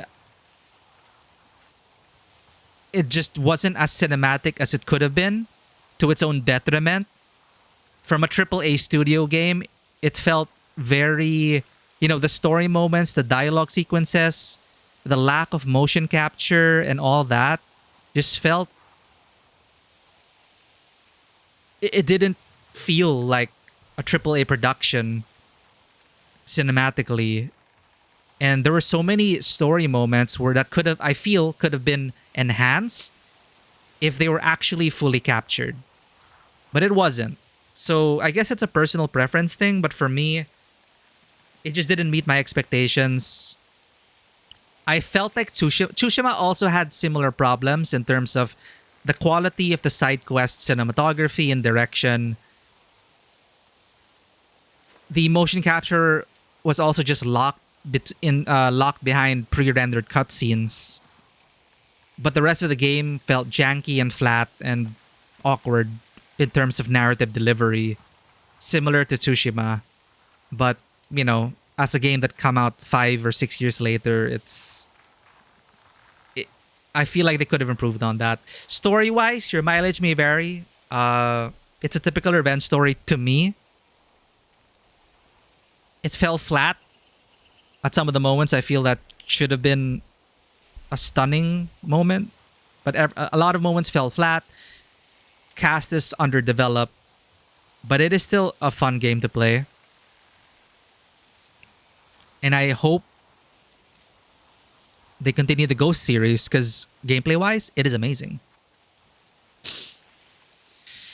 Getting hurt or them not getting something they deserve usually ends up in harm to a lot of people in regards to history. Something they feel entitled to, think they deserve. Yeah, exactly. So for him, he's like, you betrayed my clan?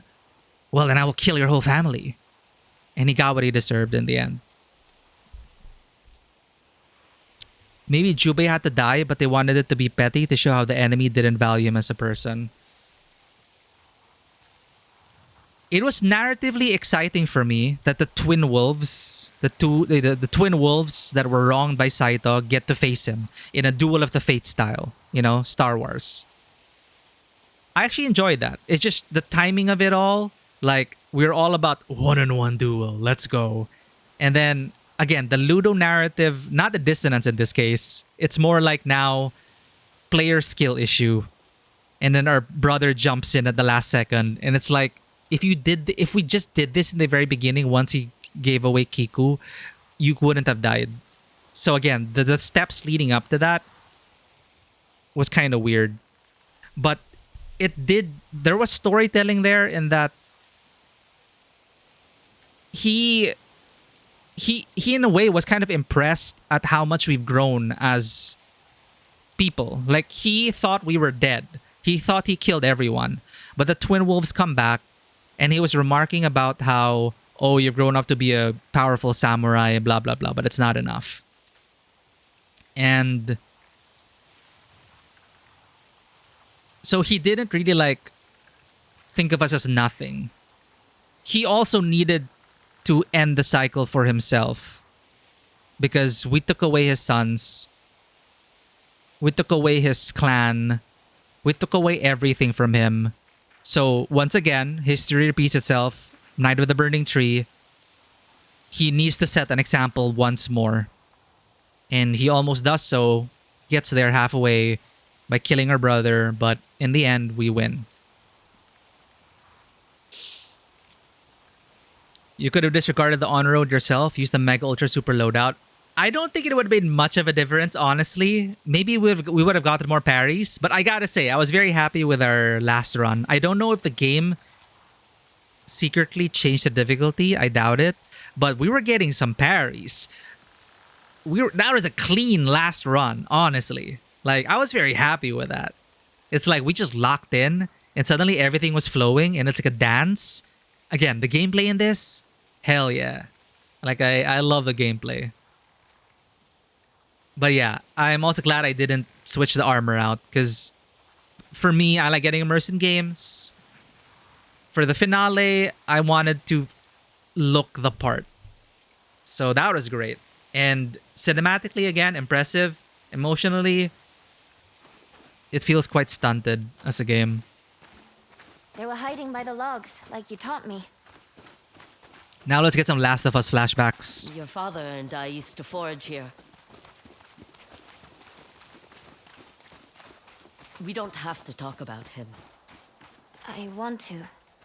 It's just... I know.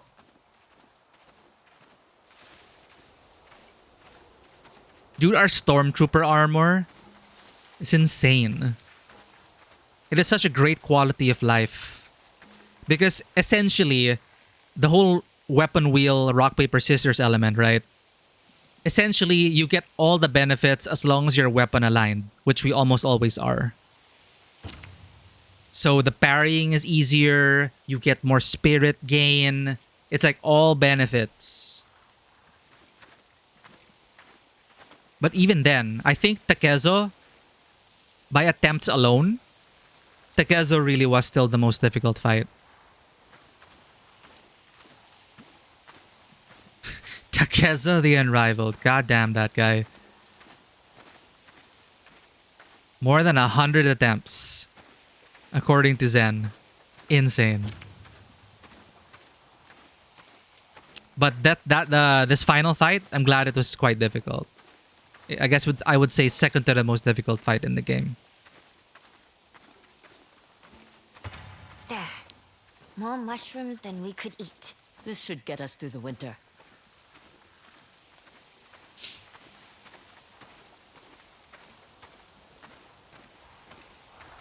We're just letting it settle. We're not in any rush. Something's bothering you. It's the Matsumae. I heard they're rebuilding the castle. Oh. Half the time. Now that Saito is no longer a threat. Right. People She still leave is. offerings for the Onryo.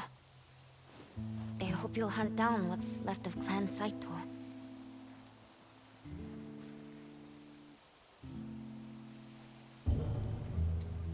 Do you want me to keep fighting? Not if it means being left alone. Does that make me selfish? No, Kiku. You have already given so much. There's something I want to show you. The snow will start soon. We will be quick.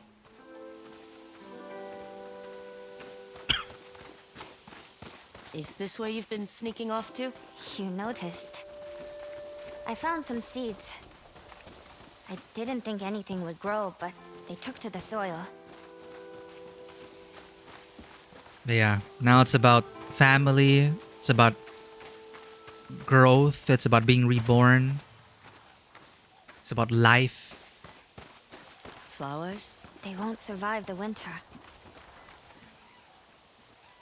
These look like kiku flowers. Kiku flowers. They were your father's favorite, even as a boy. Oh. He wrote some terrible poetry about them. I wonder why she's named Kiku. He used to bring me one whenever he returned from a long trip. Sometimes, I think I can almost see him in the corner of my eye. But when I look, he's not there. If I listen hard enough, I can hear him on the wind. Is he happy? He is at peace. Why don't we take this flower to Jubei? He'd like that.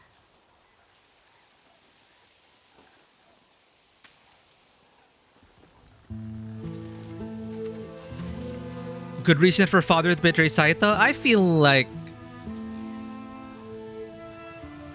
it is a valid reason. Look at the horses, chat. So beautiful. Because Clan Saito, they were fighting the Shogun. Our father was tired of war.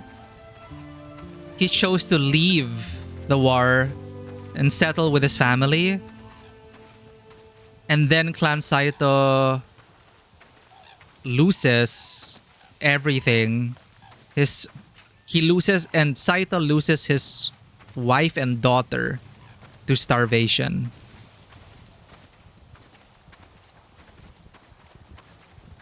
But I don't fault our father.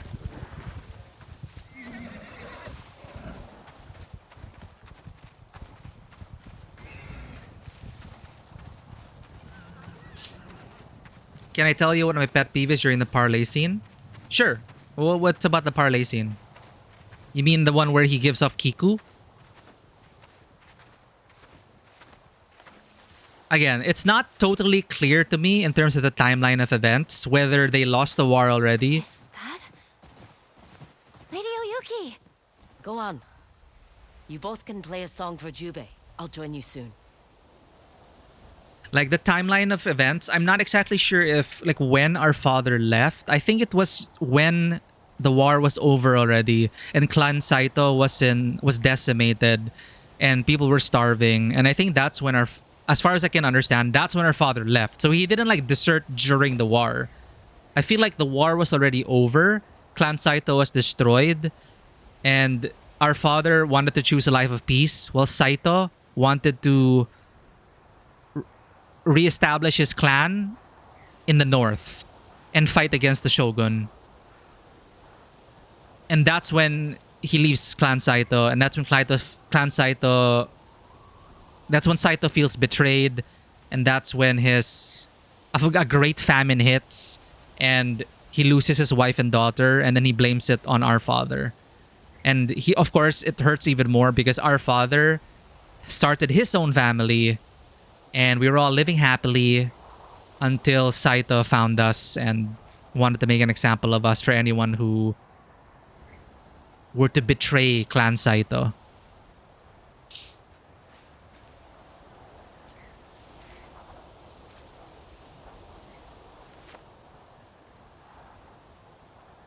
Saito had good reasons too, being a dictator or not, hard to judge from my end. Yeah, again, I'm not exactly sure. I think they leave it intentionally ambiguous, or they didn't really spell it out for us. Because again, now that I talk about it, the timeline of events is very important. Because I could totally understand how like our parents would be less culpable if the war was already over and if he just didn't want to follow Saito anymore.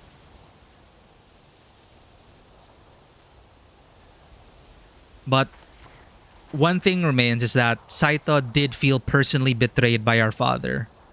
That is one thing that is still true.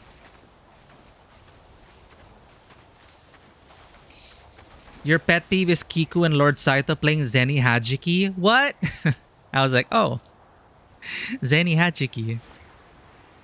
Yeah, for me that felt more of a taunt, psychological games on his end, because that's something we played with our mother. So it was him in our home desecrating it. Zeni Hajiki, torches at the threshold, his own presence defiling our sacred space, tarnishing the memory of Zeni Hajiki. You know, it's a very villain thing to do. It's like, hey, I'm in your home. Did your mother like this? Hehe, kicks over the table.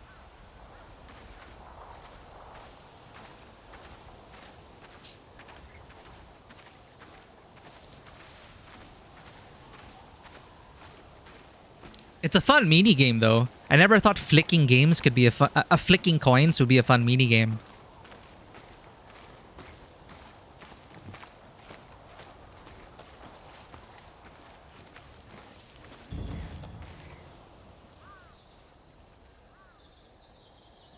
So the whole thing about this clan Saito, the betrayal, the cycle of revenge, it's made all the more better when there's no clear right and wrong.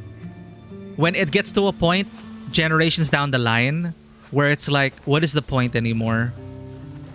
We have to break the cycle and forgive ourselves. Or the cost will be too great.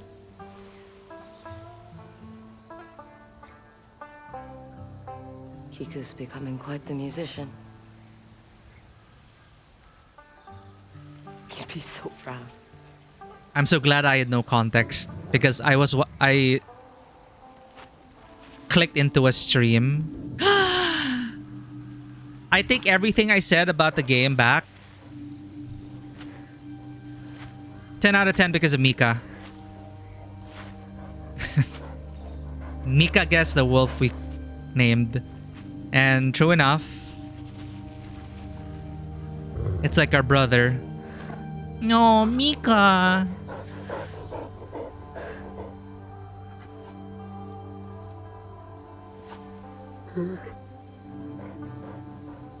My hunt is over.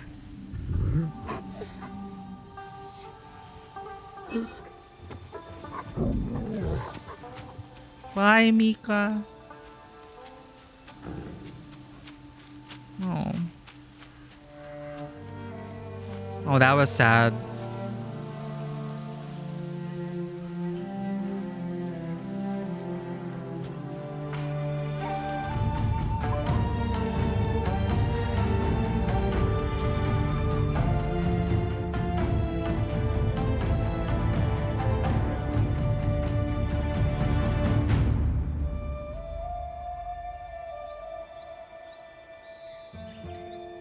Yeah, beautiful game, beautiful music. No, that was a nice final touch. Putting Mika. The Honorio rests. Yeah, Mika's an independent wolf. I love, my favorite part of this game actually is the wolf. You can name the wolf one of 3 different names. We named her Mikage. But though it's one of those things where you have to, respect that the wolf is an independent person, not your pet. So the wolf has a chance to appear in scenes and in combat. And you get to develop your relationship with the wolf by helping the wolf against the wolf poachers. And you form a bond. And obviously the whole thing about twin wolves, the wolf being our spirit animal. I initially thought the wolf was representative of our brother because we thought our brother was dead. Until we find our brother, and then the wolf becomes a separate entity. And it's always, we always keep each other at arm's length and we respect each other's distance. And you never get to pet the wolf until you complete all the wolf dens. So you eventually get to pet the wolf once, and it's earned because of the bond that you shared. And then on the very end, with our brother actually dead now, it feels more complete in that sense that it's our final goodbye. Our hunt is over. And for me, that was a great moment.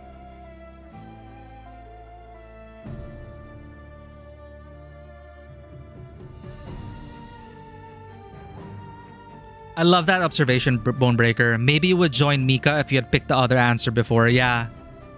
Because that's us saying goodbye to the hunt. That's us accepting our life now and forgiving ourselves and finding peace.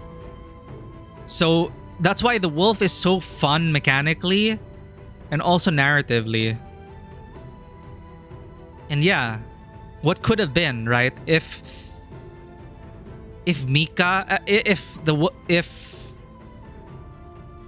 we continued on the path for revenge, if we never found something to live for, then it's like the wolf asking us, is the hunt over?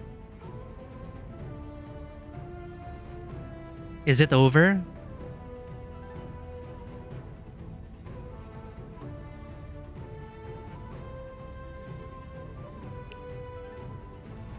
But I love that observation, Bones, because that's why it felt like such a powerful little moment for me when they brought in Mikage at the end and all those feelings, right? With our brother passed away and just the wolf inviting us or reminding us of everything that we've been through. And now Mikage is gonna live on. Because we also helped her. We helped her get her own revenge. Because even the wolf has a subplot. Essentially, people were killing Mika's friends for pelts. Wolf pelts. So, you know, we kill all those people and we finish Mikage's quests. So Mikage's hunt is also over. So now we can also find peace.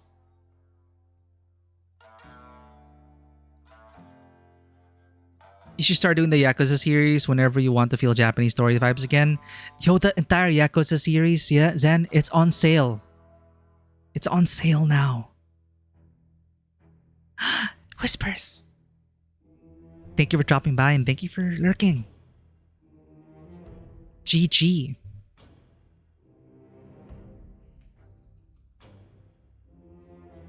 I hope you don't mind though.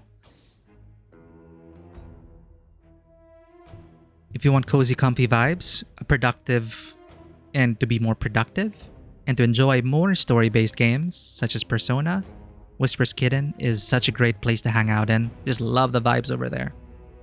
But thank you for the lurk, Whispers. You learned a lot from stream and chat. I'm learning a lot from you guys. That's why I learned to really love and enjoy playing games on stream. I never thought I'd enjoy it. But you guys, I appreciate each and every one of you. Because a lot of these gaming experiences have been further enriched by you all being there. So I really appreciate it.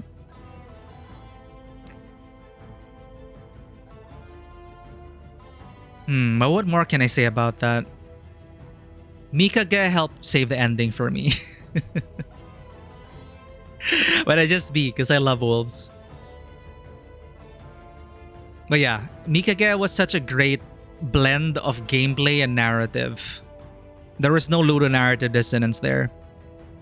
It made thematic sense all throughout to the end. And the gameplay helped inform that relationship between you and the wolf.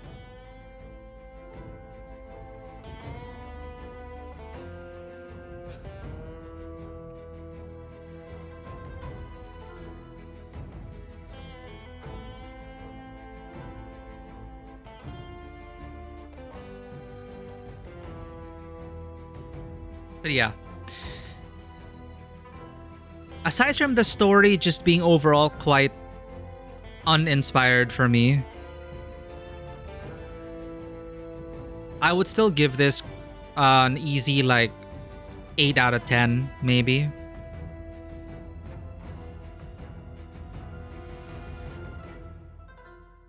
It is a stellar game.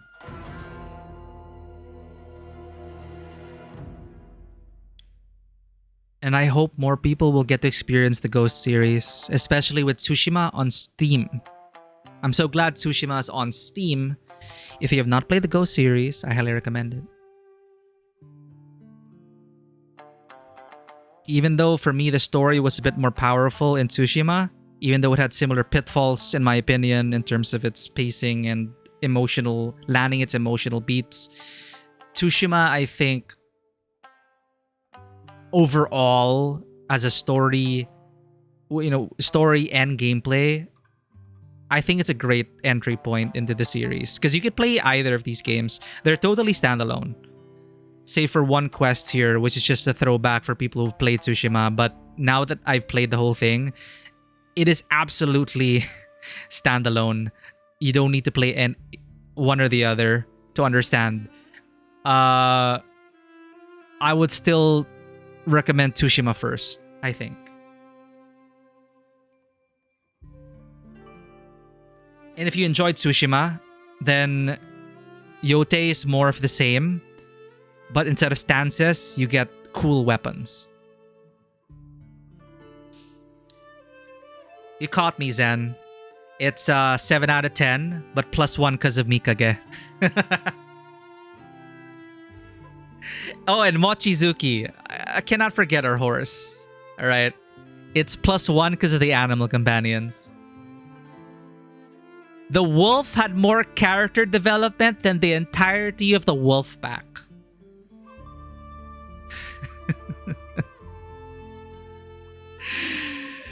Is what I would say about the weak supporting cast.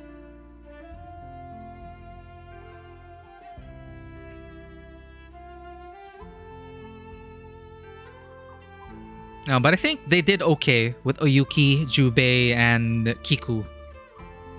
I think... yeah, meeting Kiku was made even more powerful by for me personally because of where I currently am in life and how I also have like a niece the same age as Kiku. So I was able to really relate to that hard. Atsu is an aunt, me as an uncle. So I was able to really get into that and step into that role.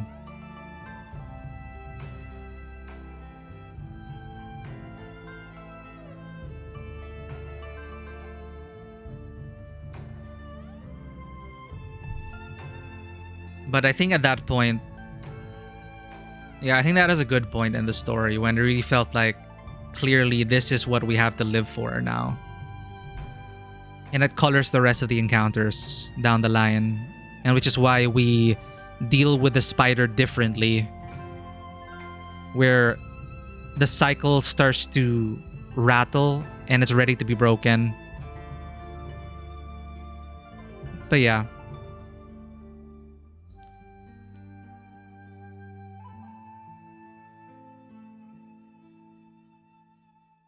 Bones did bring some interesting points up about us feeling sympathetic towards Saito.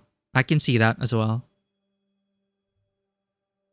It makes it more, again, these kinds of revenge stories I feel really tend to, a lot of stories benefit from being less morally, to be a bit more morally ambiguous or to at least have different shades. Once in a while, I'd love a good Lord of the Rings is still my favorite trilogy. It is clearly black and white there. Classic, battle of good and evil. Things are very clearly evil, clearly good. But I also enjoy my Witcher. Which is all about the moral ambiguity and there being no right answer most of the time. It was one of my favorite things about Witcher 3, which I hope to play eventually. Just waiting for the right time. Because I never finished Blood and Wine. Even though Witcher 3 is still my favorite RPG ever. I just never found the right time to go through Blood and Wine.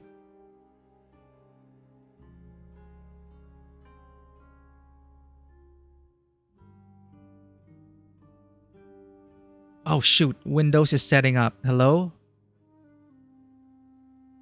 Oh, thank God. Well, just in time then. I thought we would end sooner, but that fight really did take us a while. Very satisfying fights for me. Takezo and the final fight, they were satisfying to me. I think hard difficulty for me was the right choice.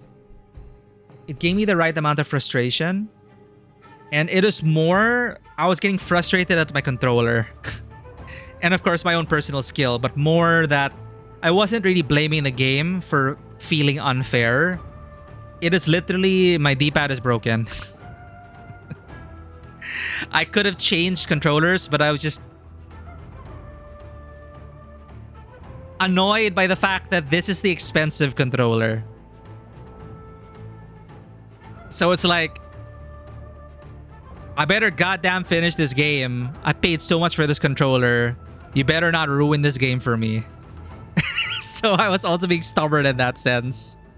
It's like, we're finishing the game with this freaking controller. I punish myself sometimes. Some people say I'm a masochist. Maybe I am. For games, at least.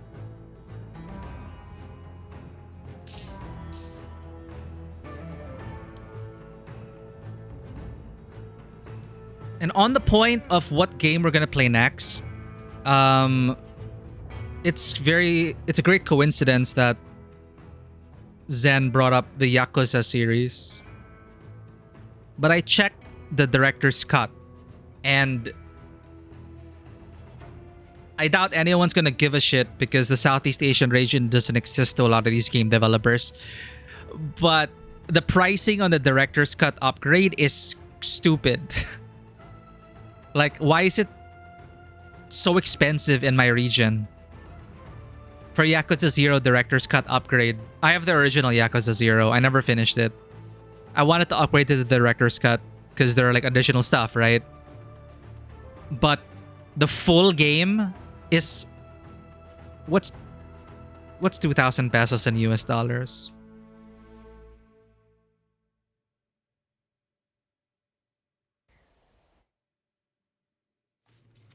That is how I laid the Onryo to rest. Now you know my story, Kiku. Our story. Are you sure you're not leaving anything out? Maybe one or two things. Before confronting Saito, I needed to weaken his hold on Ezo. So you could rescue Father and Oyuki. And give you a home where you could grow up in peace. I want to hear those stories. How about... Oh, so that's the anchoring narrative. 6 months earlier? Ah, the day okay. started like any other, with the wind at my back and mystery before me. Wind at my back and mystery before me. New Game Plus unlocked. So they place it before Saito's death. And then you're back in the open world. GG, look at that beautiful view.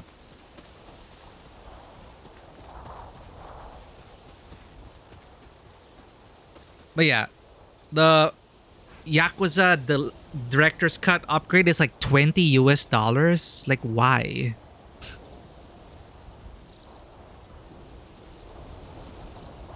But I heard the remake of Yakuza 3 is coming out soon. So maybe the timing is right. How to start New Game Plus narratively? Kind of. Like, we actually have to start New Game Plus from the main menu. This one is like just post-game, regular new game. But that was fun. I don't regret buying this game and playing it as soon as it launched. It is great. It is a great game. The Go series, I think, is going to be a mainstay for me for games. Like, Assassin's Creed Shadows was fun, but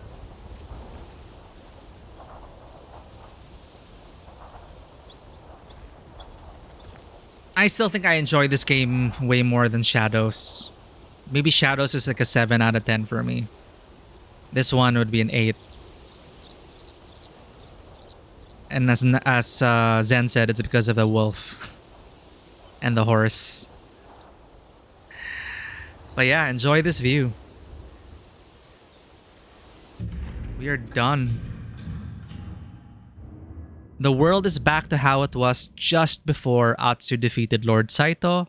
All content is available by exploring Ezo, completed Yotei 6 camps, and most duels can be replayed. But other than that, we're done. We completed all the quests that we could find. We cleared out all the bounties that we could find. And I think I'm ready to put the game down. It's that time.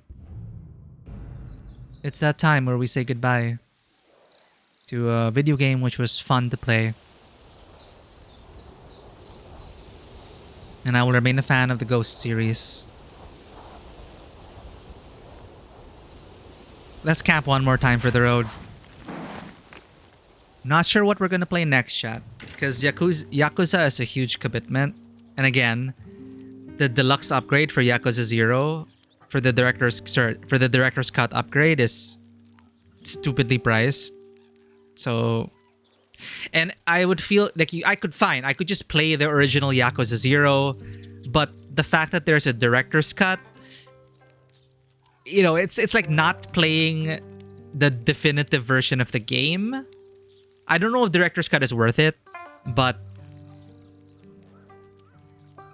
I don't know. I'll wait for a sale. But the rest of the Yakuza games are on sale.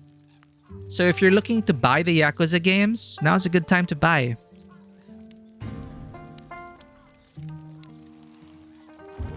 I will not burn the fish this time. Oh, I don't get to cook? Fine. Play the shamisen.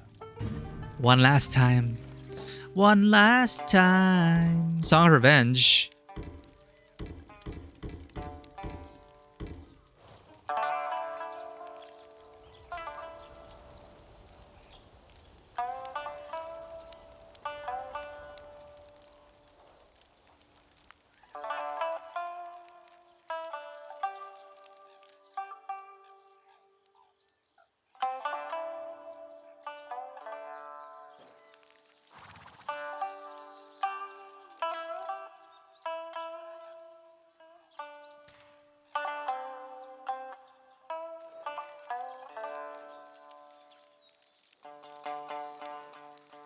GG, let's look for someone to raid.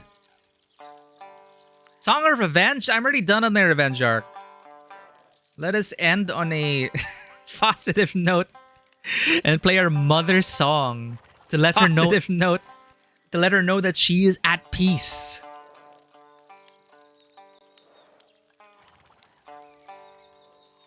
Yo, Ashwin's playing Signalis now. That's great.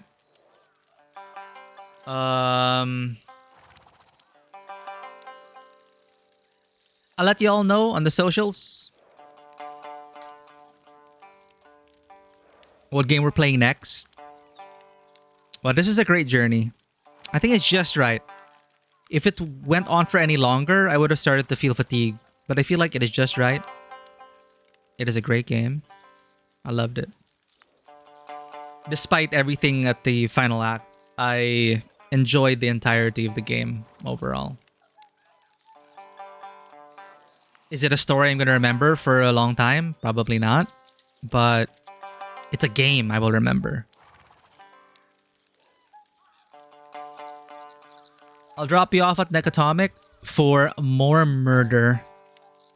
He's playing Hitman for the first time. I'm always curious about how other people play the Hitman games. Because we all have our own approach as gamers to murder our virtual targets. So thank you for everyone who joined us today for the finale. We have finished another game, another addition to our sash of video games completed on stream. I'll feel it out first, as I usually do, and go soul searching for our next game. I'll be sure to announce it on Discord, especially once we get that decided. Maybe we'll even put it up to a vote. Yakuza's a great suggestion, but again, I want to wait until the Yakuza Deluxe Director's Cut is more accessible, because I'm pretty sure I want to play Zero first. I'll wait for a sale on that. And it's a very long game. Very, very, very, very, very long game. So that's a huge commitment as well. Again, we're probably going to go for a shorter game. Tsushima was our long game. They're going to go for a short game. Off stream, apologies to any people who want to go after streaks, but whenever I do find time and energy off schedule, I might jump into a game here and there. Wuthering Waves, you know, other gacha games, we'll see. But our journey with Atsu is done. We have laid the Ornio to rest. We have a family to look out for and friends to grow with. And I'm very happy Atsu was able to find peace. The cost was paid. It is tragic. But now the cycle is broken and we may be at peace. And I'm looking forward to where the Ghost series will go next. This is for our subscribers, or as Phenomenal Man would say, subscribers. This is for everyone else. Thank you for being here. Thank you for the follow, Trevor. Hope you enjoy Yotei when you played eventually. Izzy as well. Thank you for dropping by. Long time no see. Everyone else, thank you for checking in. You are all amazing people. We would not be here without you all. Bones, thank you for the subscription. Because of you guys, we get to commission great artists to make cool stuff. And I hope I get to meet each and every one of you on the next stream and next adventure. And as always, welcome to the table. Bye-bye.